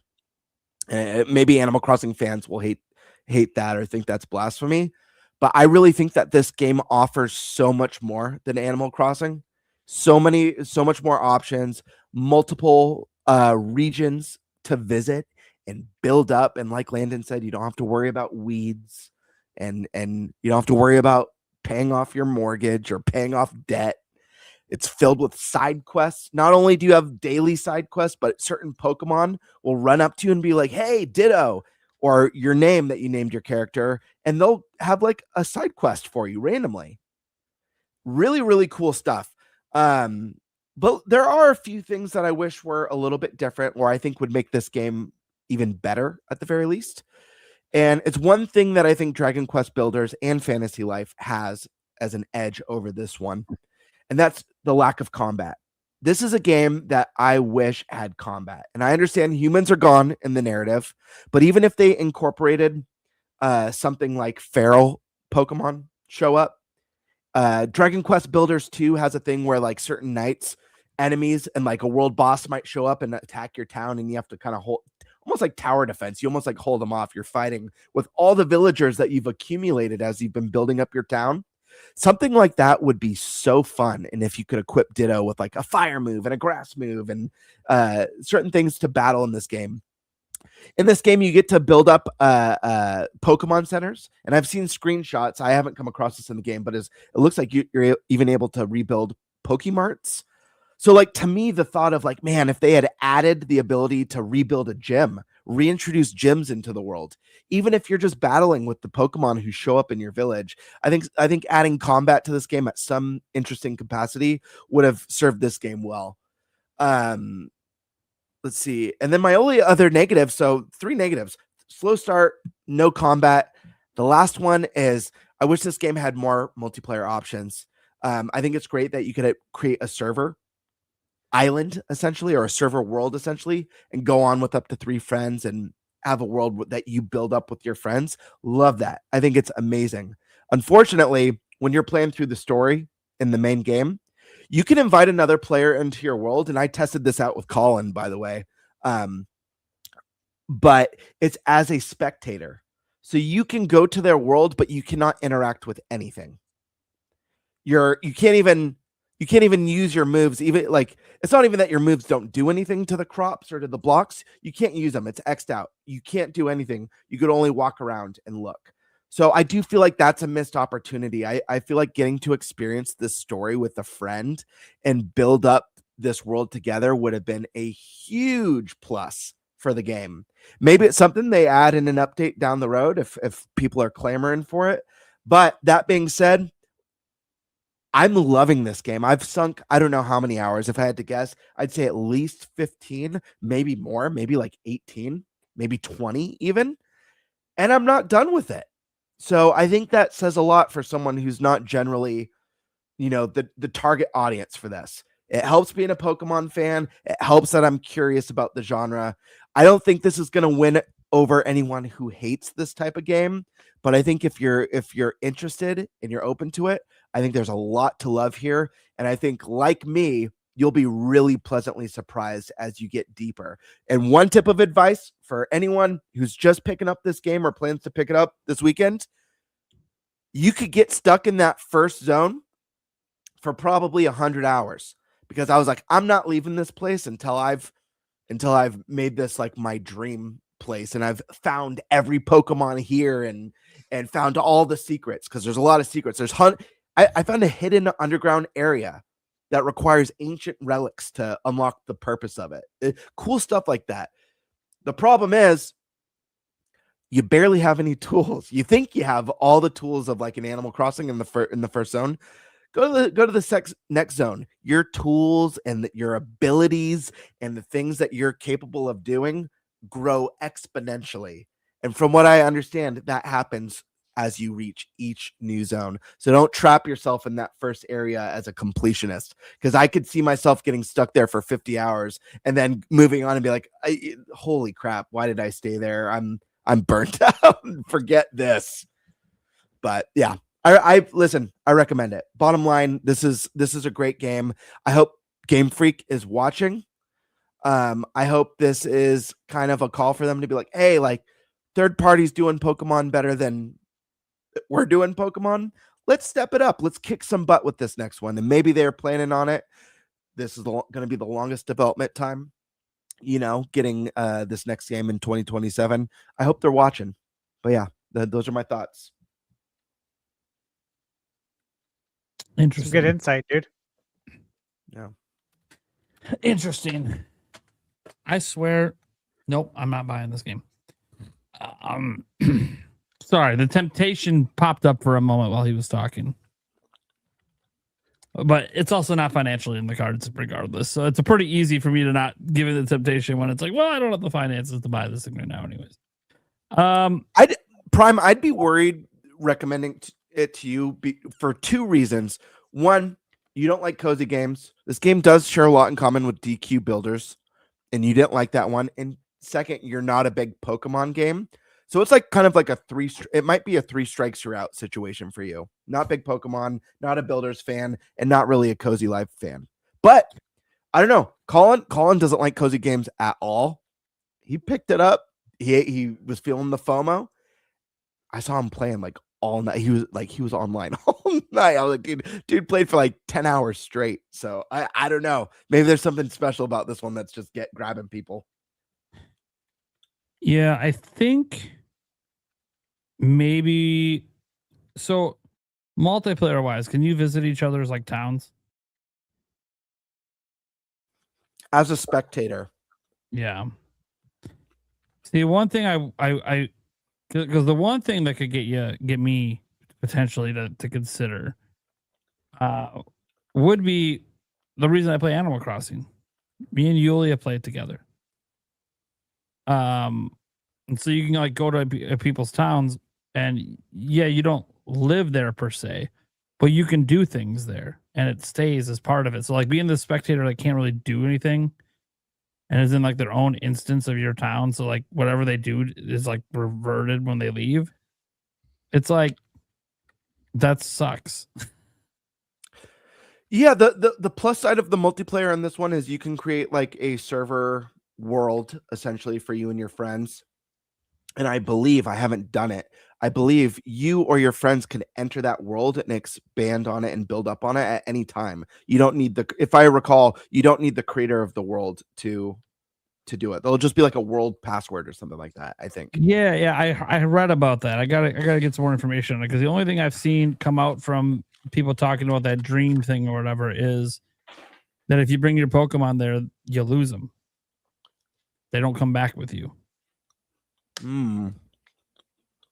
And that would suck, especially if they're not, if you go back to the world and they're no longer around. Might be an oversight. I don't know if that was an intended mechanic because that feels not good to like just lose Pokemon because you wanted to play with friends together. That said, I don't know much about the dream thing. I think that would be the one instance where Yuli and I could play together, but also it feels weird because when you're playing by yourself, you're not, I mean, I know you can go there anyways, but you know, I don't know. The spectator mode just feels weird. It just feels like it should just be just straight up let people in. And then when they leave, give the main player the option, I guess, if they don't like what the spectator did, to revert. Just have like a save state. But if you like what they did because they were helping you do things, even if you can't progress the story, they were helping you build habitats, helping you clear things out. Cool. That should just all be there. Feels weird. Like I just feel like it should be like it should be more like Animal Crossing with that aspect of it. But I agree. So recently didn't have Animal Crossing. Now has the multiplayer where people can come together and do a thing at a separate area. So I'm glad it has that. I guess I gotta get some more information on that because that is the one thing where if Yulia really enjoys it, then she's gonna want me to play. Like, guys, why do I play Fortnite? Because Yulia likes Fortnite. It's not because I choose to play Fortnite. But I do have fun playing with her. And if it's one of those games that, like Animal Crossing, that we can just get sucked into and like relax at the end of the day playing together. But then you started describing how it's like a spectator mode and it's like this. I'm like, well, that's lame. Yeah. Like, I agree. That's really lame, actually. That's why I say like one of the pros, I mean, it's kind of a wishful thinking pro, I guess, because I imagine like it feels like there's room for this game to grow. The game's massive. It is packed with content. Do not get me wrong, but it feels like a game like Splatoon or Animal Crossing where it's like, man, I want to be seeing these updates throughout the year. But not only that, I'd like to see some DLC where they really expand the mechanics and what you can do in this game. Multiplayer is no exception. You're right, Prime. Like, that's something I noticed right away. Me just being stuck as a spectator visiting Colin's world was a bummer. I want to be able to interact with his world, interact with his Pokemon.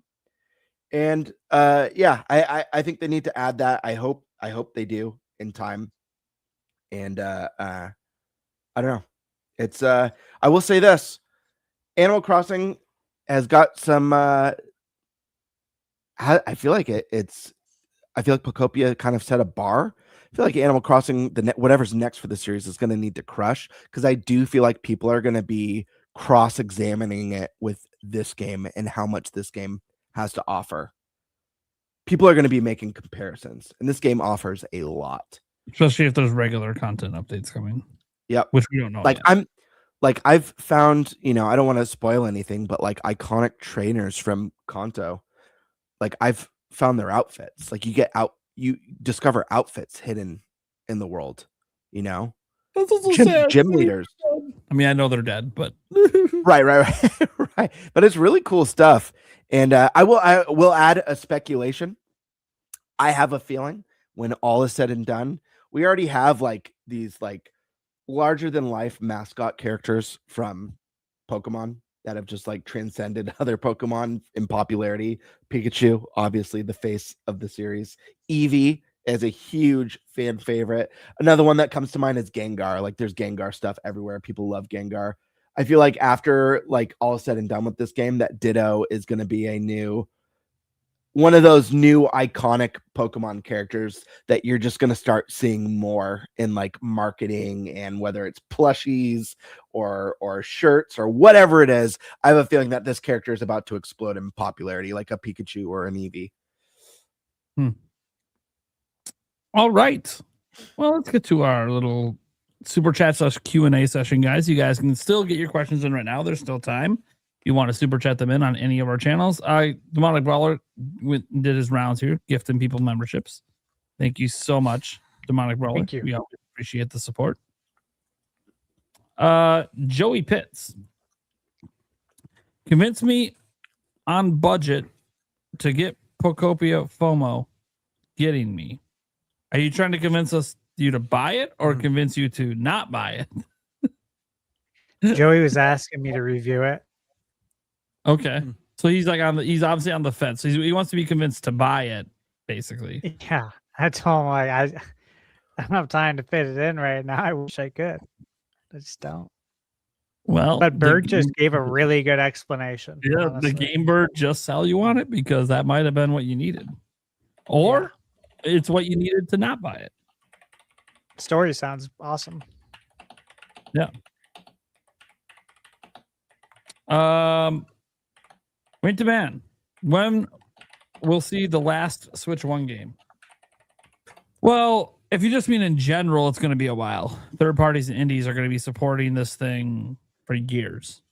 There's no reason not to, as long as they're getting sales on it, right?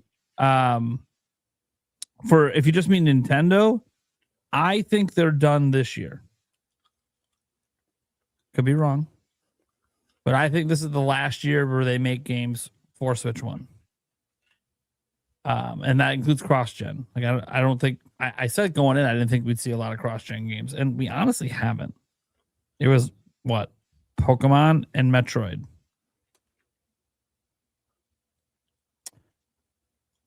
By the way, both of those games announced before Switch 2 was even revealed. So it's like they haven't really been doing the cross-gen thing. So yeah, you have Tamagotchi Life, you have Rhythm Heaven, and I don't know if there's anything else really coming from Nintendo for Switch 1. I think at some point they flipped the switch and said we're all in on Switch 2, which again, if you listen to Nintendo, they have repeatedly said they believe exclusive games sell systems. Well, doing cross-gen would be the opposite of Nintendo's strategy that exclusive sell systems, because then it's not exclusive. You don't have to buy Switch 2 for it. And again, this is one of the criticisms that PlayStation's had for years. I think the difference for Sony is they're not reliant on their first party to sell their system. They never have been, going all the way back to PS1. It's always been third parties.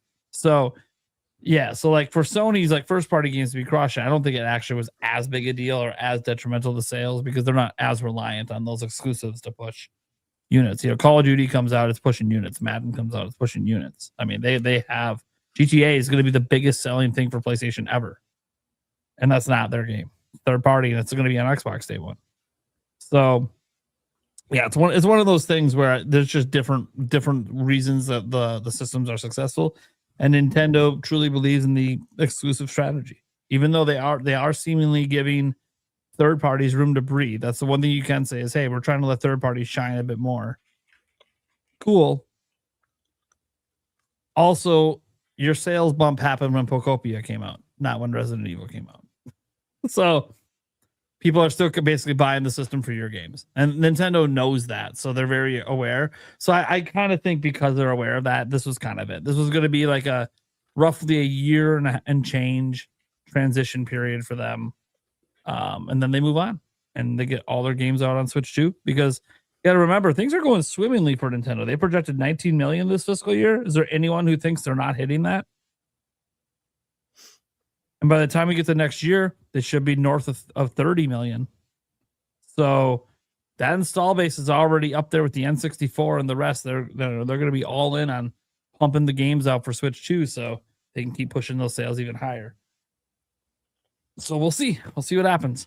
And I hope Furukawa's right. He was hoping that it was a really weird hope he did about keeping the price down. He said, because RAM prices are going up. If you guys go back and read what he said, he said that one of the things we hope is that as mass production continues, the other parts get cheaper to make up for the RAM getting more expensive. I found that really fascinating, as Nintendo made like 20 million in a year. They're already in mass production. I don't like, how much more can you make in a year? I guess they topped out with Switch 1 at like at 28 million in COVID, but a lot of that was like back stock, that they had sitting there from years prior. Like Switch Lights were barely selling and they sold out in 2020. So it's interesting to me. But who knows?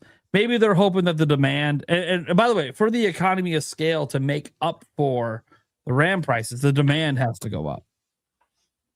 It has to get to the point that it's actually a little more difficult to buy a Switch 2 because the demand is just so high. And we're not there yet. The demand is good. It's solid. Pokopia is a great way to reinvigorate that demand. Now they just got to keep it going. And we'll see. I think Pokopia can carry for a little while. I think it's going to be a nice little boost for the next few months. So yeah, last Switch 1 game. Anyone else disagree that it's going to be this year from Nintendo? No, I think this year makes sense. Mm-hmm. I think third party in indie, it's almost impossible to predict. Yeah, but yeah, sounds about right. All right, Demonic Brawler. Okay, everybody, we got to will them into existence. Come on, EA, stop sitting on the goods. Why leave money on the table? The future is from the past. Bring back NFL Blitz, NBA Jam, and NHL Hits. Hell yeah! He wanted to put a little preamble to this time, a little more oomph into it. Come on, now's the time. A little bit more will. Now's the time. Bring it back. I love it. I love the energy that he put into it this week. A little extra oomph. Roller, I agree, Gaybird. Make them free with NSO membership. Yeah, the Switch 2 edition. It's just like they did it with Zelda. It's like, do it with all of them. Yeah. That'd be such a good value add and could potentially increase your subs. I don't know. It just feels like a no way. And you'd still get some sales because not everyone's NSO. So you'd still would get sales. Mm-hmm. And you get people that just like want to buy it because we want to own it, not rent it from NSO. Okay, fine. Mm-hmm. Like, I don't think it really hurts anything, but I don't know. These are high level decisions when Nintendo makes this stuff, and we'll never know all the reasons they go one way or another. I want the Legend of Zelda related to play for the 40th. Something Legend of Zelda related. Yeah, I mean, I guarantee there'll be something. It'll probably be an old game, but they'll have something up their sleeve. I mean, I guess there could be another spin-off. Can't rule that out. Just won't be a Warriors game. Like we had Cadence of Hyrule. So like, you never know. Maybe finally get the Dungeon Maker game.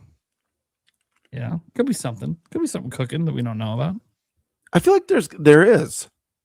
I really feel like there is something Zelda landing this year that goes beyond A Twilight remaster. Princess or Wind Waker remaster. And I think Prime, you've talked about this, and what do I know? But I do agree that like Aonuma chooses words carefully when he talks about Zelda, and it's so interesting. I believe you made a video about this, or you at least mentioned it when he was saying that he was hoping to have a Zelda game on Switch first before Hyrule Warriors Age of Imprisonment, right? You know the quote better. I know you covered it. Yeah, it's basically that, yeah. Why would you say that? If it was unrealistic, Because if there was like no remake, way it could ever happen. Because they had the remake coming and it just wasn't ready in time. That's what I'm hoping it means. It could also mean I'm one of a million different things, but it also means that they had something cooking internally for Zelda. That's why I hope it's the remake. But I don't know what it is. All right. Devon Brawler has an interesting question. Why can't I pre-order 007 First Light or Lego Batman The Dark Knight collection? Will Switch 2 not have pre-order bonuses? I hadn't even looked into pre-ordering these on Switch 2. Can you not? There's literally no pre-orders for like. What are we talking about here? Digitally, physically? Like I go to IO Interactive's website. If I hit pre-order, does it give me the Switch 2 platform? Oh, it lets you pre-order on Switch 2. It's not letting you do the collector's edition or the legacy edition. So you can get the standard pre-ordered, or you can get the specialist. But that's it. That is a little weird that they're not including Switch 2 into the collectors and legacy. That is a little weird. If that's what you're trying to look for pre-order bonuses, if you're trying to get like the top editions, that is a little weird. Because like the collector's edition, I mean, I'm not showing it on the screen, but like the collector's edition has like this gold mask thing that comes with it, like the physical gold mask. And then the other one has what looks like what gun is that? Famous gun. Yeah, the golden gun from GoldenEye. Yeah, it's got literally like a plaque with the golden gun and bullets and everything. It's really cool looking. That's the legacy version, of course, because that's referencing an old Bond game. Yeah, you can't get those. The only one you can get is the standard, and then the specialist one, as you can guess, includes like digital goods. I don't really know what's different. Oh, it has the classic tuxedo skin. That's it. That's all you get. That's different. The only extra thing. Nice. It's actually weird. Oh yeah. 24-hour early access only if you pre-order digitally on the standard edition. You don't get that on the specialist edition. You don't get early access on the Wait a second. Wait. Yep. I don't know, dude. This is the crazy thing about all these editions. I don't know why they do this. It's more expensive, but you don't get early access. That's weird. All right, whatever. Yeah, I don't know what to tell you, man. I haven't looked up Lego Batman, but these companies make weird decisions.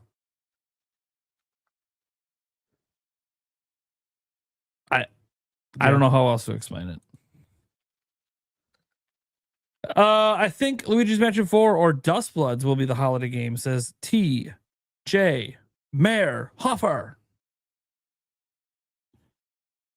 Yeah. I don't know that Dust Bloods would be the right move. I'll be honest. Dust Bloods. I think Dust Bloods should be a summer game. Yeah. Luigi's Mansion 4? Sure. They could pull it off with that. Again, like, look at what they did with, like, I was just gonna say, look at what they did with Donkey Kong. You know what I mean? Yeah. I think it needs something else with Luigi's Mansion,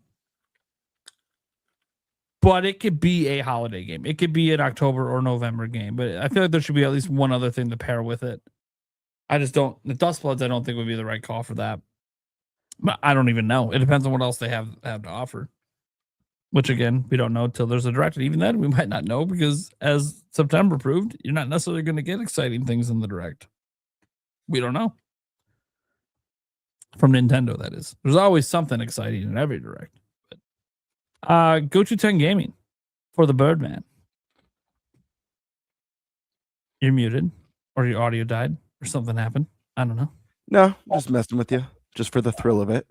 Well, you're messing with him. It's his super chat. Thank you, dude. Appreciate you, brother. Damn. Carcut. Nintendo Direct delayed until Elden Ring's ready. There we go.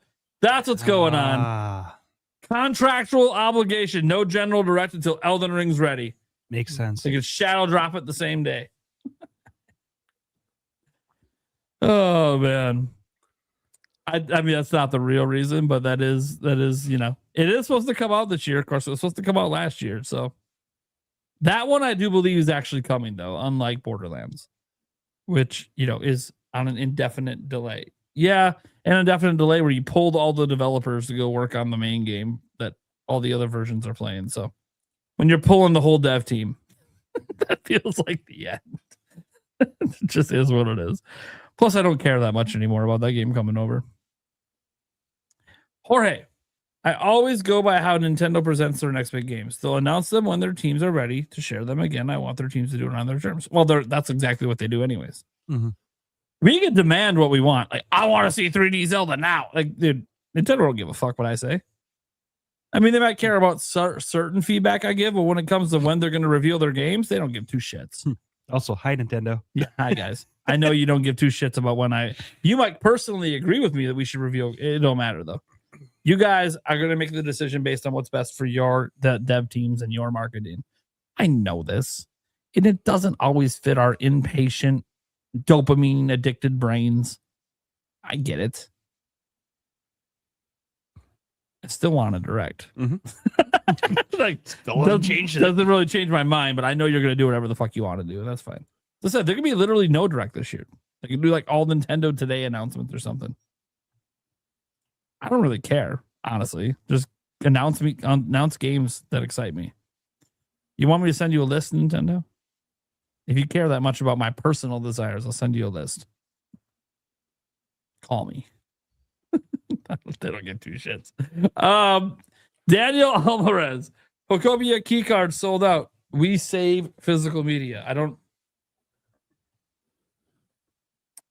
get the comment. Does anyone else get it? It's selling out, so physical media is good because it's selling out. Oh, he's basically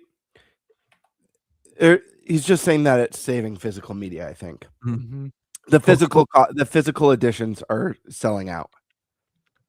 How is a key card saving physical? Isn't that advance us more towards physical going away? Because it's the physical version of the game.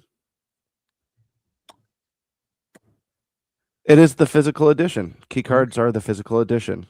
Mm-hmm. Right? Am I right or am I wrong? Yeah. No. I don't consider key cards physical. So it's tangible. Yeah, can you touch it? You can't touch the game. No, you have to download it. Fuck off! You can't touch the game on a key. You can touch the game and you can lick it. Yeah, you can. Oh, you can crack it open and touch the memory module the game's on. Oh, fuck off! What are you actually getting mad about this? Seriously, this is the first time I've seen Eric getting upset mad on the over podcast. key cards. Wait a second. Fuck AI, but key cards are good. I never said key cards are good. Okay, well, I'm not going to call a key card a physical game. I'm just not going to do it. It is a physical digital game because you could trade it in. But it is not usable without the internet. Internet doesn't exist.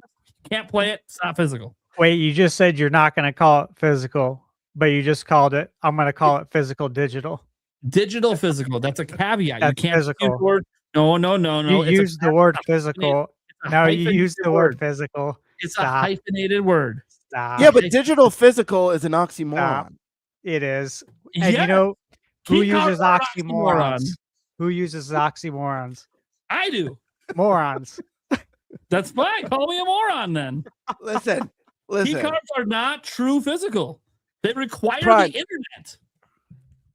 Nate, I'm trying to help you, man. Just give the people what they want. And what the people want is for you to call them physical copies. That's what the people want. Well, I'm not going to do that. People are sick of hearing it being called digital because it is a tangible object. The masses believe key cards are physical copies. Listen to the masses. Are you a person of the people? No, I'm not a person of the people. Never been a person of the people. Oh. My entire channel is built on what I say and what I like and what I do. It's not based on anybody else. The show this podcast is based on Fair all enough, of then. But my show, my channel, I cover the things I want to cover. And I've been very adamant that key cards are not physical. If it's something that needs the internet to function, that's not physical. So it's just, you could go into it. So if you have a device that requires internet, is the device not a physical device? What device requires internet? I don't know, a router, or requires internet service to. Technically, it does not require internet service. A router can be used locally. I guess. Okay. That would have been a better save. The modem. Yeah, the modem. I Fair can't. enough, modem. Fair enough, modem. I'm not a tech. We already know I'm not a tech guy. Modem. Eric, help me out here, man. Yeah, I am. Modem requires internet to work. Well, yes. I mean, it powers on, but It just powers on. doesn't do anything. That would be like if someone, like if I needed a modem and someone was selling it to me for a lot of money, and I asked, since it's digital goods, if I could get a discount on the price, since it's not a physical good. You're stretching this so far. I love it. This is something I thought Stash was gonna pull, stretching it to a modem or some shit. Instead, it's gamer doing it. Look, I don't care if you guys care about key cards. Don't you buy them? Do what you want with them. I have a couple key cards. I'm not gonna sit there. I'm not and interested in key cards. Go buy key cards. It's just funny to me because like I see the word "we save physical media," and then I think by buying key cards, I think that's the opposite of saving physical media. I think that's just furthering our descent to not have games on an actual cartridge, and everything's digital and requires the internet. I think it's just that's. By the way, I'm fine with an all digital future. I've been all digital on my PC for like 25 years, so it doesn't bother me to go that way. But I just seeing the words "we save physical" next to key card selling out feels like an oxymoron. The same thing that I just said I'd have oxymorons. I do, and I feel like this comment was an oxymoron. You're actually furthering the descent of physical going away, which is going to happen anyways. To be clear, we've all said this in the past. It's going to happen probably sometime in our lifetimes. There won't be like true physical games anymore. Not if key cards can help it. I'm not saying that I'll never buy another key card. I probably will at some point, especially if it's like cheaper than buying it digitally. Like that's the big thing. Like, Pokopia physically will have like some sale at a retailer that's cheaper than digital. Like it's going to happen someday. That would be the move. I feel like you just nailed it, dude. That would be the move. If Nintendo just universally made key cards cheaper. Just a cheap option. Can you imagine? it's like 15 buying it digitally. It just is. Yeah, mainline Switch 2 key cards are 60 or $55. Yeah, but digital it's 70, baby. Yep. Well, they would definitely further into the hey, we're gonna make key cards everything. But also people would be like, God damn it, they're like bribing us to get rid of physical. It'd be a power move, I'll say that.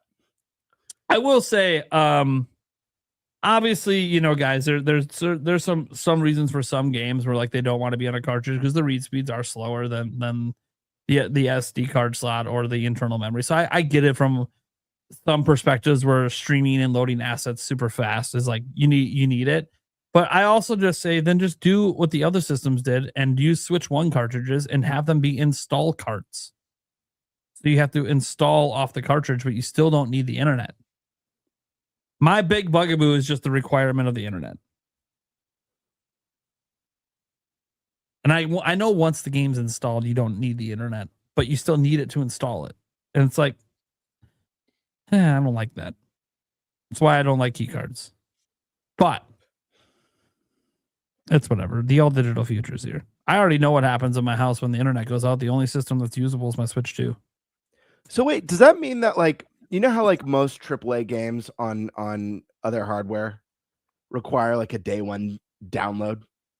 Like you have to connect to the internet to a day one download. Yeah. Does that mean that we've got it all wrong and that key carts weren't the start of this and that we actually have key discs? Oh, we've had key discs long before we had key cards. Mm-hmm. That's been a thing. Like I've seen people complain in the past, but is the uproar bigger with this because people expected Nintendo to be the last bastion of hope for physical media? The uproar is two reasons. One, Nintendo's honest about it up front. It's on the box. Yeah.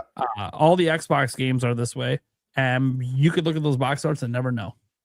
Yeah. Because it's like hidden. I've never heard someone complain about it with any other company specifically. And then the amount of adoption. So a lot more third-party games are using game key cards than use key discs.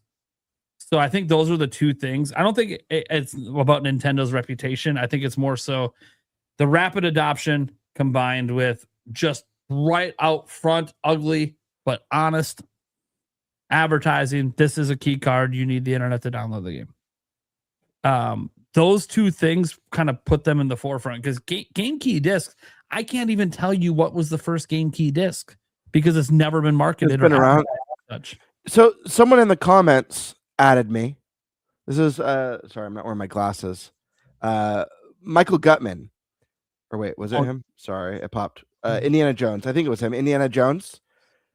Internet connection required. I think it was him who said it. Yes. Yeah. He said we have key discs that say internet connection required. For example, Indiana Jones on PlayStation 5.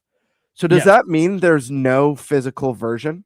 If key cards aren't physical versions and key discs, we're all in agreement because the rule has to apply across the board. Yep. So a key disc is not physical. Does that mean there's no physical version of Indiana Jones? No, except for Switch 2. Yeah, Switch 2 that will get it. But like Switch 2 edition. I'd be curious to see a list, and I don't even know where you'd find this list, but I'd be curious to see a list of every first party Xbox and PlayStation game from this gen and see how many are actually key discs versus for Xbox it's all physical copies. For Xbox it's every single one. So Xbox, even with the disc drive, it's basically a key disc console, and there's no such thing as physical media on the Xbox. Well, no, correct? There are third party games that are full physical. Probably a few. I just want to make sure because I don't have all the answers. I get stuff wrong on this podcast. I've gotten stuff wrong on my channel. I speak. I want to know. The key discs, I understand why there's not as many of them because one, you could put like a lot of 100 or 200 gigabytes on a disc, and they're super fucking cheap. So why not just do it? And so I understand for cartridges it's more expensive, whereas obviously I'm assuming the game key card is significantly cheaper than even the Switch 1 cartridges. So like I get it a little bit, but it really even more egregious to have a key disc if carts are way more expensive. I think key discs are egregious only because while they do say download required or internet required, it's always on the back of the box, small print at the bottom. Most people aren't looking at that shit when they buy the game. They look at the front and they buy it. And the front is exactly where it does not tell you that you need to use the internet. So it's interesting to me. And I think it's egregious because a lot of people weren't even aware it was a thing until key cards got announced. And that is because the game key discs came out during the era here in PlayStation 4 and PlayStation 5 where you have to install your games. And most people aren't paying attention if that installs off the disc or if it's downloading it. So it felt really scummy when you think about it in hindsight because they took advantage of people that didn't know the difference. And now you have more and more games that are like that. And it's only going to get worse moving forward, I'm sure, if they even keep a disk drive on the next systems for anything other than backwards compatibility. And at least, I always said this about Nintendo. I mean, we can be mad about it, but at least they're being honest and upfront and they're not trying to hide it. There's no scheming here. So my last question then, that makes sense. I think that makes a total sense. Their scumminess is out front.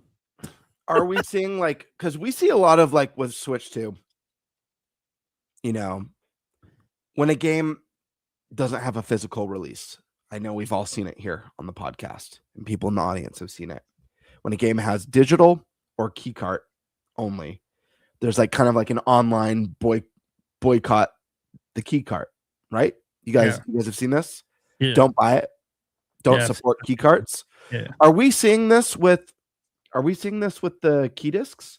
No, because they still don't know. Most consumers don't know. They still don't know. You have to be educated. This has been going on for over a decade. Yeah, I know that. I'm aware of that. When Nintendo released the keycard, as Nate said, they were honest. They came forward. They explained it, and everyone's like, they threw a fit. And then when a few people pointed out said, that hey, this has been going on for years, it was just like they didn't want to hear it. They but just here's wanted to what's keep complaining. But here's what's weird about that to me. And I hate to prolong, like we've sidestepped, but I do find this conversation really interesting because the thing is that I think the casual audience, I'm not talking to people who are tapped in, I'm not talking to people watching Nintendo, PlayStation, or Xbox podcasts, people locking into IGN or GameSpot or whatever, Kotaku or Polygon or wherever they get their news, or even following game development or the industry on Twitter or whatever social media they use. I'm not talking about those people. I'm talking about the majority of people who are just casual gamers who like to pick up the consoles, get excited for the new thing, pick up games for them, their friends, their family, whatever. Let's be real. A lot of people probably have no idea what, even if it says key cart on the box. I'm sure a lot of parents, a lot of casuals don't really even pay attention. They go into a store, oh snap, like they remade Final Fantasy and it's on Switch too. Hell yeah, I'm going to pick that up, you know? Oh, this looks like a game my son would like. I'm going to pick it up. I feel like a lot of casuals don't understand because even when keycards were announced, people who were paying attention didn't quite understand even. So my thing is, like, obviously there's going to be a lot of casuals who don't understand that, especially because it doesn't say it on the box for Sony or for PlayStation. But the fact of the matter is, a lot of the people that I see really upset about keycarts and boycotting keycarts are people I see commenting every single day, following every single story, every single thing. I say it's like people following dedicate their lives to it. Absolutely. So you know that's that where that's the disconnect for me. Mental illness. So yeah, absolutely. I agree, bro. I agree. And I just get it in my comments on my reviews. They're like, game looks great, but it's a key card, so I won't buy it. I'm like, you're an idiot. But okay. You know what I mean? I'm just like, this is crazy. People are literally, it's mental illness, bro. It's what it is. Right. So I haven't paid enough attention to the Xbox scene to know that, like, maybe we don't know the number off the top of our heads, but let's just say 85% of Xbox Series exclusives are key discs. I knew that this was a thing for most AAA games on the platform, but I've never seen people say, like, I imagine, Fable will have that message, internet connection required. There's probably going to be some sort of online download. It's just a guess. Or Forza, the new Forza that's coming out, I think especially will have it. I'd be curious to see those messages for boycotts, since those are key discs and there's no true physical copy. It'll never happen. Interesting. It's not in a major way. Why? And I know I know no one here is of that mindset. I could care less. I don't own a single game keycard. I'm not interested in owning them because, for me, it's like I'm going to buy physical anytime there's physical. And if there's not, I'd rather just have the convenience of the digital copy. That's where I stand with my collection. And for some people, they like physical because storage space. Sure. Like that's a big thing too. And I get that games are getting bigger. Yeah, what I don't understand is the lack of an uproar with the other people who've been doing it longer. Yeah, it doesn't feel like equal uproar. It's like we're excusing, the uproar never happened on PC. Now, granted, when PC started going all digital, this was like very early internet blowing up, so not as many people around to complain about it. And people realized just how much more convenient it is on PC to not have a disk drive and just download everything as internet got faster. Like, it just made sense, right? When's your computer not hooked up to the internet? Oh, when your internet's out, which happens. Crazy. I feel like it happens more today than it did to me back then. But anyways, back then I still had some dial-up, so people pick up the phone, the internet goes on. That part's like little dial-up days. Also, fuck you. When you open the goddamn thing, you touch a board, you don't touch the game. And either way, you touch a board when you open up either one of the cartridges, so fuck off. Holy shit. He's been holding that in for like a half hour. And I'm just like, none of this changes the fact that you need the internet to play. That's a huge difference. It's a massive difference. Here's physical. And why are people go ahead. There's when it comes to key cards, I do want to mention that, a lot of people say I'd rather just get digital if it's on a key card. And for the most part, I'm with you on that. And I've been doing the same thing. Yeah. I will say there are like a couple of instances, all right, like 2 off the top of my head. One, like the Resident Evil Generation Pack. The fact that you can get all 3 games for significantly less price than buying them on the shop. Okay. Yeah. And it comes in a 30th anniversary slipcase, which is cool, but it's cheaper too. Final Fantasy VII Remake. Also, if you've been a lifelong Nintendo fan, having something on your shelf like that, considering the history of it, has some value to it. And it also does come with some stuff. And it's the same price digitally. But like something like that's more meaningful. The other case too, like last year, WWE 2K25 came out, right? $70 on the eShop. Amazon selling it during Black Friday for $15 with free shipping. Okay, sign me up. Outside of that, though, you know what I mean? Like, if you can get a better deal, or if there's true like collector value to you or sentimental, just having that box, essentially. Yeah, like sometimes you get a physical pre-order bonus is sometimes a thing where you like get a physical item when you pre-order. Like I get it. Like, I'm not, guys. As much as I like bitch, I'm not like this big anti-key card person. I think it is a way to one thing that it does do that there isn't a clean way otherwise is give you the ability to trade and sell your digital games, which is kind of neat. Even if we know it's just you have something physical. Yeah, it is really nice to be able to have the opportunity to play digital games. You're right, Eric. I have a physical game code on the thing that allows me to play. Yeah. It is like when we used to get those scratch offs with the game key up for PC. You know, that's how much physical you have is that key right there. I can hand you the key and you could use it. I can have the key and I could use it. Because PC back then was weird because don't give a shit. PC was weird back then because you could install it on an unlimited amount of computers. It was kind of fucking nuts. You didn't need the code after you installed it. Yeah, right.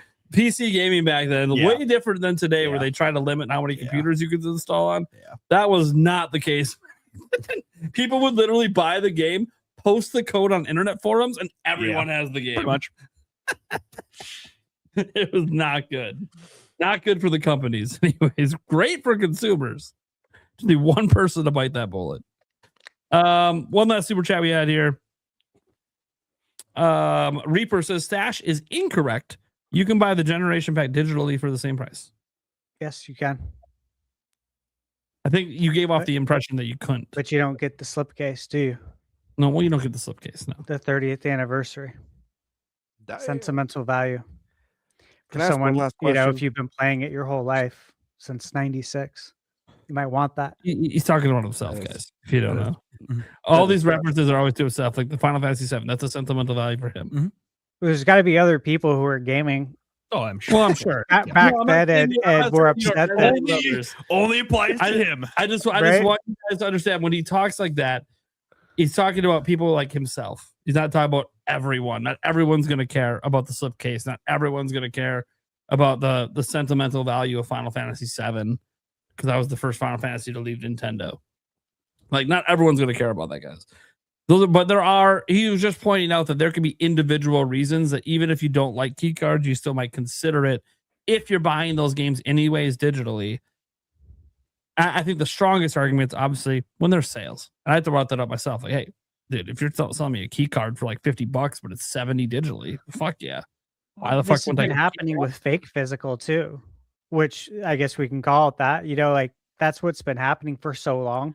How many times could you get games way cheaper in store versus the PlayStation Store price? Or How about the the entire Switch generation at Walmart walking store $10 cheaper on launch day? Yeah, all the time, dude. Yeah, Literally, it was a thing. The entire Switch gen. I can't tell you how many games they got for like $10 or $20. And you look on the eShop, full price. All the time. And yes, folks, it does go the other way. There are sometimes digital sales when the physical are not on sale. It does go both ways. That's why it's important to have both. Yeah. I don't think guys being like, there's some people who are just anti-digital all around. I don't think that's a good mentality either. There are so many games that will only ever be digital. Why would you just Is there really people like that? Because the reason why I asked that is this was going to be my last question. Was there a huge boycott backlash for Steam? Or is there one for Steam Machine? Excluding price, like price concerns. Steam was a little nothing will. Yeah, but nothing's going to damage physical more than Steam. In gaming space, a physical media. Oh, I know. There was almost no backlash. Could be that when PC went away. I know. But what about fears with Steam Machine? Are people saying don't buy Steam Machine because this could be the final nail in the coffin for physical game media? Because it could be. Well, why would they say that? It's a PC. PC doesn't have physical, so why would that matter? Xbox is probably going PC. There will be a bigger backlash if there are no PlayStation 6 or Xbox models that come with a disc drive. There's 0 at launch. But what would it matter if PlayStation 6 has a disc drive if it doesn't have physical media? Let's assume that 90% of the game coming to PS6. Backwards compatibility. Okay. That's the reason. Yeah.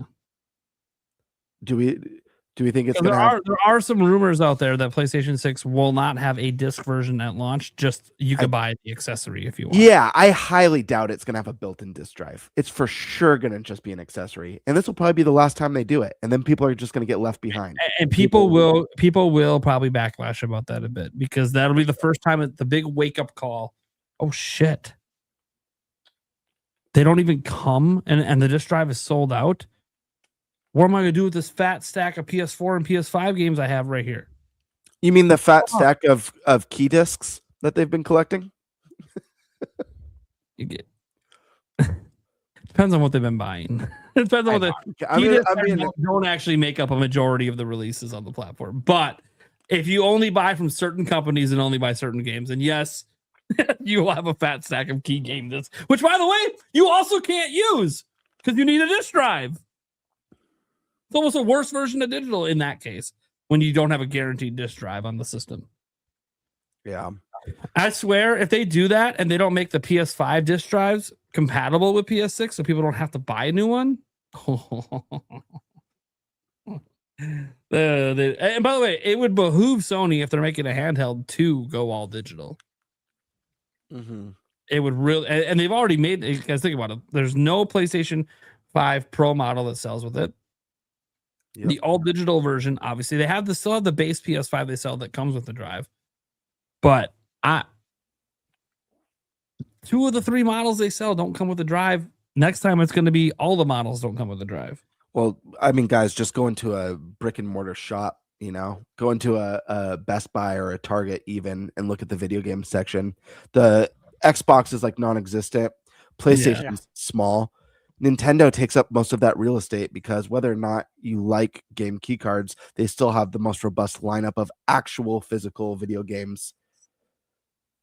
Yeah, and people still come in and buy. I think it helps that one thing that Nintendo has going for it is because of this appeal to everyone, especially around the holidays, like lots of grandparents and stuff like to come in and buy tangible physical items to give their children.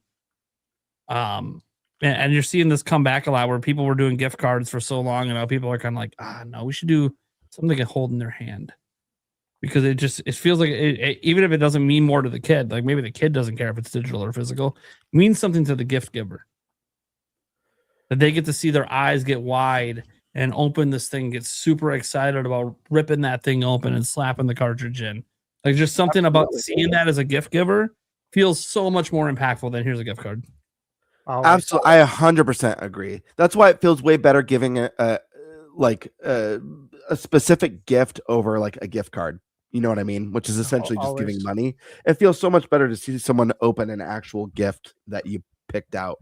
I get it. You know what I liked? The Wii. When you could gift games. I bought my cousin some games on the virtual console. Yeah. I think I bought them like Earthbound. Why can't we do that today? Because we grew up on that. There was like a few games I bought them, and you had like a present notification and was like, what is this? I got you some games. That is weird that we could do that so back cool. then, but we can't do that today on Nintendo. I don't know about the other platform. We can't do it on Nintendo at all. Sucks. You can't do it on the other platforms. You can't. I know, not on Sony. I haven't tried on Xbox, but I also don't know a lot of people that play Xbox anyways. Don't know that I'd want to gift anything on there. Can't. I'll check Xbox Series here. I have Xbox out of necessity for exclusives, which is not Xbox. You can. Xbox allows you to gift digital games, DLC, and subscriptions directly through the console store. So, I wonder if it shows up as a present or just an email. I've never tried it. Yeah, it probably pops up in like a sterile email. It'll be like the notification thing. It'll be a notification. The curious is when you click on that notification, does it do something cool on screen? Like that's what I want to see. It does like this cool little congratulations or you got a new thing. Like that would be cool. Nice. I've never used it on Xbox, but that is a good point. And in the fact that you're right, Nintendo used to have that way back on the Wii. It's like, okay, that was a really good idea. I should have kept that around. And how's it hurt you? You're making more money because people are buying things for other people. It's a win-win. Yeah, it was legit. But oh well, is what it is. Hopefully it comes back. I mean, the fact that Xbox is still doing it, cool. Let's get the other platforms on board. That'd be nice since the other platforms are the more relevant in the console space. Dude, nice there's this turd game that I've wanted to review. Like I know it's going to be a turd. We've talked about it. Oh no! But I've wanted to spend the money because I know it's a turd and it never goes on sale. Obviously, they saw it at Walmart, $10. I'm sorry. What game is it? NBA Bounce? You got yeah. No fucking way you bought NBA Bounce. You said you would never fucking buy that trash. No, you know what? I told Michaela, I said, look, a lot of people have asked me to review this game. And I am a man of the people. When they ask, they really want me to review something, I'm like, all right, I'll do it. Watch it. Loving it and think it's the best thing since NBA Jam. Dude, I watched a video like an hour ago. Just real quick here on YouTube, and I was looking at it. I'm like, God, this looks like shit. Looks so I'm like, oh God, this does not look good. 30 frames per second, 720p, but it's like 30 frames on a NBA Jam style basketball game. That ain't good, bro. It just looks horrible. But hey, you know what? I'm gonna play and give it an honest review. Dude, see what happens. I just realized I started glassing the chat, dude. We have started a firestorm in the chat of people just raging and debating physical versus digital. It's fucking insane. Hey, really? I'm so glad I didn't read the chat. Now that I'm glad, I'm like, oh my God, we started a war. All right, I'm getting the fuck out. I'm getting the fuck out. We got to end this show. We got to pull the plug on this show. I'm not, guys. I wasn't about a war. It's fun to have the debate when we're all just friends here. I actually still buy digital all the time. Like, it is what it is. But Jesus Christ. All right, let's get the fuck out of here. Go around the room, let us know what we got going on, and then peace out. Gamebird, what's up, man? Guys, you know where to find me. First off, Gamebird Classic here on YouTube or on Twitter at @the_Birdmaster. I did do a video recently, not on my channel. I actually guested on one of our guest channels, N64 Josh. He has, let me see, what's this show called that he just started up? NPC Interview. It was live last week with N64 Josh. Guys, I had so much fun doing this on his channel. It was one of my favorite collabs that I've ever done. We just talked about our past, how we got into Nintendo, you know, some of the titles that are important to us throughout the years and certain memories through each generation. Really fun video. And if you guys are interested in getting to know me a little bit as a gamer, I definitely recommend you head over to his channel, give him a like, a subscribe, and check out that video. I've got a bunch of content coming. I'm not going to say anything more than that. Just stay tuned. Life's been crazy. I've been sick. had a loss in the family, so I apologize. I have like a stack of stuff that I'm working on though, so it's just a matter of time before it's pumped out regularly. So hang in there, guys. It's coming. I'll give a plug too for Josh. I've been on his podcast. I will say it's always like it's a great time with Josh. He's great to talk to. So I'm interested in watching your collab with him, Gamebird, just because Josh is just good people. He's obviously he hung out. We all hung out together the whole time at PAX, and we'll see him again there in the end of August. And we probably won't let him recommend where we go for pizza. I will gladly go back to the place we got the slices from. Yeah, that was good. Yeah, the last place. The last one was good. Yes. Yeah, when we got the honey hot sauce. You mean when he just looked it up on his phone and said, "Oh, this is the highest rated place." Oh, what a shocker! It's affordable and good tasting. Who knew? Look, he did good there. Yeah. The sake bombs, obviously. That was great. I mean, like, you were at a place that had sake bombs. Yeah, that was. Yeah. I wasn't a big fan of the ramen, but that's okay. Sake bombs were made up for all of it. But the first place, that's what where. A waste of money. You're just getting basic pepperoni. Yeah, I'm not into this bougie ass bullshit. Yeah, I'm not into that either. Hey, at least we stopped before going into that one pizza place that was like $50 a pie. Well, that's about what I said. Pie. No, I mean the first place we went was cheaper, quite a bit cheaper than what that when we were wandering around trying to find when we ended up Mexican. Oh yeah. That pizza place that we almost went into was really insane for pricing. And I should taste a full physical game key card to see if the taste is different. Yeah. Between a full physical and a key card?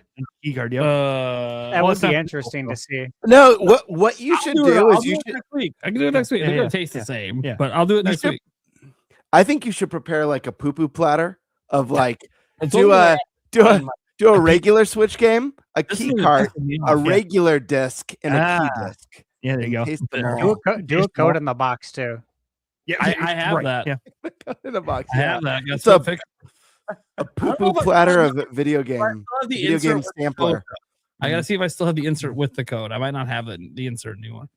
I'll have to check the box for that one. The thing that's freaking me out right now is all of my games that I do have physically, they're in like this like JSOX really nice metal thing. I don't know where the fuck it is. This? Like this? Yeah. And I don't know where the fuck it is right now. Yeah, I have that exact one. I literally don't know where it is at all right now. I couldn't even tell you. You're like, well, how are you playing your games? Guys, I said I play a lot of digital games. Most of my games are digital. Mm-hmm.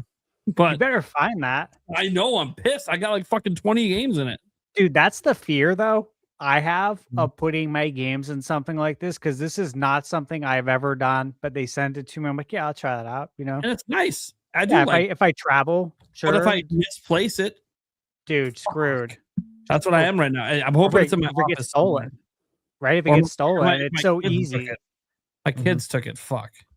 This can store 40 games. So like if you lose this, you're in trouble versus misplacing one game. Yeah, misplacing one. Dude. So risky. As we were talking about Josh, yeah. You guys reminiscing and how big of fans of me. Well, are you this big of a fan? This is his book. What is that? I didn't even know he wrote a book called Another Castle by Josh Schmidt. And it's funny you don't know, since I bought this while he was talking about it while interviewing you. Funny, I paid more attention. I wasn't even the one being interviewed. When you first held it up, I thought it was a menu from the pizza restaurant. Yeah, it's also like reversed. Yeah. I'm like, did you take the menu?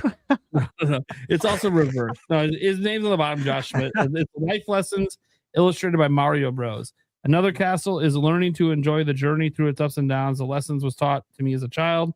While playing Super Mario, it carries over to every aspect of life. I take a look at my life and my struggles with depression and my journey as an entrepreneur and content creator. If you're thinking about creating content, you'll find a few chapters with some best practices and lessons from my mistakes over the last 6 years. When life hits you with those Another Castle moments, find The joy in the fact that your journey continues. Oh, that book. Good.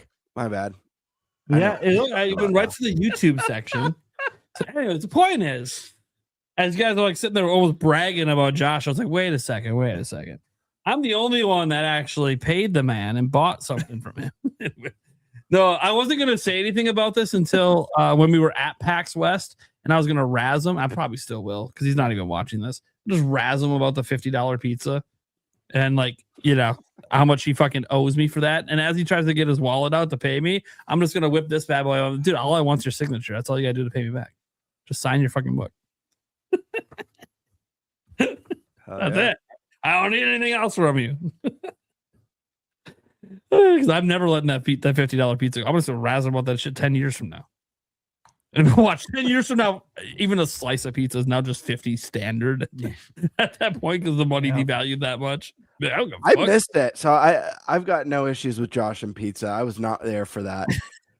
The only pizza memory I have from Seattle is when we were looking for dinner that first night and we were stopping at that pizza place and they were like, we're like, how much is it for like a medium pizza? And they're like $90. Yeah. Or whatever it was. It was like an insane amount. I forget what. And we're just like, next. Yep. Good for you. We looked at him like the size of a car. we looked at him like, dude, you must be smoking crack. There was also like no customers there too. Yeah. It's like, wow, your business model's really working well for you. How many other people walk away the moment they hear the price? Like, Jesus Christ. Be different if you were packed. Then it's like, okay, you're a bougie place and you get away with the prices because you have your customer base. I don't know if you have a customer base. It was not even bougie. It just looked like a pizza shop. Like, yeah, it looked like a standard pizzeria. Like you'd be downtown New York walking up to a billion pizzerias. That's what it looked like. It didn't look like anything special.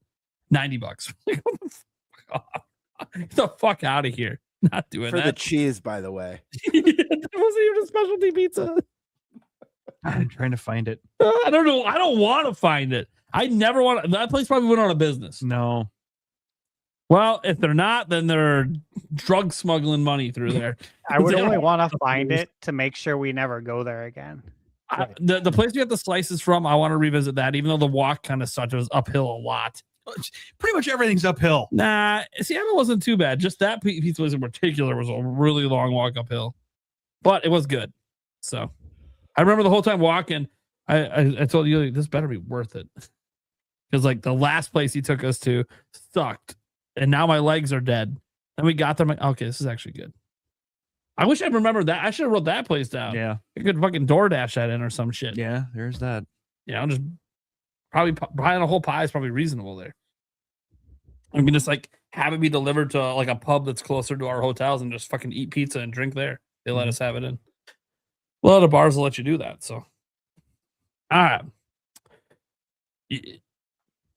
Dude, you know what's funny about? I was just thinking about that really expensive pizza place we went. Mm-hmm. We could have just ate at the first bar that you guys were at. Yeah, they had food there, including pizza. But we decided including pizza. But we had to follow Josh. We had to go to Serious Pie. Yeah, we had to go to where Josh wanted to go. Because you know he grew up around there, so he knows everything. Yep. That's right. Yeah.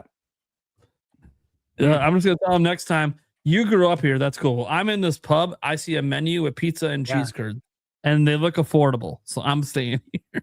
You may have grown up here, but times have changed, my friend. You might have grown up here. I didn't. So $50 pizza. No. I'm from Wisconsin. We have $2 beer. So let's set the expectations here. I'm in a city. I expect to spend 6 to 8 for a beer. But if I'm in a place and they're saying 15 plus, I'm the fuck out. That's how it is too here in AZ. Like if you're in the city and you know you're at certain places where you know it's going to be a little bit more, like you come to expect it. But if you're going to like the neighborhood bar and they try and charge that, good luck. Yeah, get the fuck out of here. I'm not willing to pay that. No, but yeah, these I other can go people to are. Milwaukee in Wisconsin, and you can get some more expensive drinks, but like, there's still find your bars that are like, nah, man, it's like $5 a beer. I'm like, yeah, I used to be able to get a pitcher of beer for $4.50, and it was a Yeah. 52-ounce pitcher. Yeah. And they'd be like, how many mugs do you want? None. None. This is my mug. This is the mug. Always. Oh, I don't need one. What's it for $4.50? Fuck it. This is me. Yeah. You gotta buy your own shit. Save the dishwasher. It's all good. I'll just drink out of this. Always. That being said, and I believe Stash, I've drank with him now one night. He can handle himself. Oh, I'm looking forward to another night of that. That said, Eric, what we got going on? Where can they find you? I don't have a whole lot going on. They can find me Clips channel, the audio podcast, and we need 2 more followers to be on the first page for Fantasy League. Wow. Come on. Guys, sign many up. followers Please are do we this. We're at 27. Nice. The bottom of the list is 28. So to get for sure past them, we need 29. I'll post a link to our thing. You got to sign up. People. The reason that we don't have as many is you have to sign up to the site. Sign up. It's to free, follow us. It is free, but you have to sign up to follow us. But then you can also follow the league all year. You don't have to wait for us to update you guys.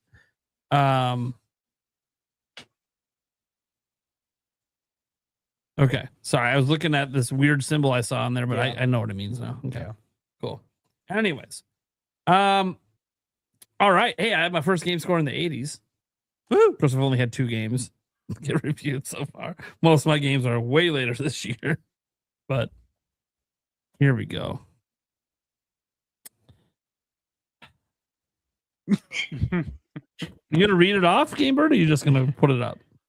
No, I like the silence. The quiet was peaceful. Okay, what about the people that are listening to the audio version? Daniel says, "LOL, my keycard super chat was meant to be a joke. I went away, saw the discussion later about keycards, and saw Eric fight back. Love it." Yeah. You literally your little super chat joke derailed us for like 25 minutes. Oh yeah, but it was a great conversation nonetheless. Because it's an interesting subject. That's always a great conversation when everyone gets to pick on me. It is what it is. That's true. Maybe I might have went hard there. Let me think for a second. I've never seen Eric go hardcore, so that was a real delight. Oh, he's done it to me many times. Well, in person a lot, but he's done it on the show before. I love it. And the fact that he held it in for like the whole discussion. It was like 20 minutes later. And I instantly knew what he was talking about. I'm like, dude, that was so 20 minutes ago. What the fuck? He held it. Like, I'm just gonna wait. I'm gonna wait till everyone shuts up and I'm getting it in. Yep. If you need someone to be patient, Eric's your guy. Thunderstash, we got going on. Where can they find you? Find me on YouTube at Thunderstash Gaming and on Twitter at Thunderstash_YT. And always a lot going on. I posted my Monster Hunter 3 stories review on Monday. That comes out on the 13th. Lots of stuff coming up. I have a game that I was working on for review. The embargo's tomorrow morning. And my save. And this is one thing that doesn't get talked about. But when you get games early, like shit sometimes happens. You know what I mean? And like my save for this game became corrupted. And also while I was playing the game, like, when you get tutorial pop-ups in a game and it will tell you like I got a new ability and it says press and hold this button to do this. And then you do it and then it disappears. Well, this tutorial came up like probably 30 minutes into the game and it stayed static the whole time. Your whole several hours into the game, it's still on the screen. It's like it's burnt in there. And I'm like, this is not good for B-roll footage, right? And so when I had emailed them about the now corrupted save file, I can't even access it. It's like it sucks because it's kind of like lost time because I planned my schedule out to have this review out. And now they're working on trying to get me a save that looks exactly like the save I have. Like they're going to build me a save. Yeah, it was really interesting. I'm like, here's my B-roll footage. I was recording the whole thing. So you're more than welcome to have it and see if you want to reverse any of the stuff. But this is where I was. This is the percentage on the map. It's a Metroidvania. So yeah, sometimes shit like that happens and it's unfortunate, but I never say what the games are because these things happen before. Before that final retail patch. And that's sometimes what you got to deal with. So I had something. We'll see if they get back to me tomorrow. But there's so much. I got Planet of Lana 2 for Switch 2. I got Shadow Tactics, which comes out on the 18th. Embargo is Monday. I got Fallen Tier the Ascension Monday as well, embargo. I got Ariana and the Elder Codex, which is a very cool game. The Midnight Walk. You got Mega Man Star Force to check out. Machine Gun Fury. Mr. Sleepy Man. The Super Bomberman collection. The Rayman collection. I've been working on wrapping up AC Shadows at night.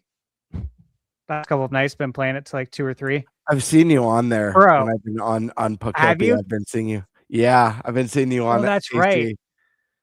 There's a few. I had to like private my account, but a few people. Do I have any of you? I don't even know. I have anyone on my list. I have you, Prime.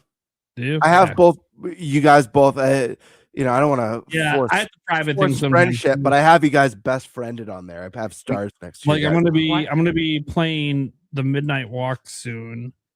Oh, good. Because I'm not reviewing. Obviously, I don't do reviews. But they're how do I get you on? They're sponsoring a dedicated video. But I have to hide that I'm playing it. I mean, I can mention I'm playing it, but I can't show on my friends that I'm playing it. So that's why my account's hidden on everything because. Everything I'm playing, I'm not like gonna risk it. And they're like, I need to hide it. I'm like, don't worry, I keep it hidden all the time now because I'm always playing something that's not out. So I don't even want to risk that. But all that stuff, you guys see it, but I have to hide it from everyone else on my list. There's more games too that I'm working on.